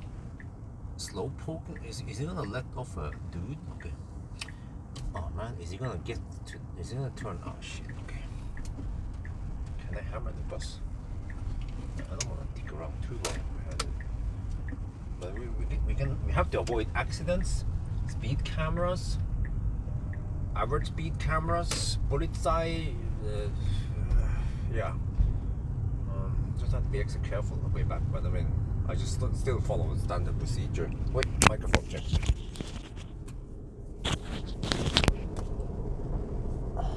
Well, I might as well shoot a little video now.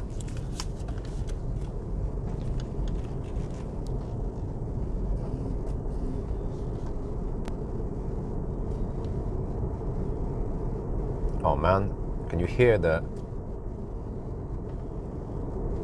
drivetrain is suffering? Okay, well, hopefully the drivetrain doesn't break down. I mean, it's bad enough that we have a barely legal car now on the road, but yeah, let's just hope that the Tesla can get us back home. And also, I have to be careful about speeding now, because if we are caught by the speed camera, then we might be in trouble, because then they will find out that we've been driving illegally. But fortunately, when we have average speed zones, it will check the first camera will actually take a picture of the license plate. But as long as we don't speed when going past, or as long as the average speed is not too high when passing the second camera, then by law, by European I don't know, EU laws or some shit, right? I don't know, GDPR. Fortunately, it's going to delete the pictures.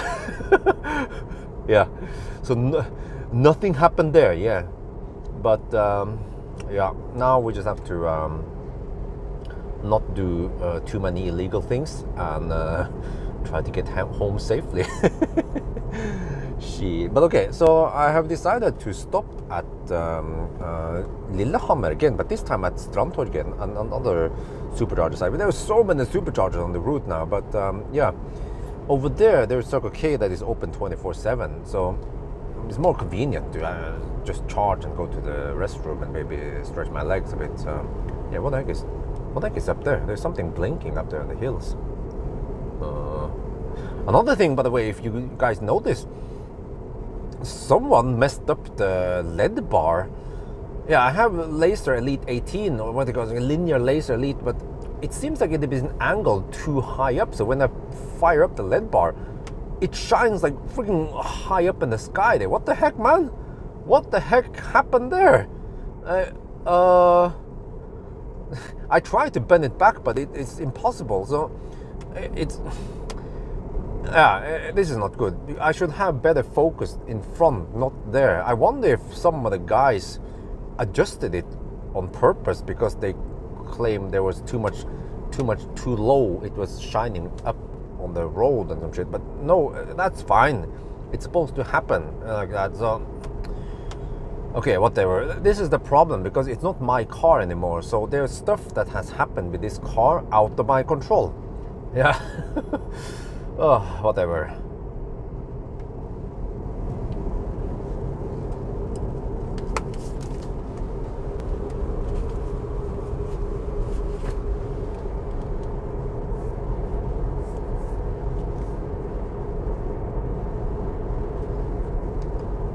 Where the heck did the bus go now?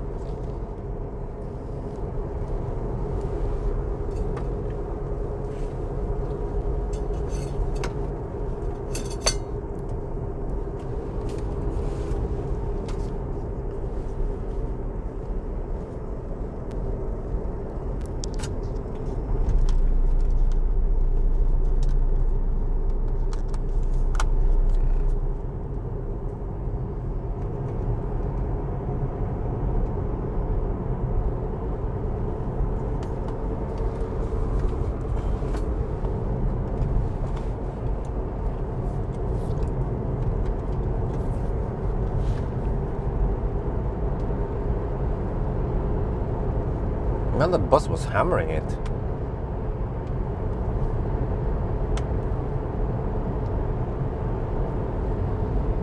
It's gone. G-U-N.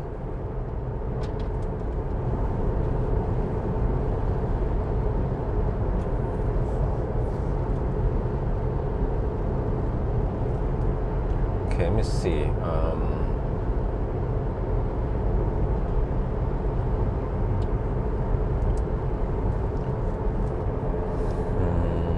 Using Tesla supercharger on Renault Zoe because it's way cheaper.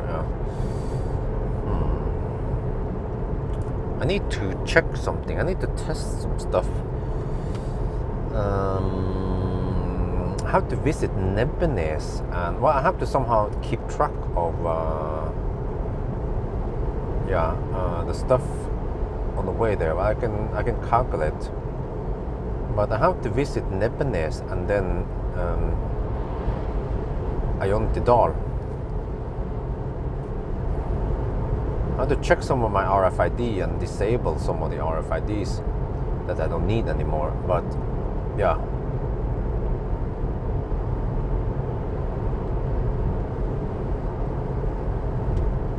But I will just, the road trip will just ask, I'm probably not going to mention it if people will be confused, but I will just drive straight from Lillehammer.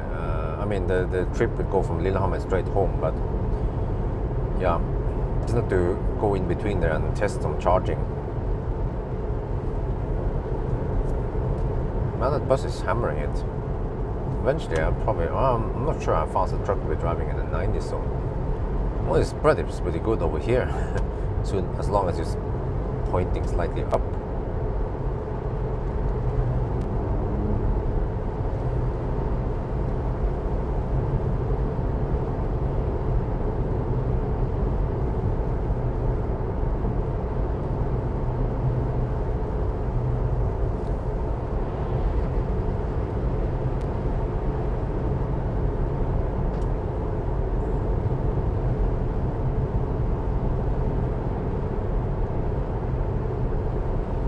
Well,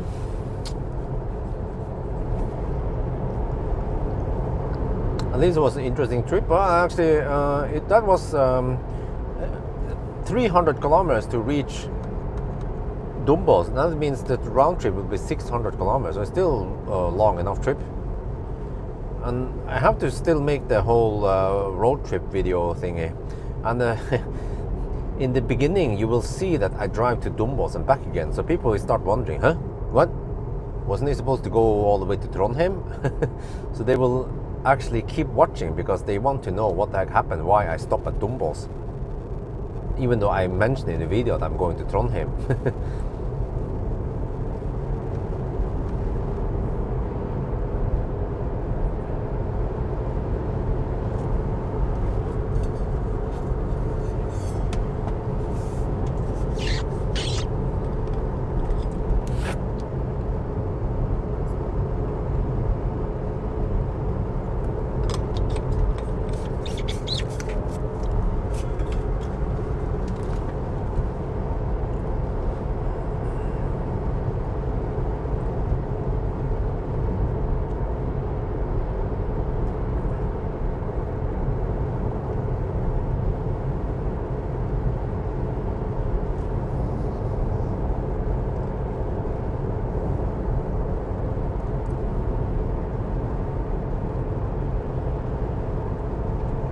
Pay 385 NOK per kilowatt hour with the Corvée business card on Tesla. Okay.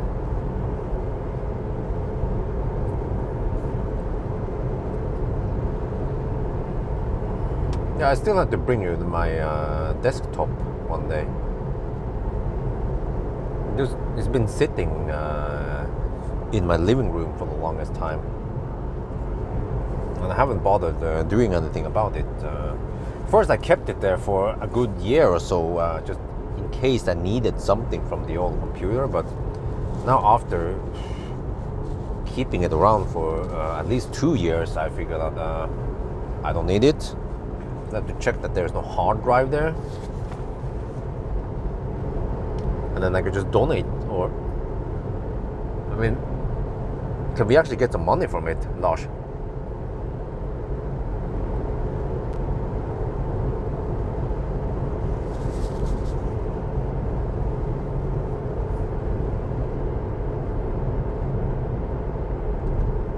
nowadays I'm too lazy, man. I can't be bothered by trying to check it and fix it or whatever. So, but maybe, I mean, if you feel like it, you could check if it's okay. Maybe install a hard drive there, and then install some OS. I don't know, Windows or some shit, Linux or whatever people want to use nowadays. And then you could sell it on Finn and get some money for it. I don't know. I think I mean, maybe just need a little bit of cleanup, but it should still be fine. It's an i7, Intel i7 with I don't remember how much memory. I wonder if it was 16 gig memory.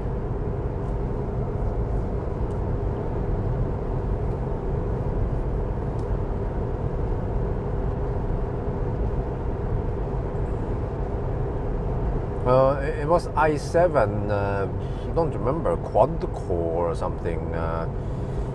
What was it called again? I wonder if it was called i7 7400K or some shit. Some 3 gigahertz something. I don't remember all the specs. I had to look up somewhere. I have specs somewhere actually, yeah, on Komplett. I think I bought this upgrade package. And there's some okay, well, I mean, it was okay graphic card back then. In the MIDI tower. Yeah, I think they call it the MIDI tower, which is like a medium-sized tower.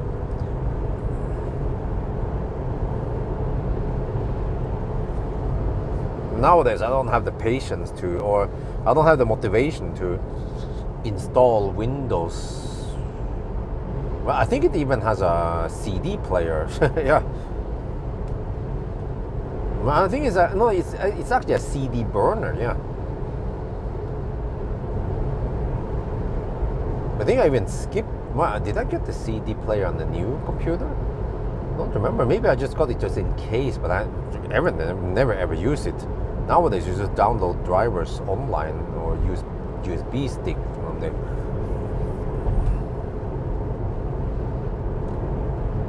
You can check it. Okay, well, yeah, that'd be great. I've also been holding on to the DJI Mavic drone for the longest time.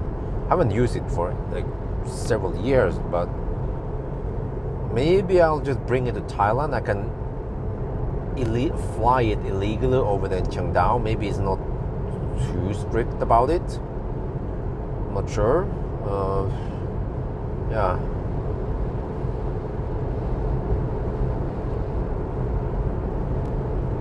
Not sure how strict they are in Thailand about illegal drones, and if you need drone license or shit like that or not.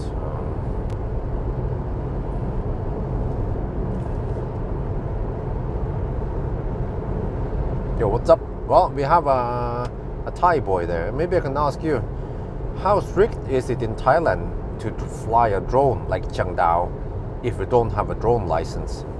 What kind of consequences would you face? How high is the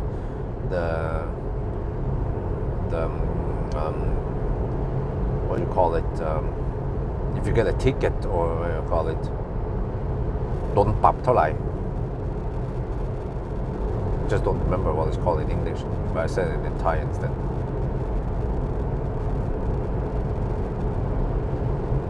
I mean, it would be useful to use the drone to just poke on the house and see the solar panels, if they get any shades from bamboo or shit. Like bamboo trees, well, actually not trees, but the bamboo grows so fast. They fine, okay. Yeah, they're fine. That was the word I'm looking for. Thank you. In Norway, it's now strict, yeah. Drone license, drone class, blah blah. Okay, yeah. That's why I haven't used the drone, because it's been super strict in Norway. Wow, 2,000 baht. Holy crap, man, that's a lot. It's not like 500 baht for like speeding back in the days. What? 40,000 baht. Holy crap, man. Okay, maybe I'll just sell it in Norway. I don't know how much I can get. You guys know how much can I sell a DJI Mavic 1? It's just the first gen Mavic. Probably not worth much at all. Maybe just a couple of thousand NOK. I'm guessing less than 5,000 kroner then maybe.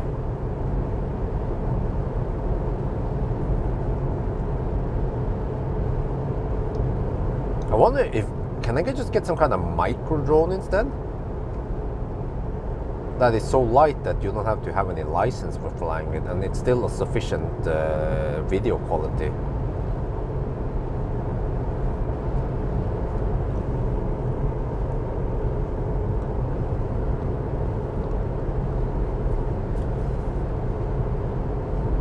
Okay, here's the average speed zone.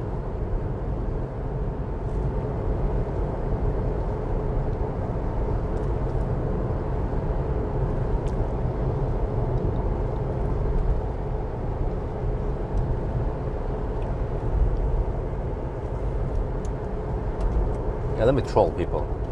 I'm gonna record video B-roll that I pass by the speed camera, and they will flash people that, oh, you got flashed.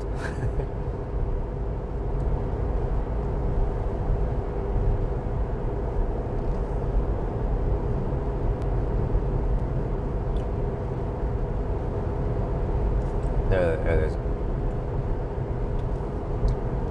Let me see if it shows in the camera. Yeah, well, I think it shows. At least, I'm not sure.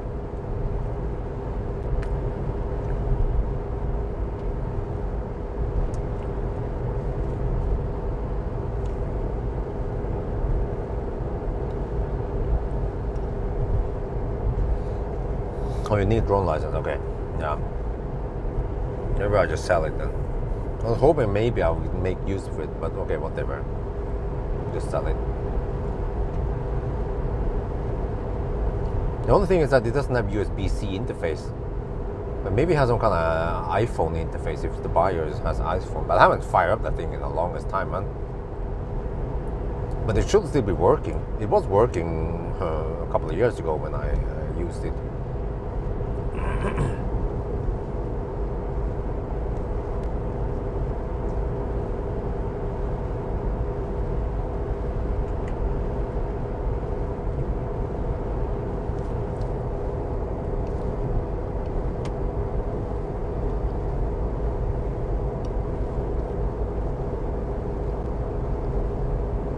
Doing the whole assist system. Well, unfortunately, the assist stuff is it's shining way too high to annoy anyone. Just shining up in the bushes, so it shouldn't interfere with any oncoming traffic.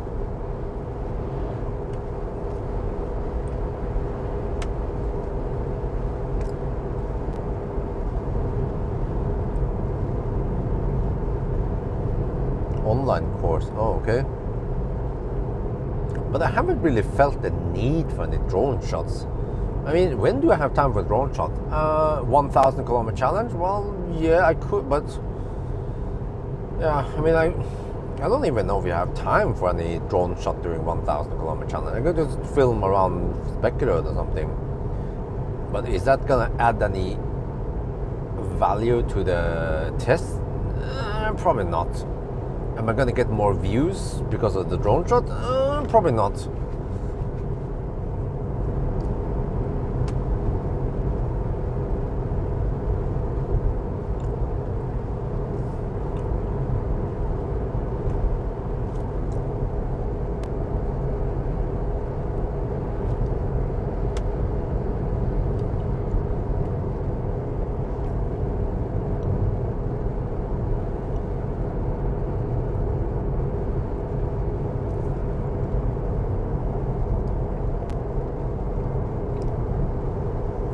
Where the heck did the bus go now?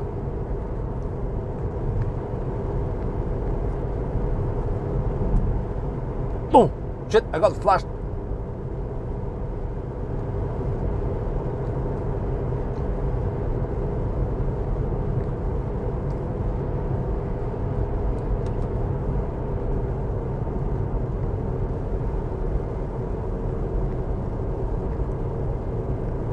With drone shots, you got less views. Okay.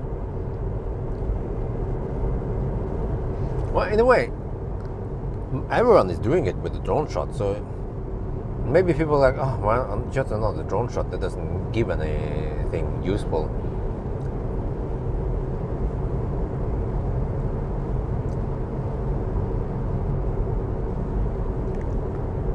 I mean, drone shots can be useful, for example, in a kind of drag race, maybe. But other than that, yeah, maybe to see some scenic view. Yeah, that would be cool. Let's say when you go to the Arctic Circle or something, or yeah.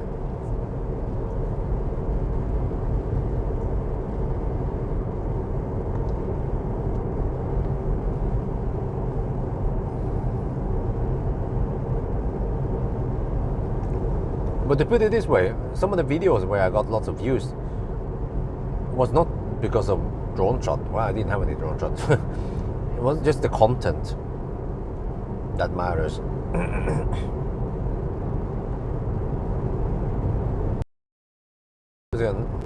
Yeah. In the beginning of April, I have been invited to check out ID7 touring or tourer, whatever it's called, the station wagon. I was like, oh yeah. They will do a show with that Frischavegen at the Möller or at the dealership.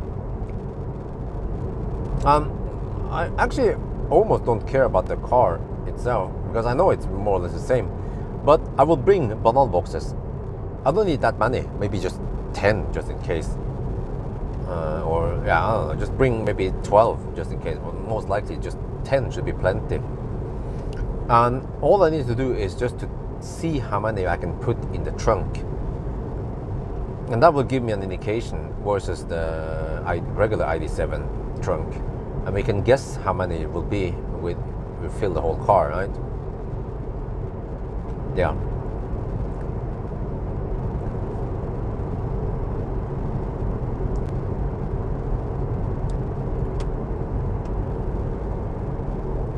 But that's pretty awesome. Möller guys, they were like, the Volkswagen guys, they were like, okay, sure, just bring the banana boxes. They will reserve time for me. They give me half an hour alone time in the car. I was like, oh yeah, that's plenty, man. I need just 5-10 minutes to shoot the video and talk a little bit and show the car. I think this is all people need to know because they know roughly how many they know how many banana boxes I could take on the regular. I think it was 8 on the ID7. So if I can take 9 or 10, then yeah, that will give people an indication of how much bigger the trunk is.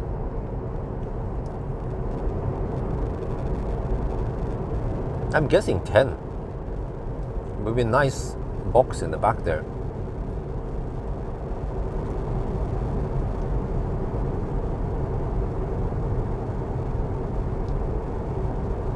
Membership. What? Oh.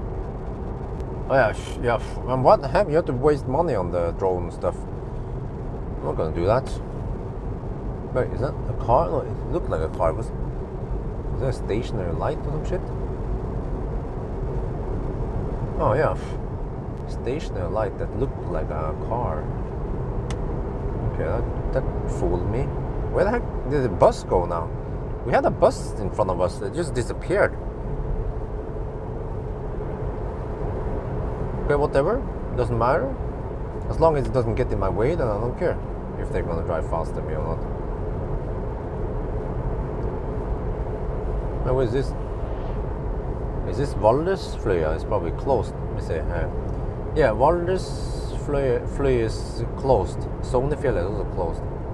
51 to 55. Probably closed for winter. Yeah. Consumption is only 131 watt-hour per kilometer. Ultra low now, they go downhill.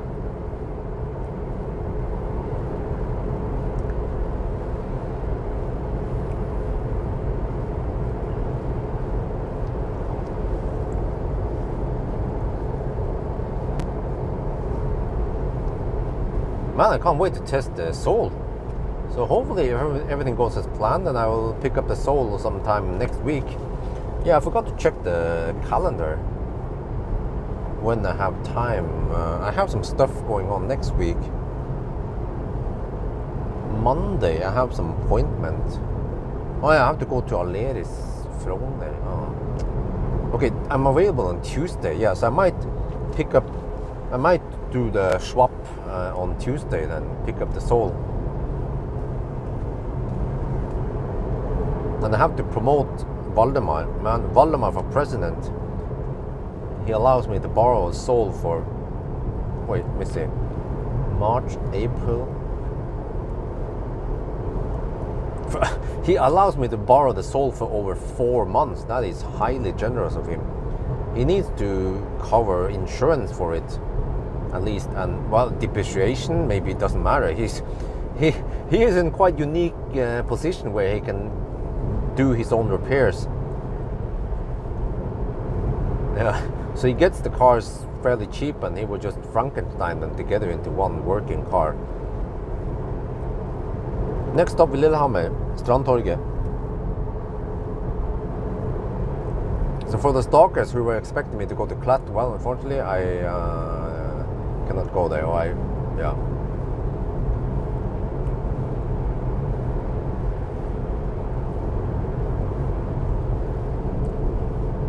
So I wonder how much it cost Valdemar for insurance. Can't be that much, right? Maybe just 1,000 NOK per month. I don't even know if he has Casco. For an old car with low value, probably waste of money to have Casco. Well, it depends. If we crash the car, okay, then that's a bummer. But if if the battery or motor goes kaput, usually Casco might cover that. It depends. But for Valdemar, he don't care. he don't care about that shit. He will just repair it himself, man. He's a freaking ninja. So it might not cost Valdemar that much. And also that car has Elbilmek sticker on the side. So every time I shoot video, I will also help him promote Elbilmek. But I have to then try to make sure that the thumbnail is of the car on the side, so you can see the logo and the name.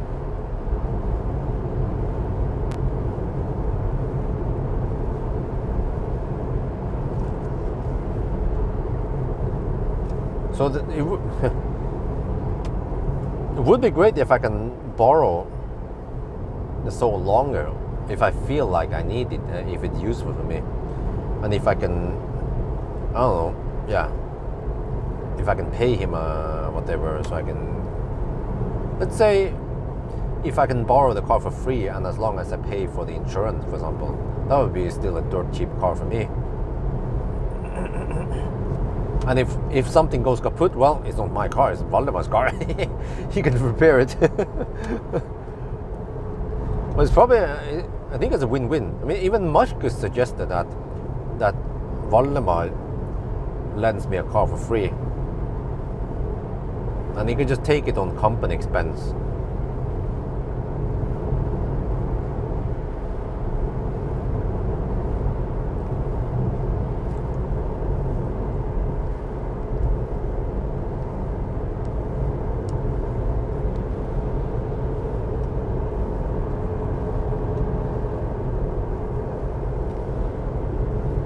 Yeah, I wonder what the heck happened to EV services. Why they went bankrupt.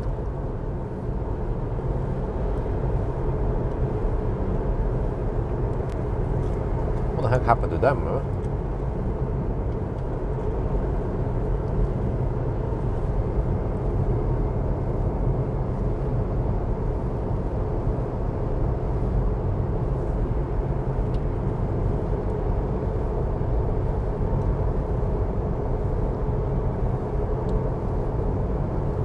Man, this LED bar looks ridiculous now, how far up it shines.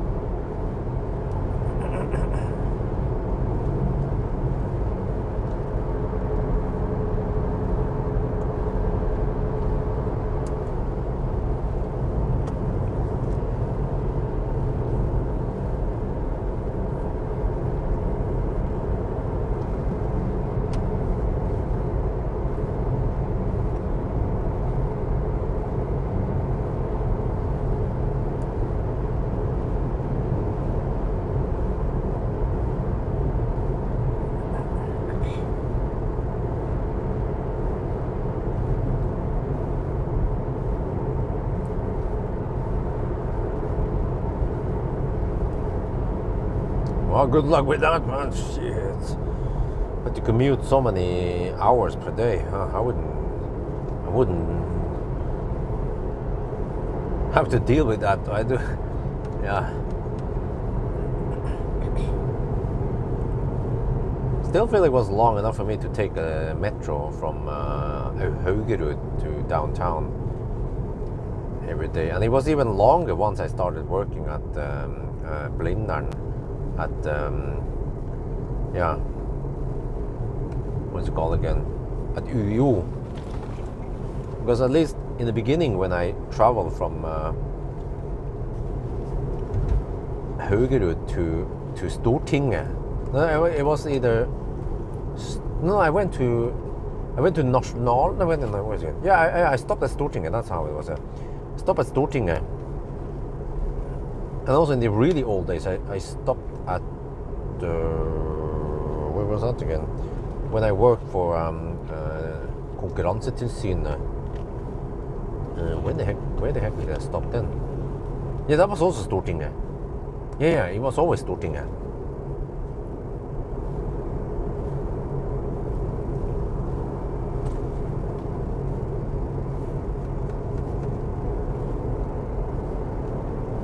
That was usually it was a 5-minute walk, and then wait for the metro, and then sit there for around 17-18 minutes downtown. It was fairly quick, no stau, as long as it worked. But many times they had problem with the metro.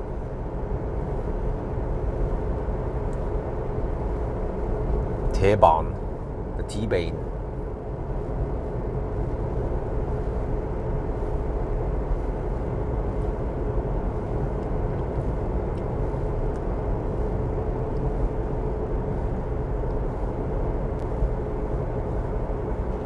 Wow, huh? Really? How did you calculate the degradation? Sounds like a lot, man. Huh?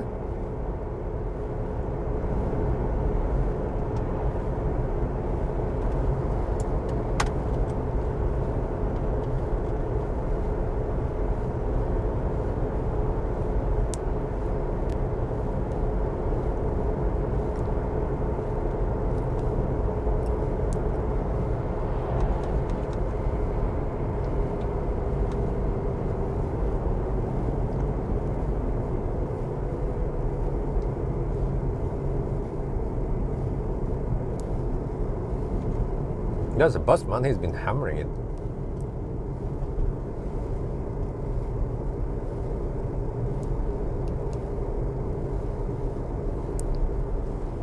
V Express.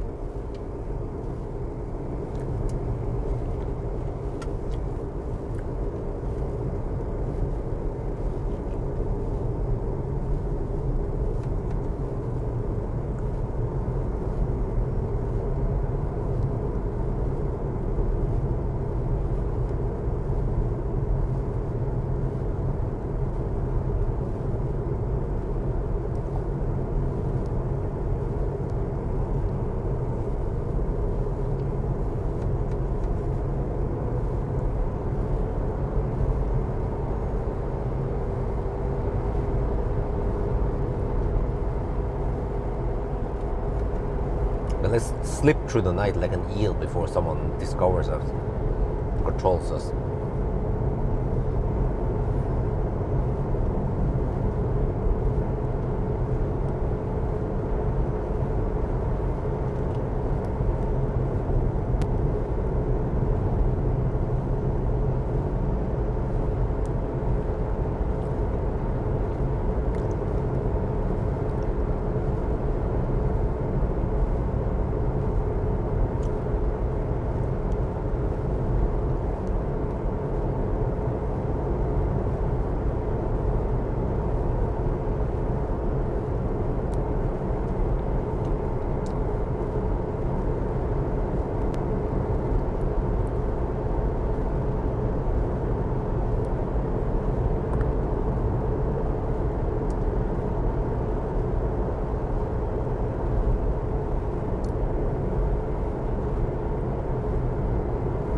I wonder if it's still a bit dark by the time we get back home.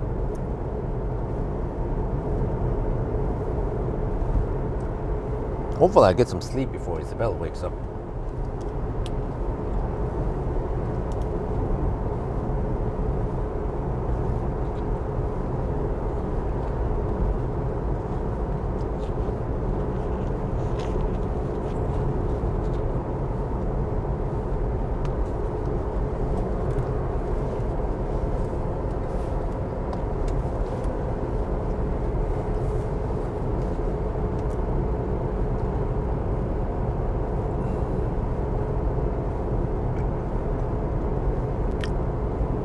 Yeah, I shot a little house update today in 4K. I have to watch through it to see if everything is okay there, and whether I should delete more stuff or cut out more. But yeah, holy crap, man!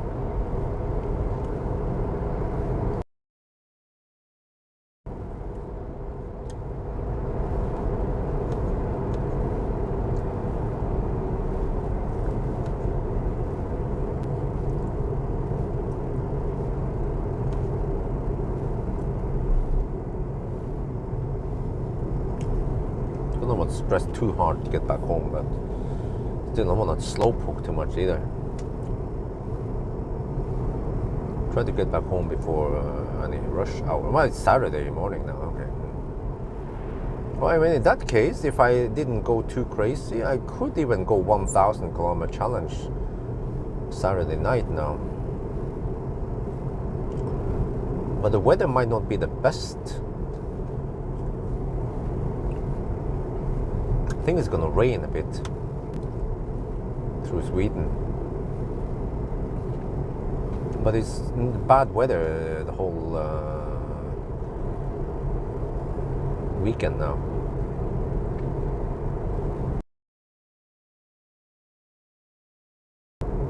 But yeah, I wonder if I have auto parking on the Mercedes.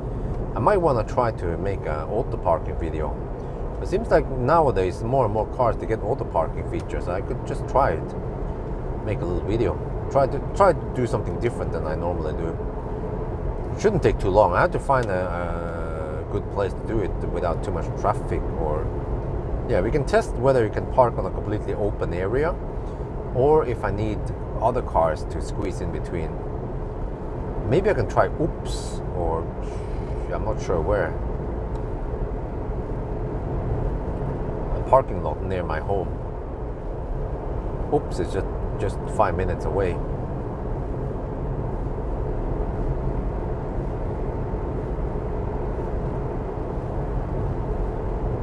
But oh, I should try some parallel parking if it can. And the particular parking, what there is gone. Perpendicular parking, where the car goes 90 degrees.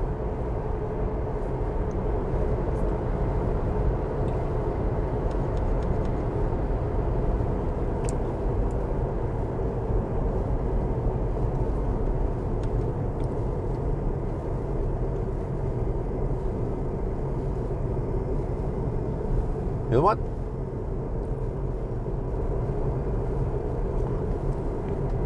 I just realized that Zoe is quite a popular car across Europe and also in Norway for some reason. So if I make some Zoe videos, I will probably get lots of views. Even though I'm not a fan of Zoe, but just the fact that it's so popular, especially in Germany, then yeah, why not? I can farm some views.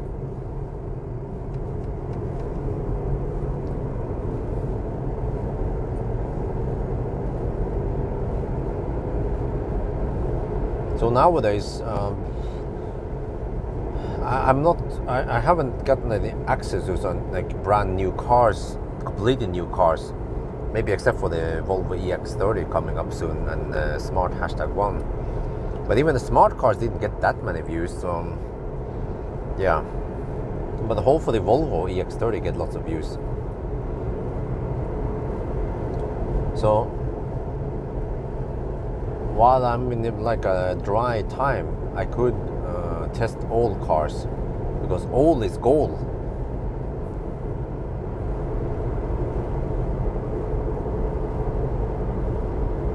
The Zoe has auto park. What? Well, especially many Chinese cars, they have auto parks. I should test it. Wait, let me see. How is my time now? I'm supposed to be at Lillehammer in about an hour-ish. No, wait, 97 kilometers. What? Really? Huh? Okay, well. So I'll be there around 4:30, hopefully. Then I charge for about half an hour. Maybe not even half an hour. Oh, but I have to do those tests, yeah.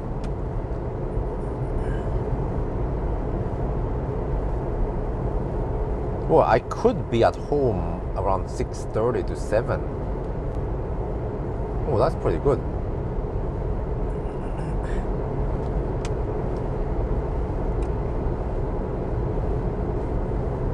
Wait, did we ever go to Arctic Circle with Millennium Falcon? We didn't, right? I will remember that. It would take freaking forever. We tried and we bailed out at Bangkok because of some charging, cooling problems, and then yeah, I think Nasir did a lot of work. She actually repaired a lot of stuff for me, but I never finished what I started. I'm not a real man. Shit.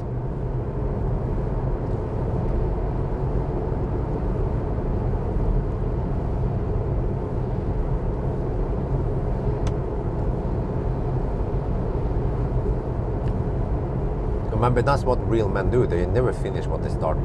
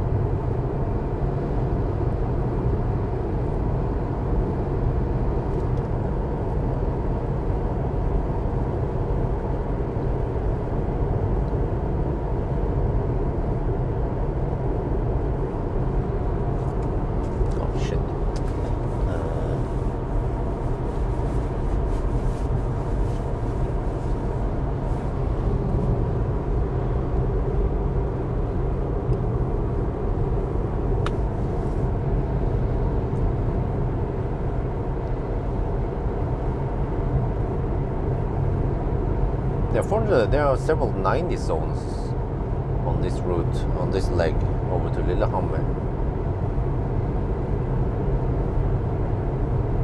So over there you get some okay average speed.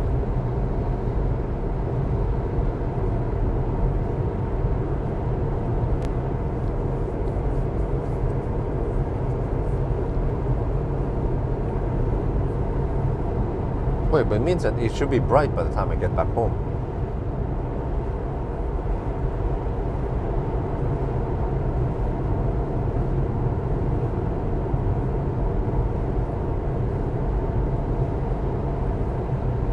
Let me see, do we have any Fortemen Strandtorget? Oh, there's a bouquet over there.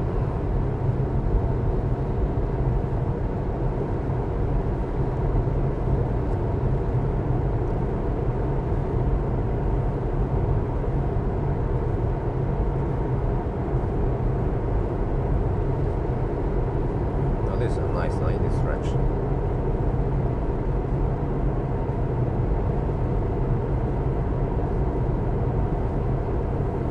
Batteries cool down to 35 to 37 degrees Celsius. We're down to 59% and consumption is 153. Damn! We've been going downhill, even with the headwind. Yeah. And 2 degrees Celsius only. Well, here comes the average speed zone again.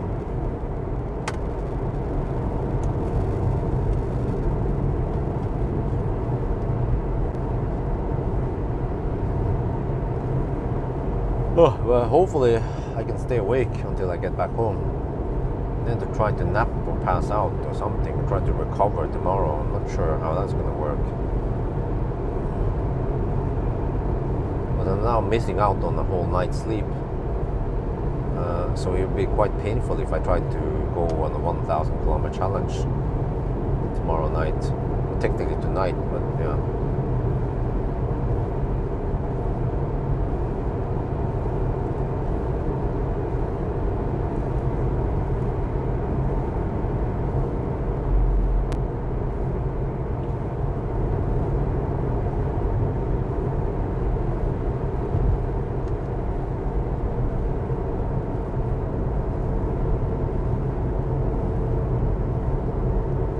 Where's the speed camera? Oh, I think it's deeper in there.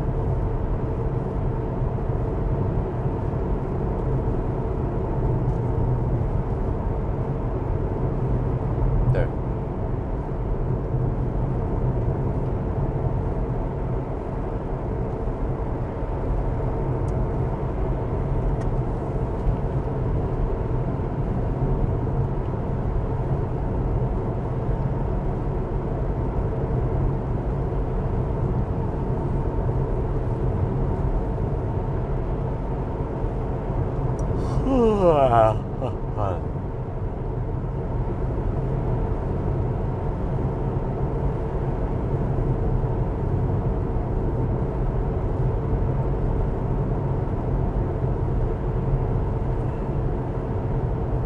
Well, it could be maybe, but I don't think my body is ready for it. I need to rest. So I could maybe do it on Sunday night. I have to check the weather, how it is. But it has to be the Swedish route, and I have to be rested. But no, actually Sunday doesn't work because I have an appointment on Monday morning. So that becomes troublesome because yeah, I could do it Monday night. Yeah, until Tuesday because yeah, but that's many people might have Easter vacation. But if I hit some stau, I could just deduct it. And then hopefully the weather is better.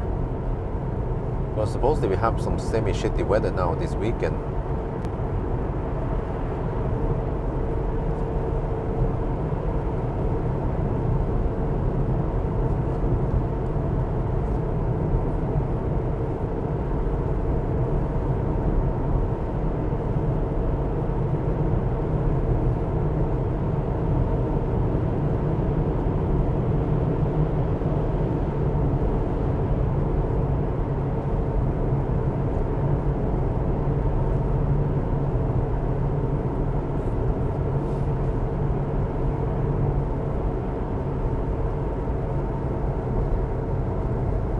There, second camera.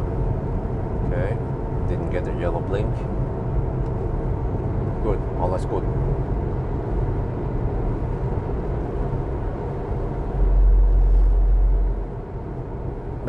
Yeah.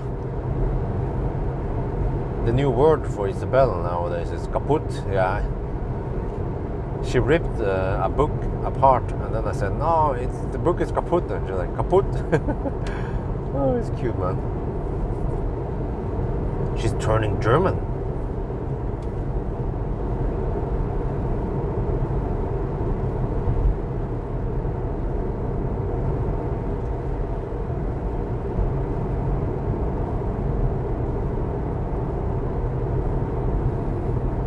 Oh, some traffic. But let's see, since this is Saturday morning, then shouldn't be too crazy traffic then.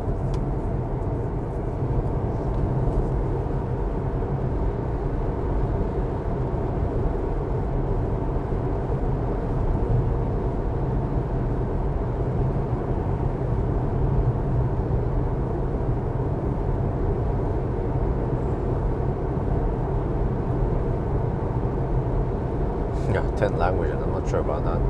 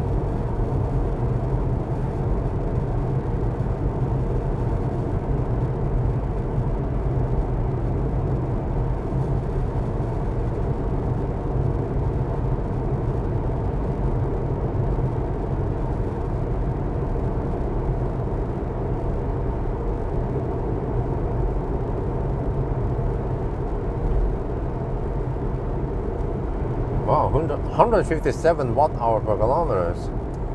Let me say, we have done 74 kilometers, so the consumption should have evened out by now, right? But I mean, the downhills. Wow, very impressive.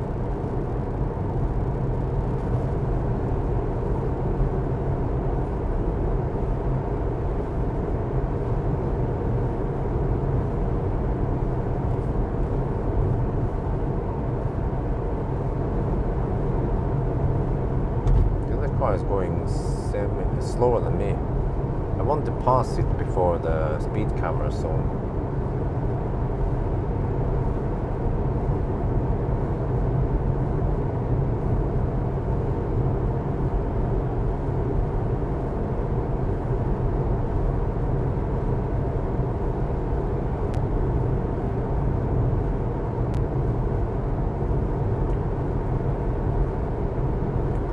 But yeah, last night, but nowadays I have to do the night stuff, so I had to put Isabel to sleep, and then she woke up around, she went to sleep around 10, I mean Thursday night to Friday, right? She went to bed around 10-ish, no, I think it was closer to 11 maybe, and then already a little bit past midnight she woke up. I was like, huh? Already? Because nowadays, at least most days, she will go to sleep and then usually wake up somewhere between 3 and 5 at night. But yesterday she woke up at 1 and I was like, okay, and then I had to carry her until she fell asleep again. And then only 1 hour passed before she woke up again. No, it wasn't even 1 hour, it was like more like half an hour or 15 minutes. I was like, huh?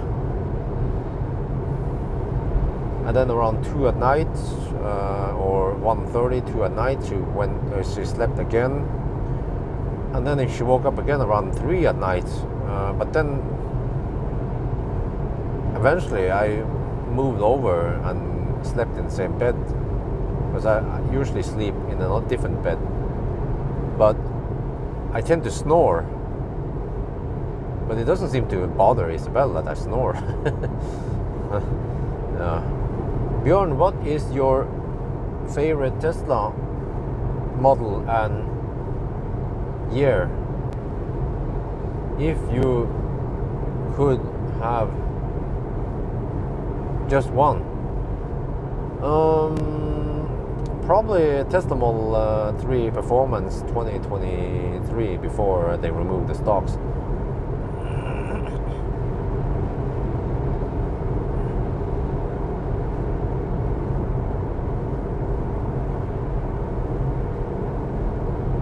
I'm slowly gaining on what looks like a Honda, or wait, it's either a Volvo or a Honda.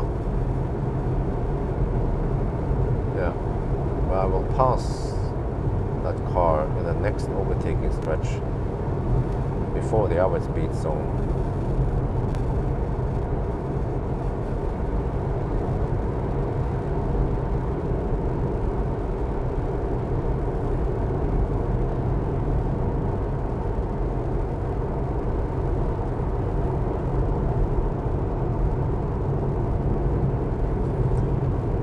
So yeah, I don't know when I'll be able to buy back Millennium Falcon, because before I even consider buying him back, I have to get rid of the loan to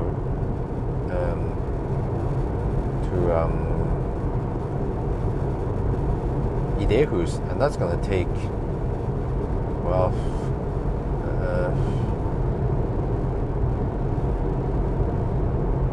at least 1 or 2 years. I don't know, but most likely this year there's not a chance for me to clear the loan. So hopefully by next year, but hopefully by the end of this year I will have reduced it greatly. The stocks will come back, because without stocks, yeah, well, I mean, no. I think you don't understand. It's not like it's not legal. It's just that by not having stocks, Tesla will lose points on Euro NCAP. Oh, it's actually a Toyota. It seems like a Toyota.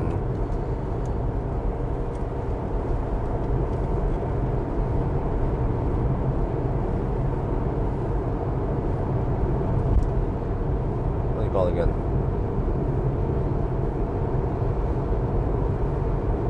Okay, I need to speed up slightly so I can pass that Toyota in time. Because I'm actually running out of runway now before we have to go in slow speed.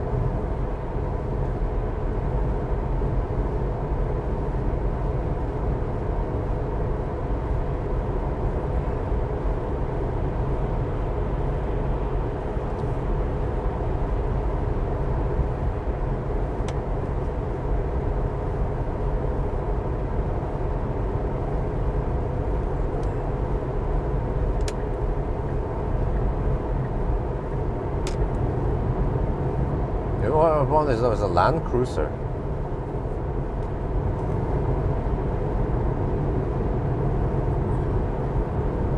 Maybe a Land Cruiser Prado,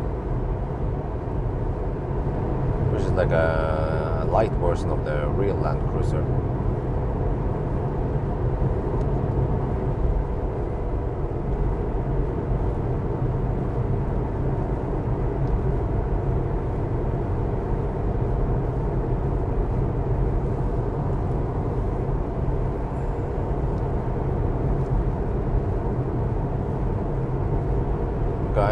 I suspect that the Toyota will be quite slow here in the average speed. Let me see if I'm right or not. So there will be a speed camera again, average speed camera coming up soon. There's the sign.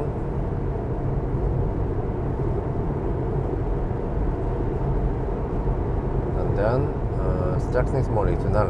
Okay. There's the speed camera. Let me slow down.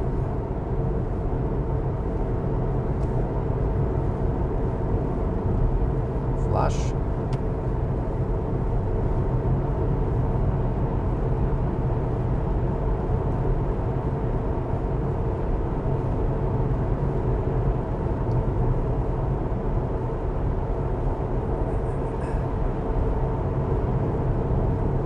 How far away from Lillehammer are we now? 67 kilometers away, 50 minutes.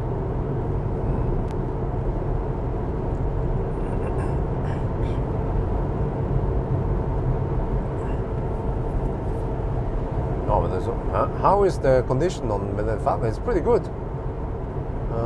Have the renters markets treated it well? Yeah, I think so. I mean, given how many people use Millennium Falcon, then still in pretty good shape.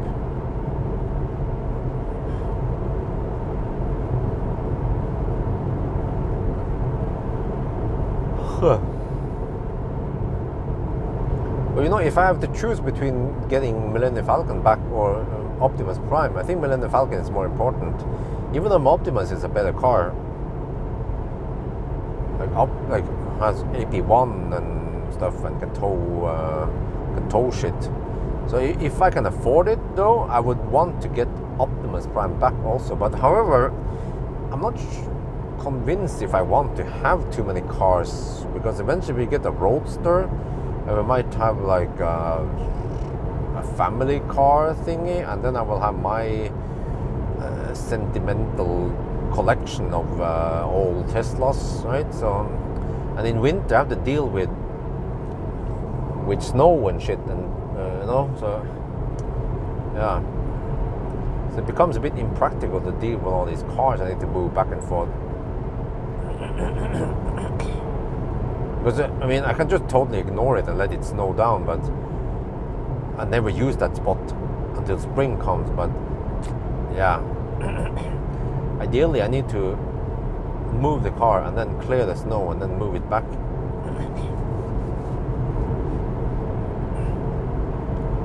Yeah, as I expected, the Toyota just disappeared behind me.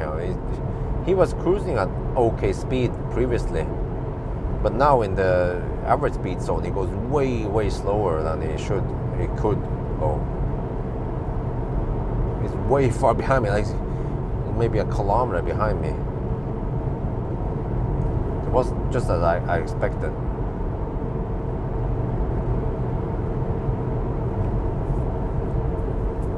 I've seen this way too many times, by the way. I've been out on the roads a lot. There. Second camera, done. Okay, let's go.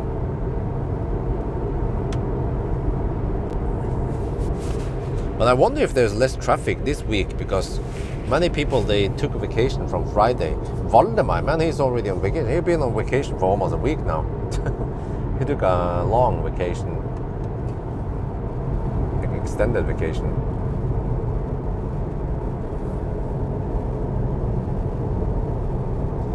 Can you rent space in Marcus' man cave? I mean, why? What is the point, right?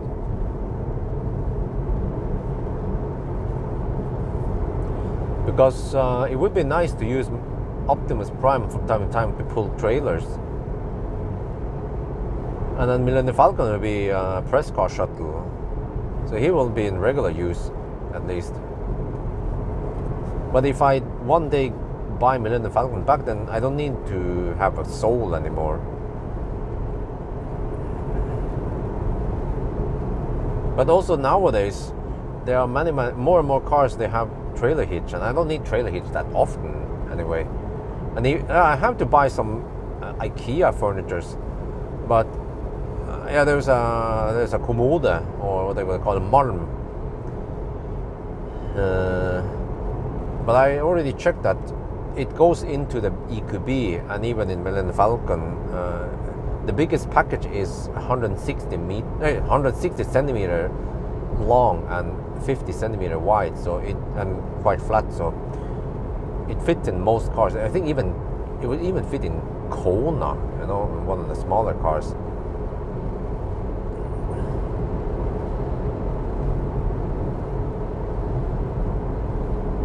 But it would be kind of, so you have to deal with storing driveway. Yeah, but I mean, but you also have to understand what is the point of owning that car in the first place.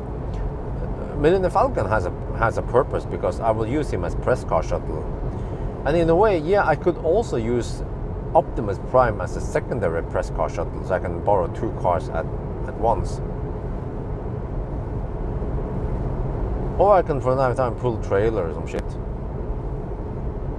Or if I need more space than Millennium Falcon, but well, actually, it depends. You cannot fold the seats in Optimus. So in a way, Optimus might have some limited usage, unless I want to use Optimus as the family car. So yeah, that could work. Put two child seats in there and some stuff.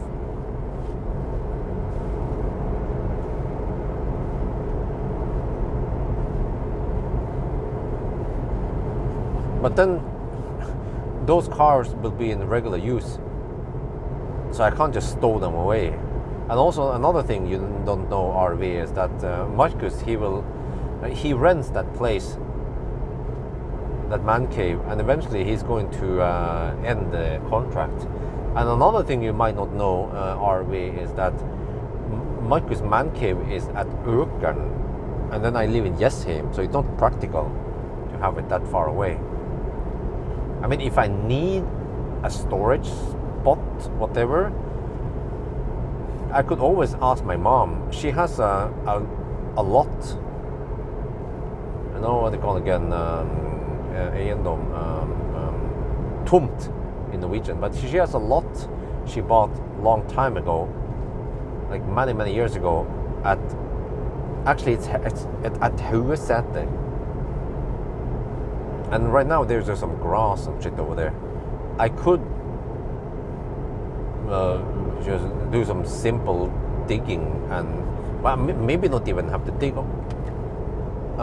Maybe don't even need to dig. Just put some shingle there or whatever. Well, I could just park right on the grass there if it's suitable, and that would be roughly 5 minutes away from my home if I need to store some shit there. But it's not practical, because if I store something there, how the heck do I get over back home then, right? Unless I have a dude to help me. So that's why, yeah, not practical. And I'm not there yet that I can hire someone. I'm not sure when I'll be there, but I might not need to hire anyone, because from what I figure out myself, what I need to do is just to pay that Thai boy to edit videos for me, and that will take off a big load. Quite a big load.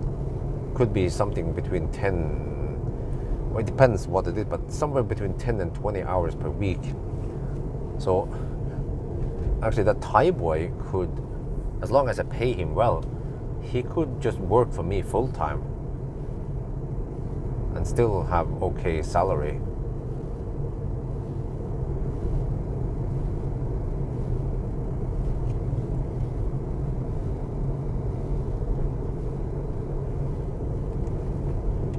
Nowadays, the way it is nowadays is that I have to spend the time after I put Isabel to sleep. Like usually between 10 in the evening and midnight, roughly, I have roughly 2-3 hours of free time where I can edit videos before I should go to sleep. And then sometimes in the daytime, or I have some editing time. So that means that in 1 week, well, unless I'm out driving, but in 1 week I should spend maybe at least 10 hours for editing videos, and I can spend those 10 hours doing something else instead.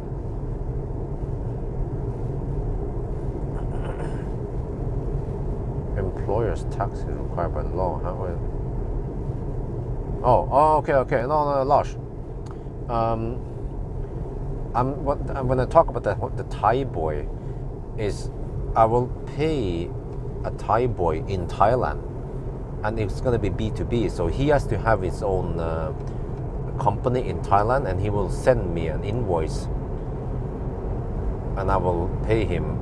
So we just have to set up the payment and stuff, or or whatever, and so I will just have expenses to a company outside of Norway, and I can write it off as expenses.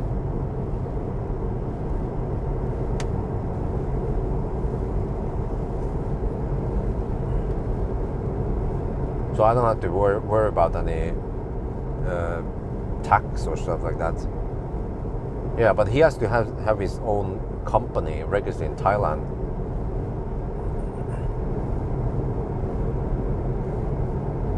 Well, I mean, what the beauty about it is that he will have Thai living cost, but he will do a work that is as good as Norwegian, actually better, because he knows Thai. But I have to find a Thai boy that knows English also. And ultimately what it means is that I will be able to make more. I mean, he will be able to edit Thai videos and English videos, and I can make more Thai videos, and I will be able to grow my Thai channel faster than I'm doing today. And in a way, I don't care how he does it, but I will just have to pay him somehow. I have to figure out how we do it. But I can't just. I think I need to have some kind of fixed price or some shit. Because, like, he can't spend 2 hours editing a banana box test. It shouldn't take more than around 10-15 minutes.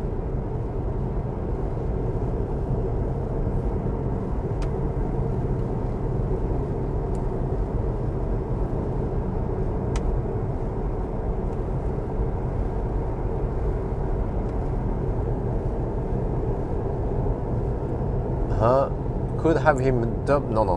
I don't know why people are so obsessed about dubbing. Dubbing is never the same as shooting 2 different versions. And also, who wants to listen to him dub the shit, right? They want to listen to me talk. My English viewers want to listen to me speak English in the video, and my Thai viewers want me to speak Thai with all the ambient sound in the background and everything that is authentic about me and about the location. Dubbing it, you lose a lot of aspects of the video, so that's not gonna happen. Way too many times when I shoot double, people always suggest dubbing, but if you are into video production, you will know that dubbing is bad, or it's ruining the content.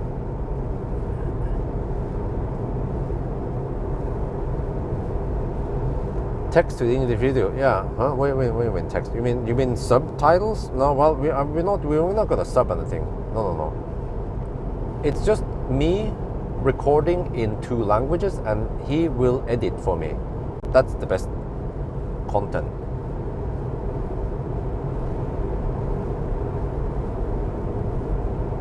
Informational. No, it doesn't matter if it's informational or entertaining. Dubbing is bad. Trust me. If you ever watch a dubbed video and a dubbed movie, it is bad, man. I listened to them in Thailand. I was like, what the fuck is that shit, man? You try to watch Lord of the Rings dub. It's freaking silly, man.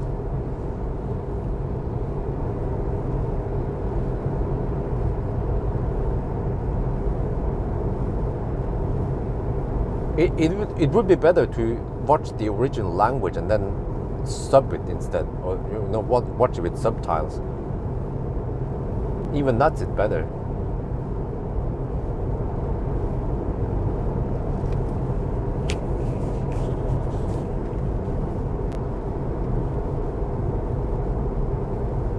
Because the problem also with the dubbing is that they usually just have a couple of voices, and they just change the voice to be like, oh, what are you doing? Oh, I'm fine. Oh, are you sure about that? Yes, I'm. Like, what the? Like, yeah, it is so bad, man. Like, you're trying to listen to your whatever hero, or I know, and then there's a completely different voice there. So, it's bad.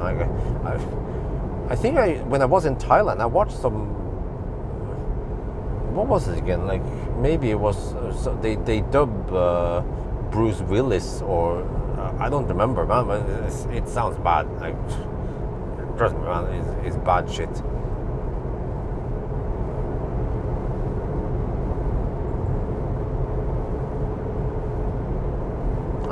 We had to bail out because the car is technically illegal to drive right now.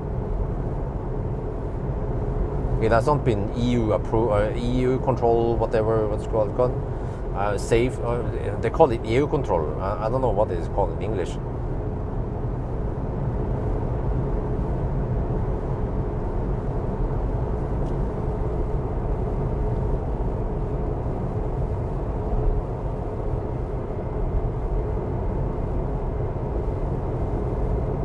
Oh shit! I deleted a wrong message by accident, but yeah.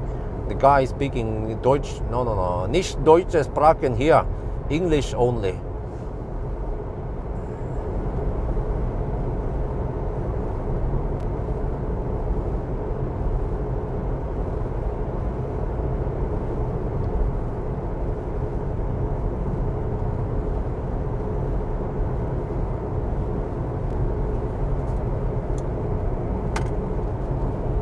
Yeah, mandatory roadworthiness. Yeah, that's one. Thank you.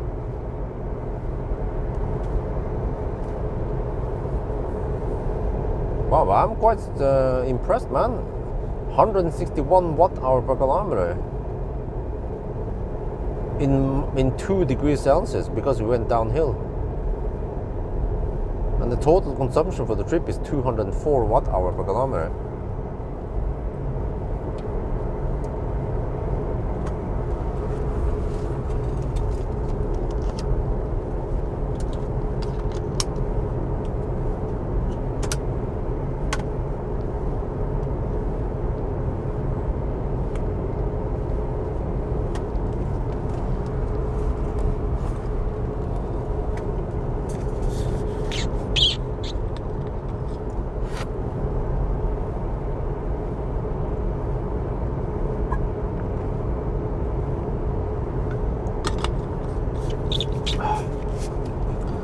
370, almost 378,000 kilometers now on the odometer.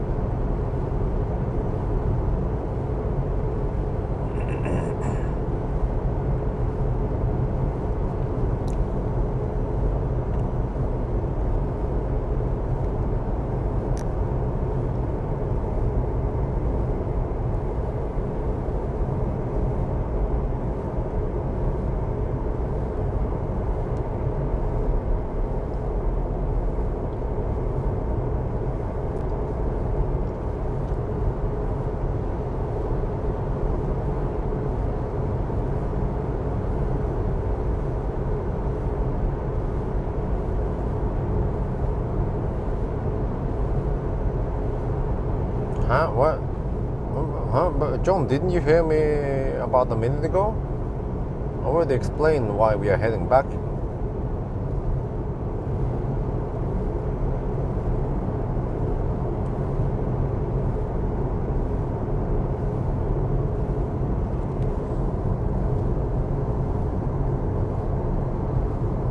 But yeah, I mean, this is impressive. We even had some 90 zones, and I went over the speed limit. I went roughly 10% over the speed limit. Didn't go slow poke.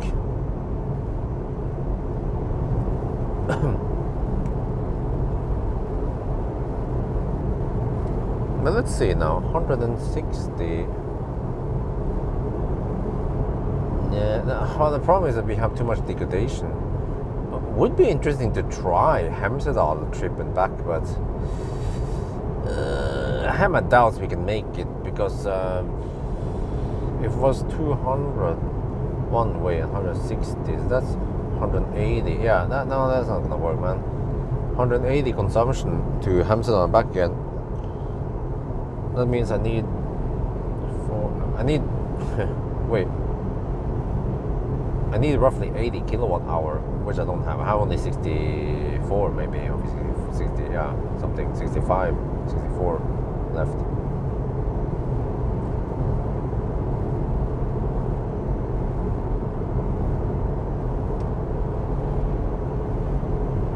Wow, these roads are really nice when there's no traffic. But yeah, I mean, I used to drive a lot on these roads at night with Nimber trips.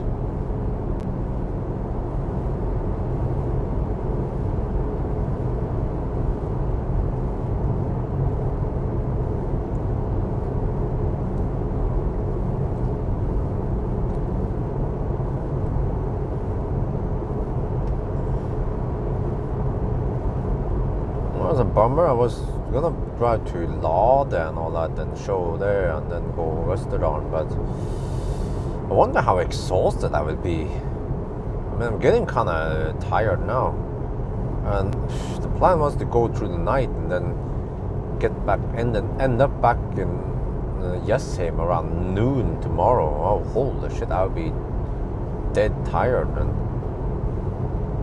so yeah, whatever.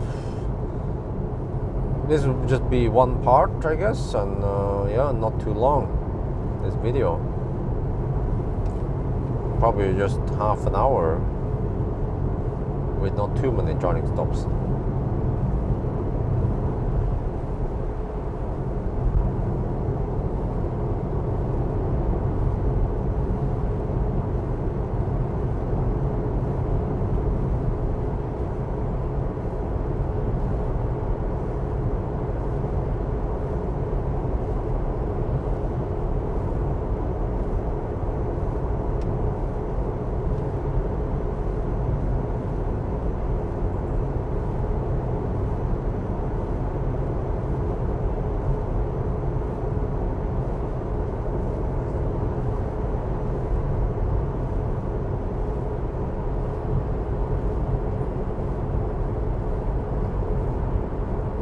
So people who join the chat, they cannot scroll up and see what happened in the previous chat, right? Or can they? I mean, when you join the live stream, it's not possible to scroll up and see the chat 5-10 minutes ago or even half an hour ago.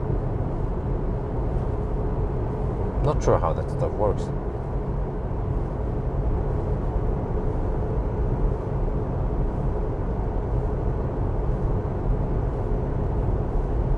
Oh, okay, you can. Okay.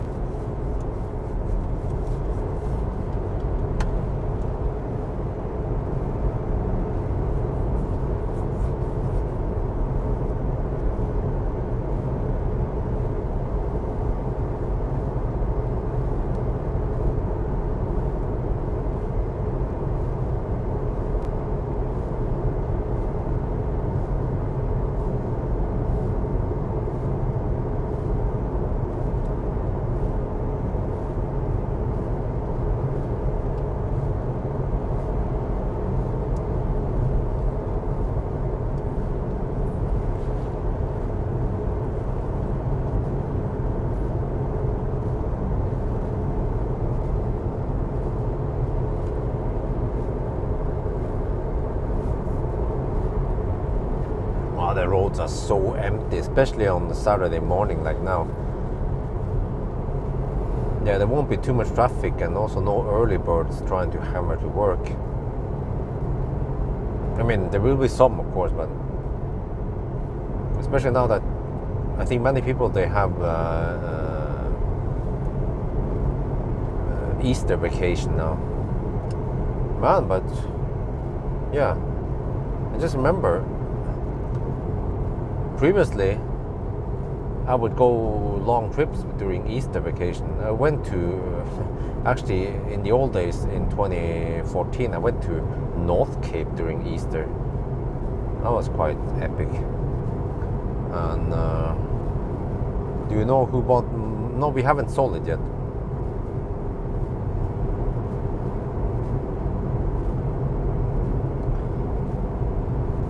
And also other years I would go on a Europe. Yeah, that was okay. In 2014, I went to North Cape with wifey. That was quite epic, long trip. And then I think the following year we went on a Europe road trip or something. I don't remember. But yeah, it has happened many Easters that we would go to Belgium or Netherlands maybe during Easter. Which is nice over there rather than staying in Norway, Oslo. And how is it? Do we have any people living in more like in the western part of Europe here? Or how is your winter now? I suspect that around Belgium, Netherlands, stuff will be blooming now. Maybe the tulips are out soon.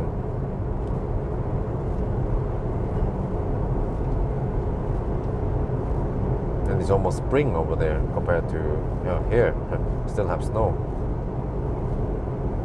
Even yesterday night it was snowing. Well, wet snow, sleet or slud, what they call it.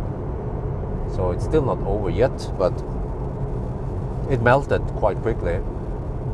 So I feel like there's not going to be any crazy winter anymore. Wait, I had to hammer that van before it's too late.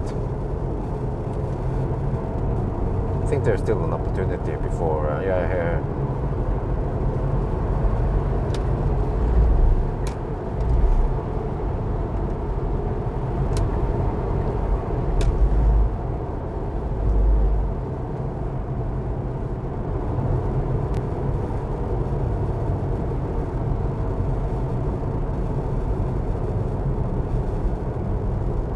Okay, we're 29 kilometers away from Lillehammer. We will arrive with 34%. Okay, well. Yeah. Just a quick stop there, maybe a hot dog or something. I don't know. Not sure. I'm actually not that hungry. Maybe I can just dig around for a little bit and then go home.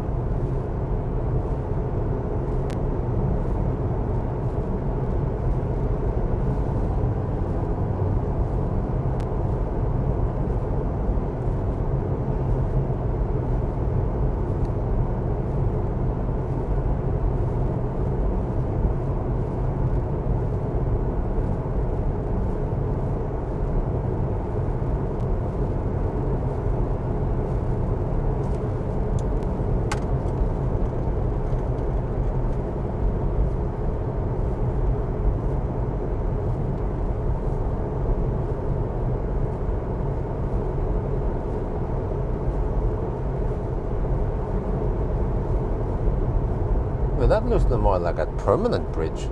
Did they already set it up? Well, it seems like it. That was the bridge over Tretten that collapsed.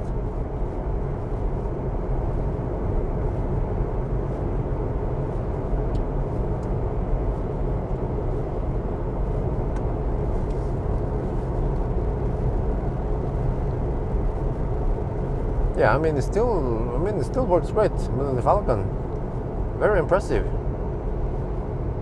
It feels nice and tight. It doesn't feel any weird shit going on here. Except for maybe there's some grinding noise from the drivetrain.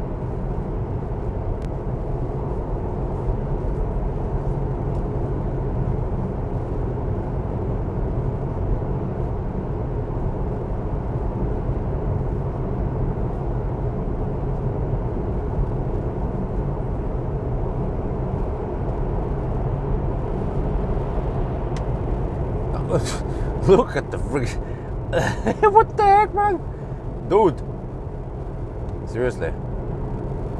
Who the heck messed up the lead bar? I need to film that, man. Come on, let me get the make it the road out.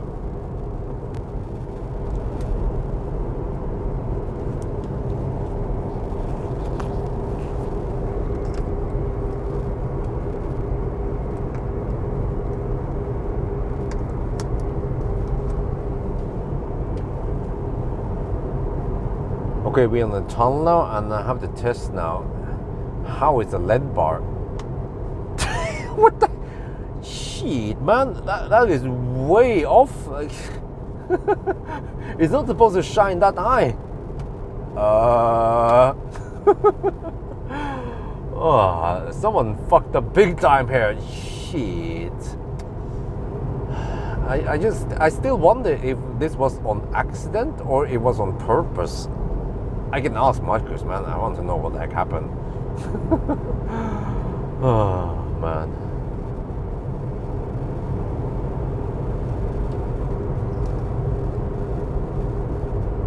I mean, if it shines that high, we don't have to worry about the blinding oncoming traffic even.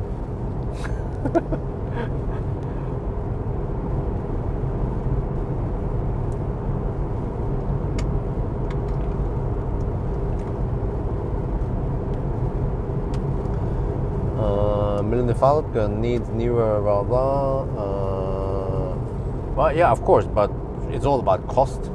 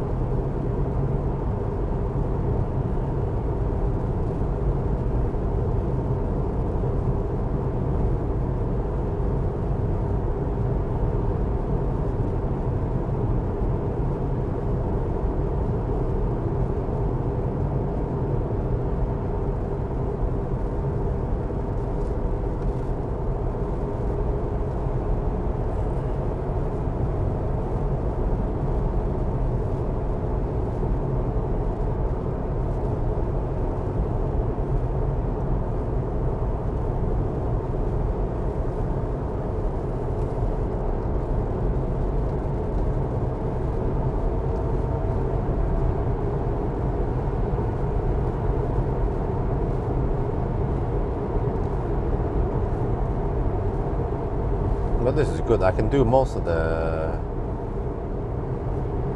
traveling at night with no traffic.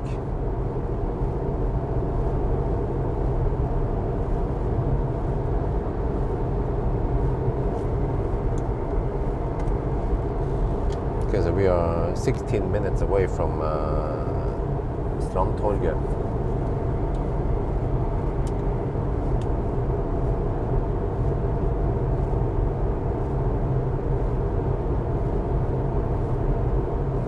YouTuber Auto Alex just bought, okay. Yeah.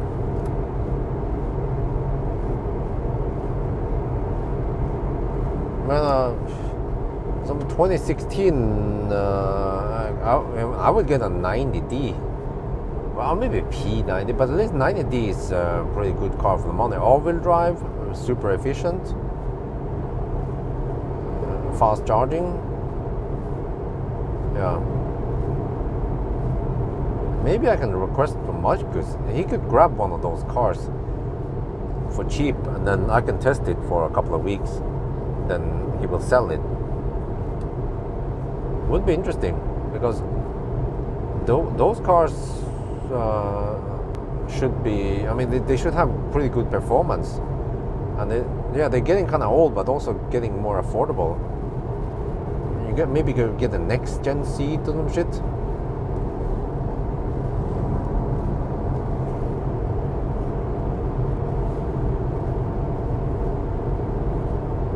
And in general, they should also have less issues than Millennium Falcon had.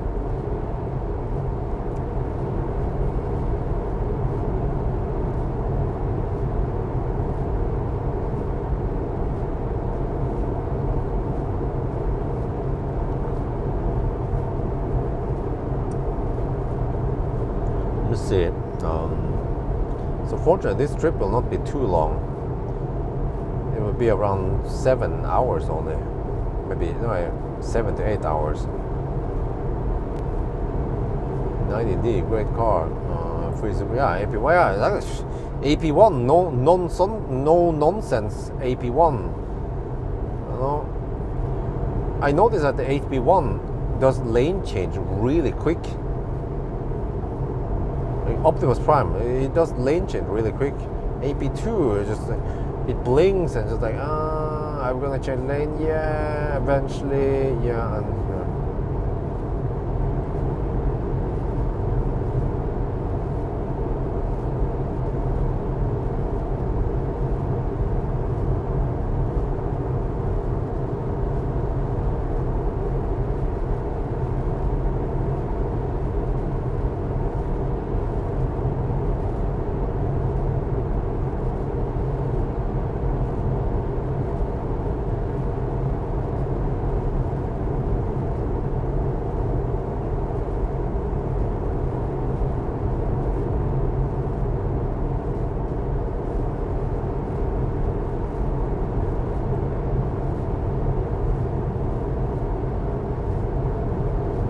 vi har vært rundt i øyer.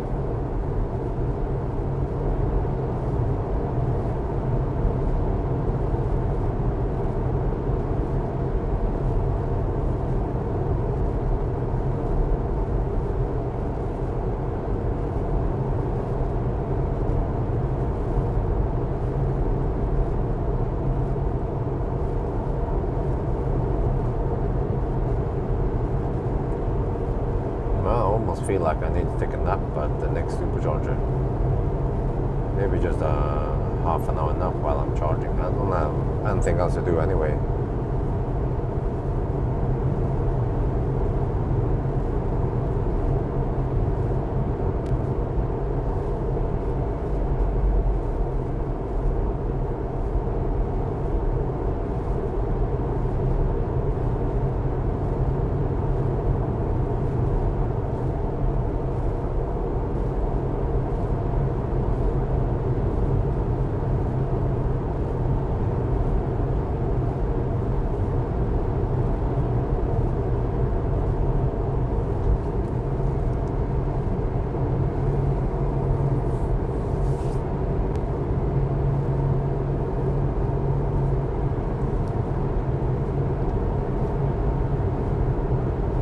Would you pay more for a P90D or? Well, I mean, they have pros and cons.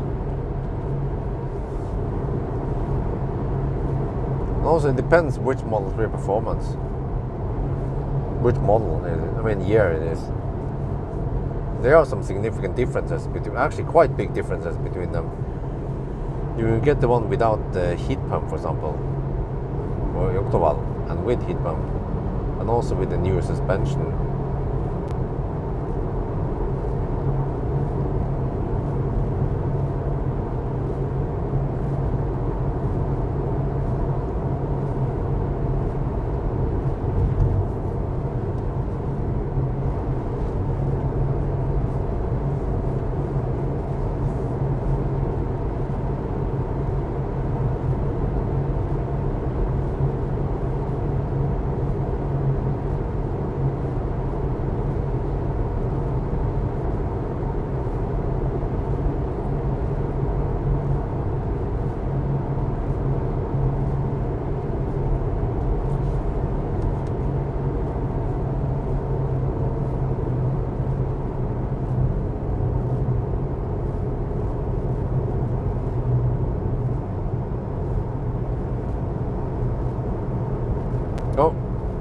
Preconditioning battery for okay, well, interesting. It preheats before fast charging.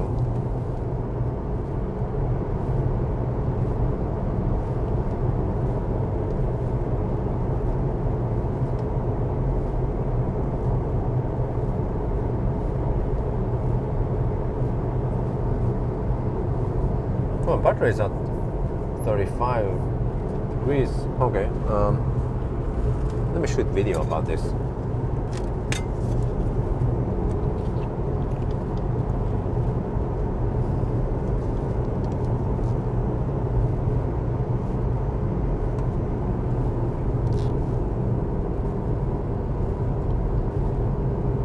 We are getting close to Lillehammer, and you see, well, let me see, can you see that?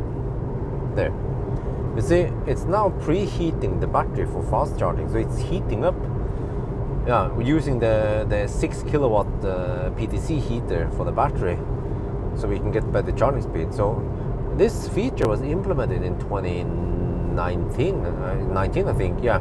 So when the car was 6 years old, it got this update, and now we have a feature that even today's cars, many cars, they don't even have this preheating feature, and they were calling it during winter. So yeah, as usual, very impressive from Tesla.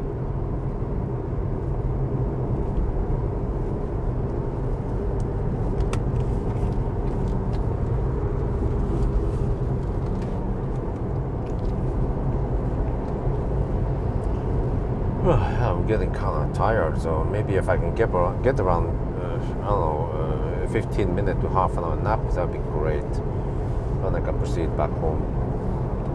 Need to charge anyway, but I think I need to charge around, I'm not sure, 15 minutes minimum, or maybe even half an hour, because it doesn't go that fast, unfortunately.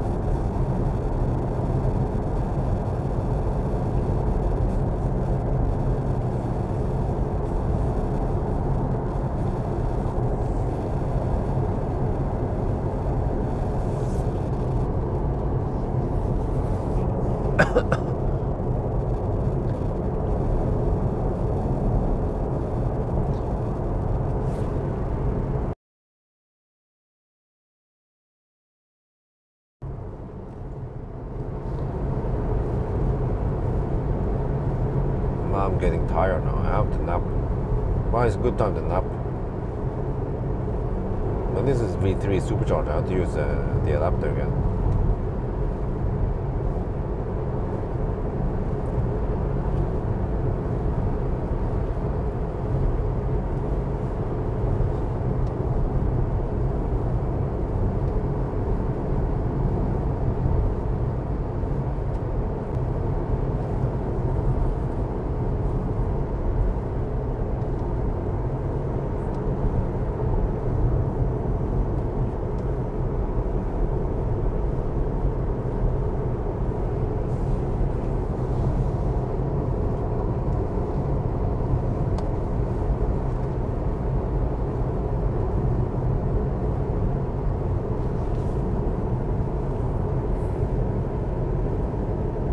still preheating for some fast charging.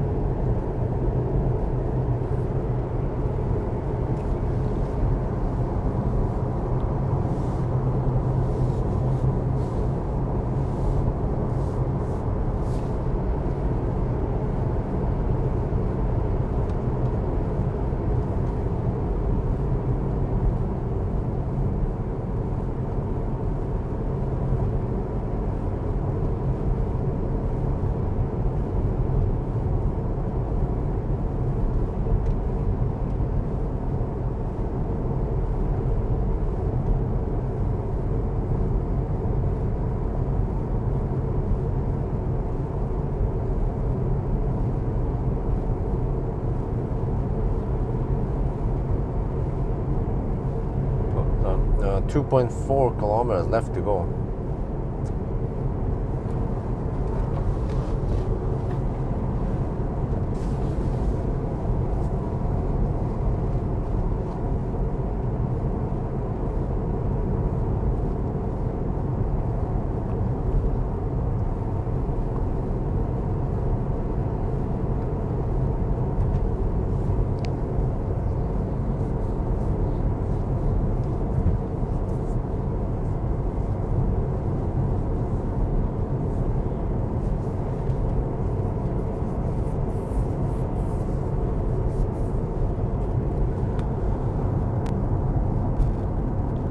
I could probably get over to Rudshøgda, but there's nothing open over there.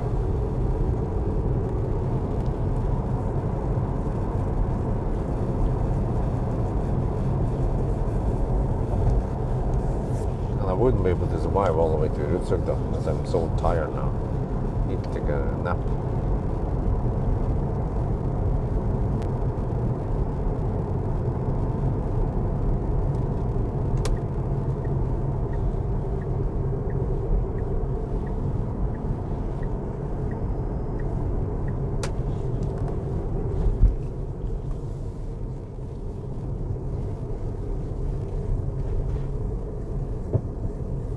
That clunk.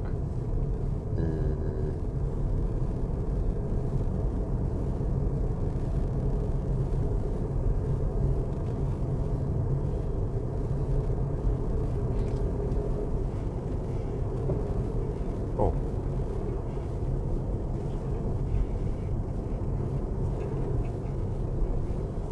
Try to provoke that sound again. Let's see if I can just go hard on the. Yeah.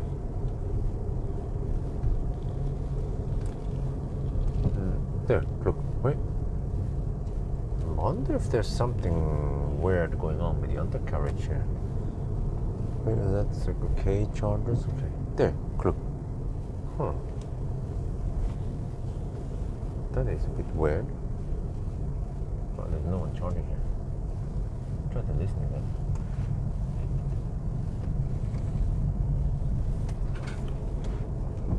There, click. That sounds weird. It sounds like it's coming from the front. Yeah, the front somewhere. Well, let's just use one of these. It's a bit dark here. That's good. I feel like I need to take a nap now.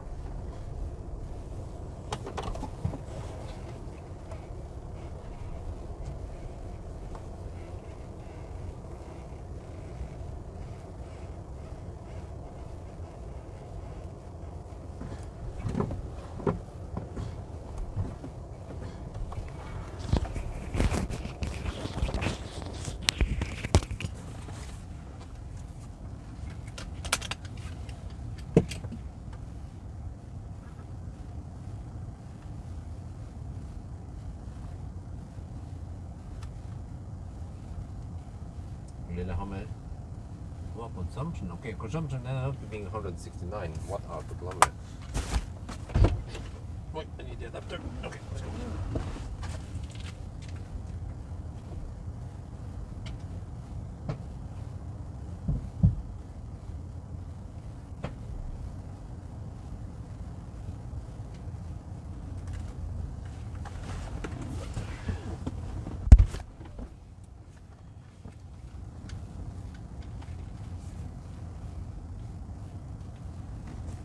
here, and I'm at the V3 supercharger at Strandtorget. Yeah, so it is now 4:30 at night. I'm getting tired, so I think I'll take a nap. Yeah. Let's see, we are just charging now. Yeah, you see 73 kilowatt, whatever. It doesn't matter. I will set the clock and try to get some sleep.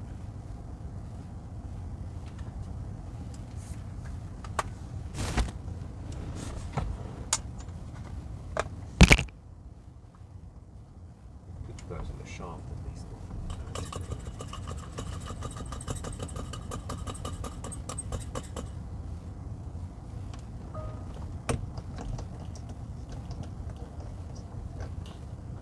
Keep climbing on.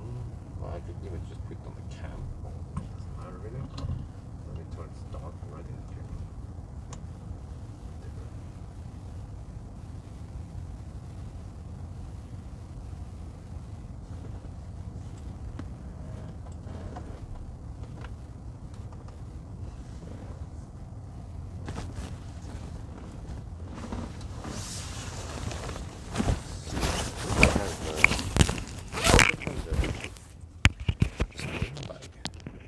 Do you have any sleeping thing here?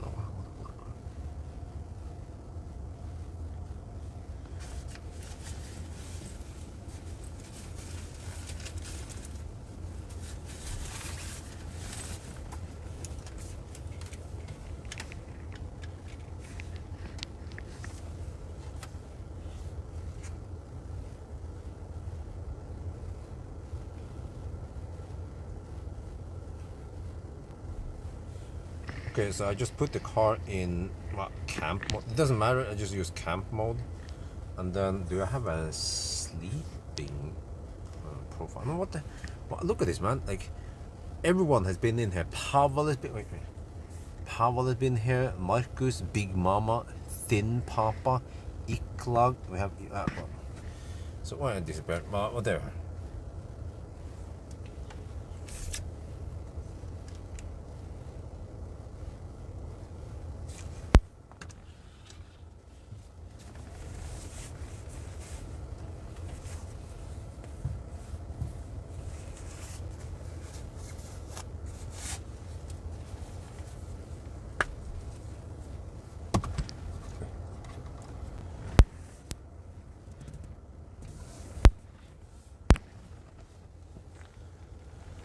So as usual, I will just inflate the storm bag pillow.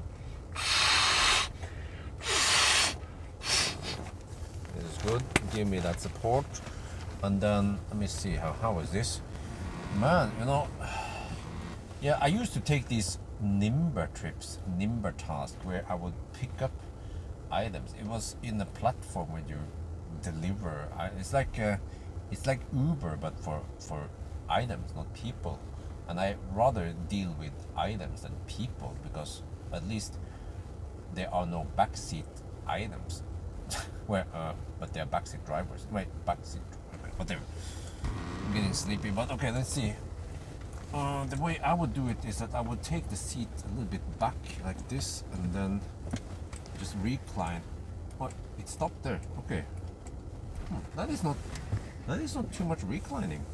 Maybe the trick is to go maybe a little bit. Yeah, there, it's like this. Okay.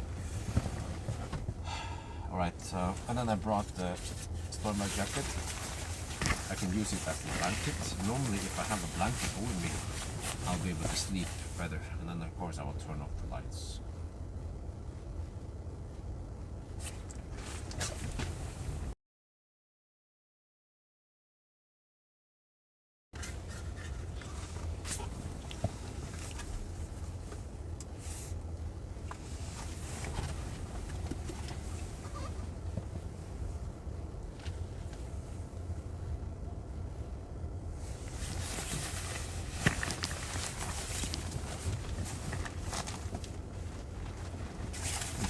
Clock, and then let's see. I also adjust this. Okay, there we go.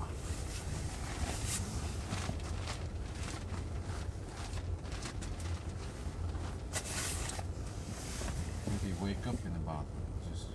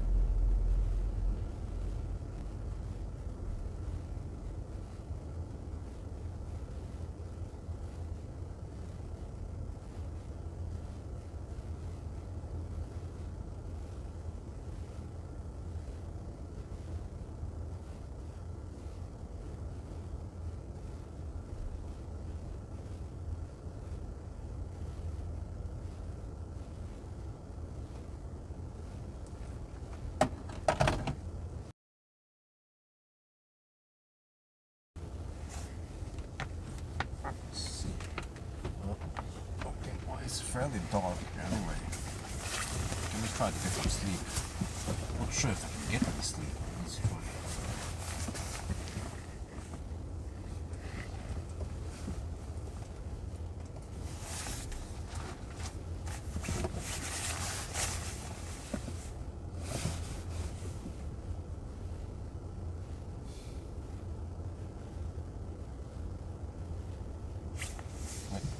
Can we lower the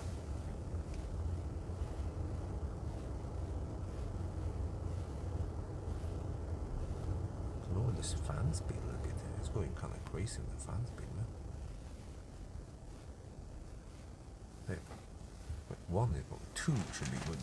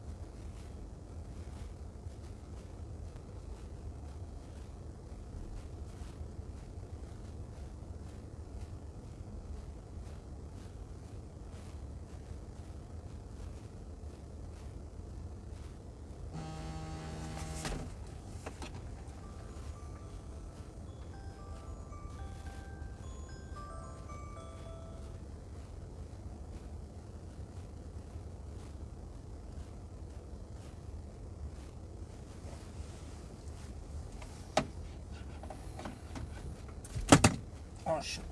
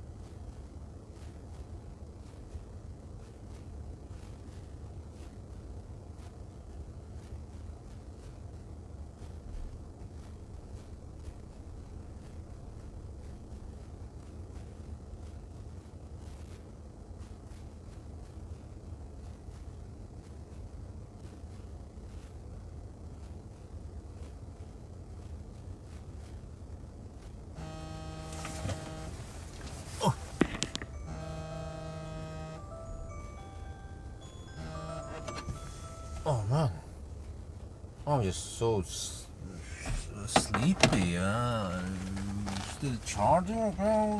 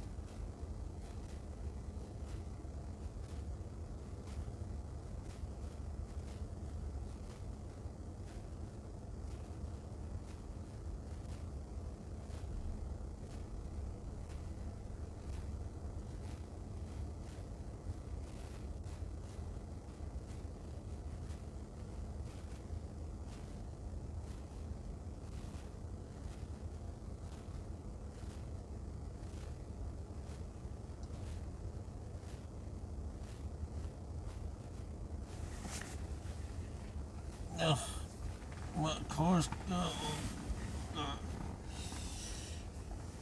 What the heck happened now? Oh. I was really tired. I woke up a couple of times.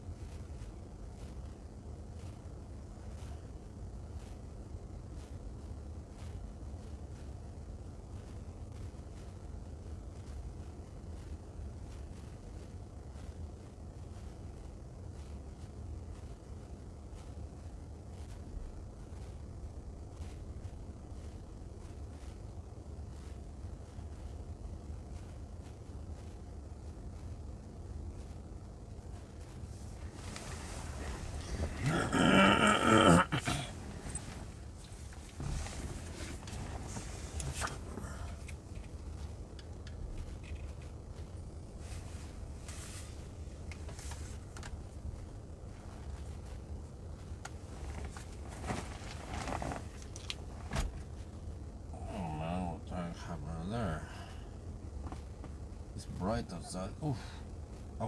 I think I was really tired. I passed out. I set the clock. I killed the clock. I set the clock. We are at 96%. How long have I been here, man? I have no idea.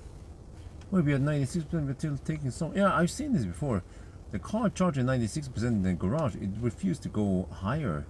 Right now we have supposedly 62.7 kilowatt hour, and it's still.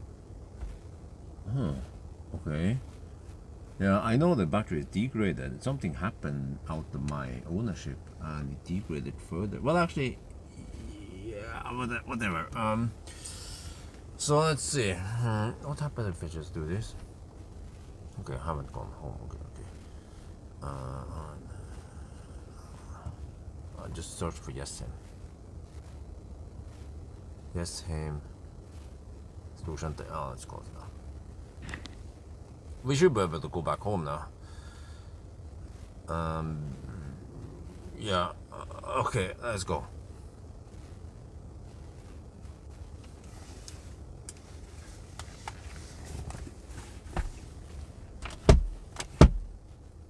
Wait, are we online?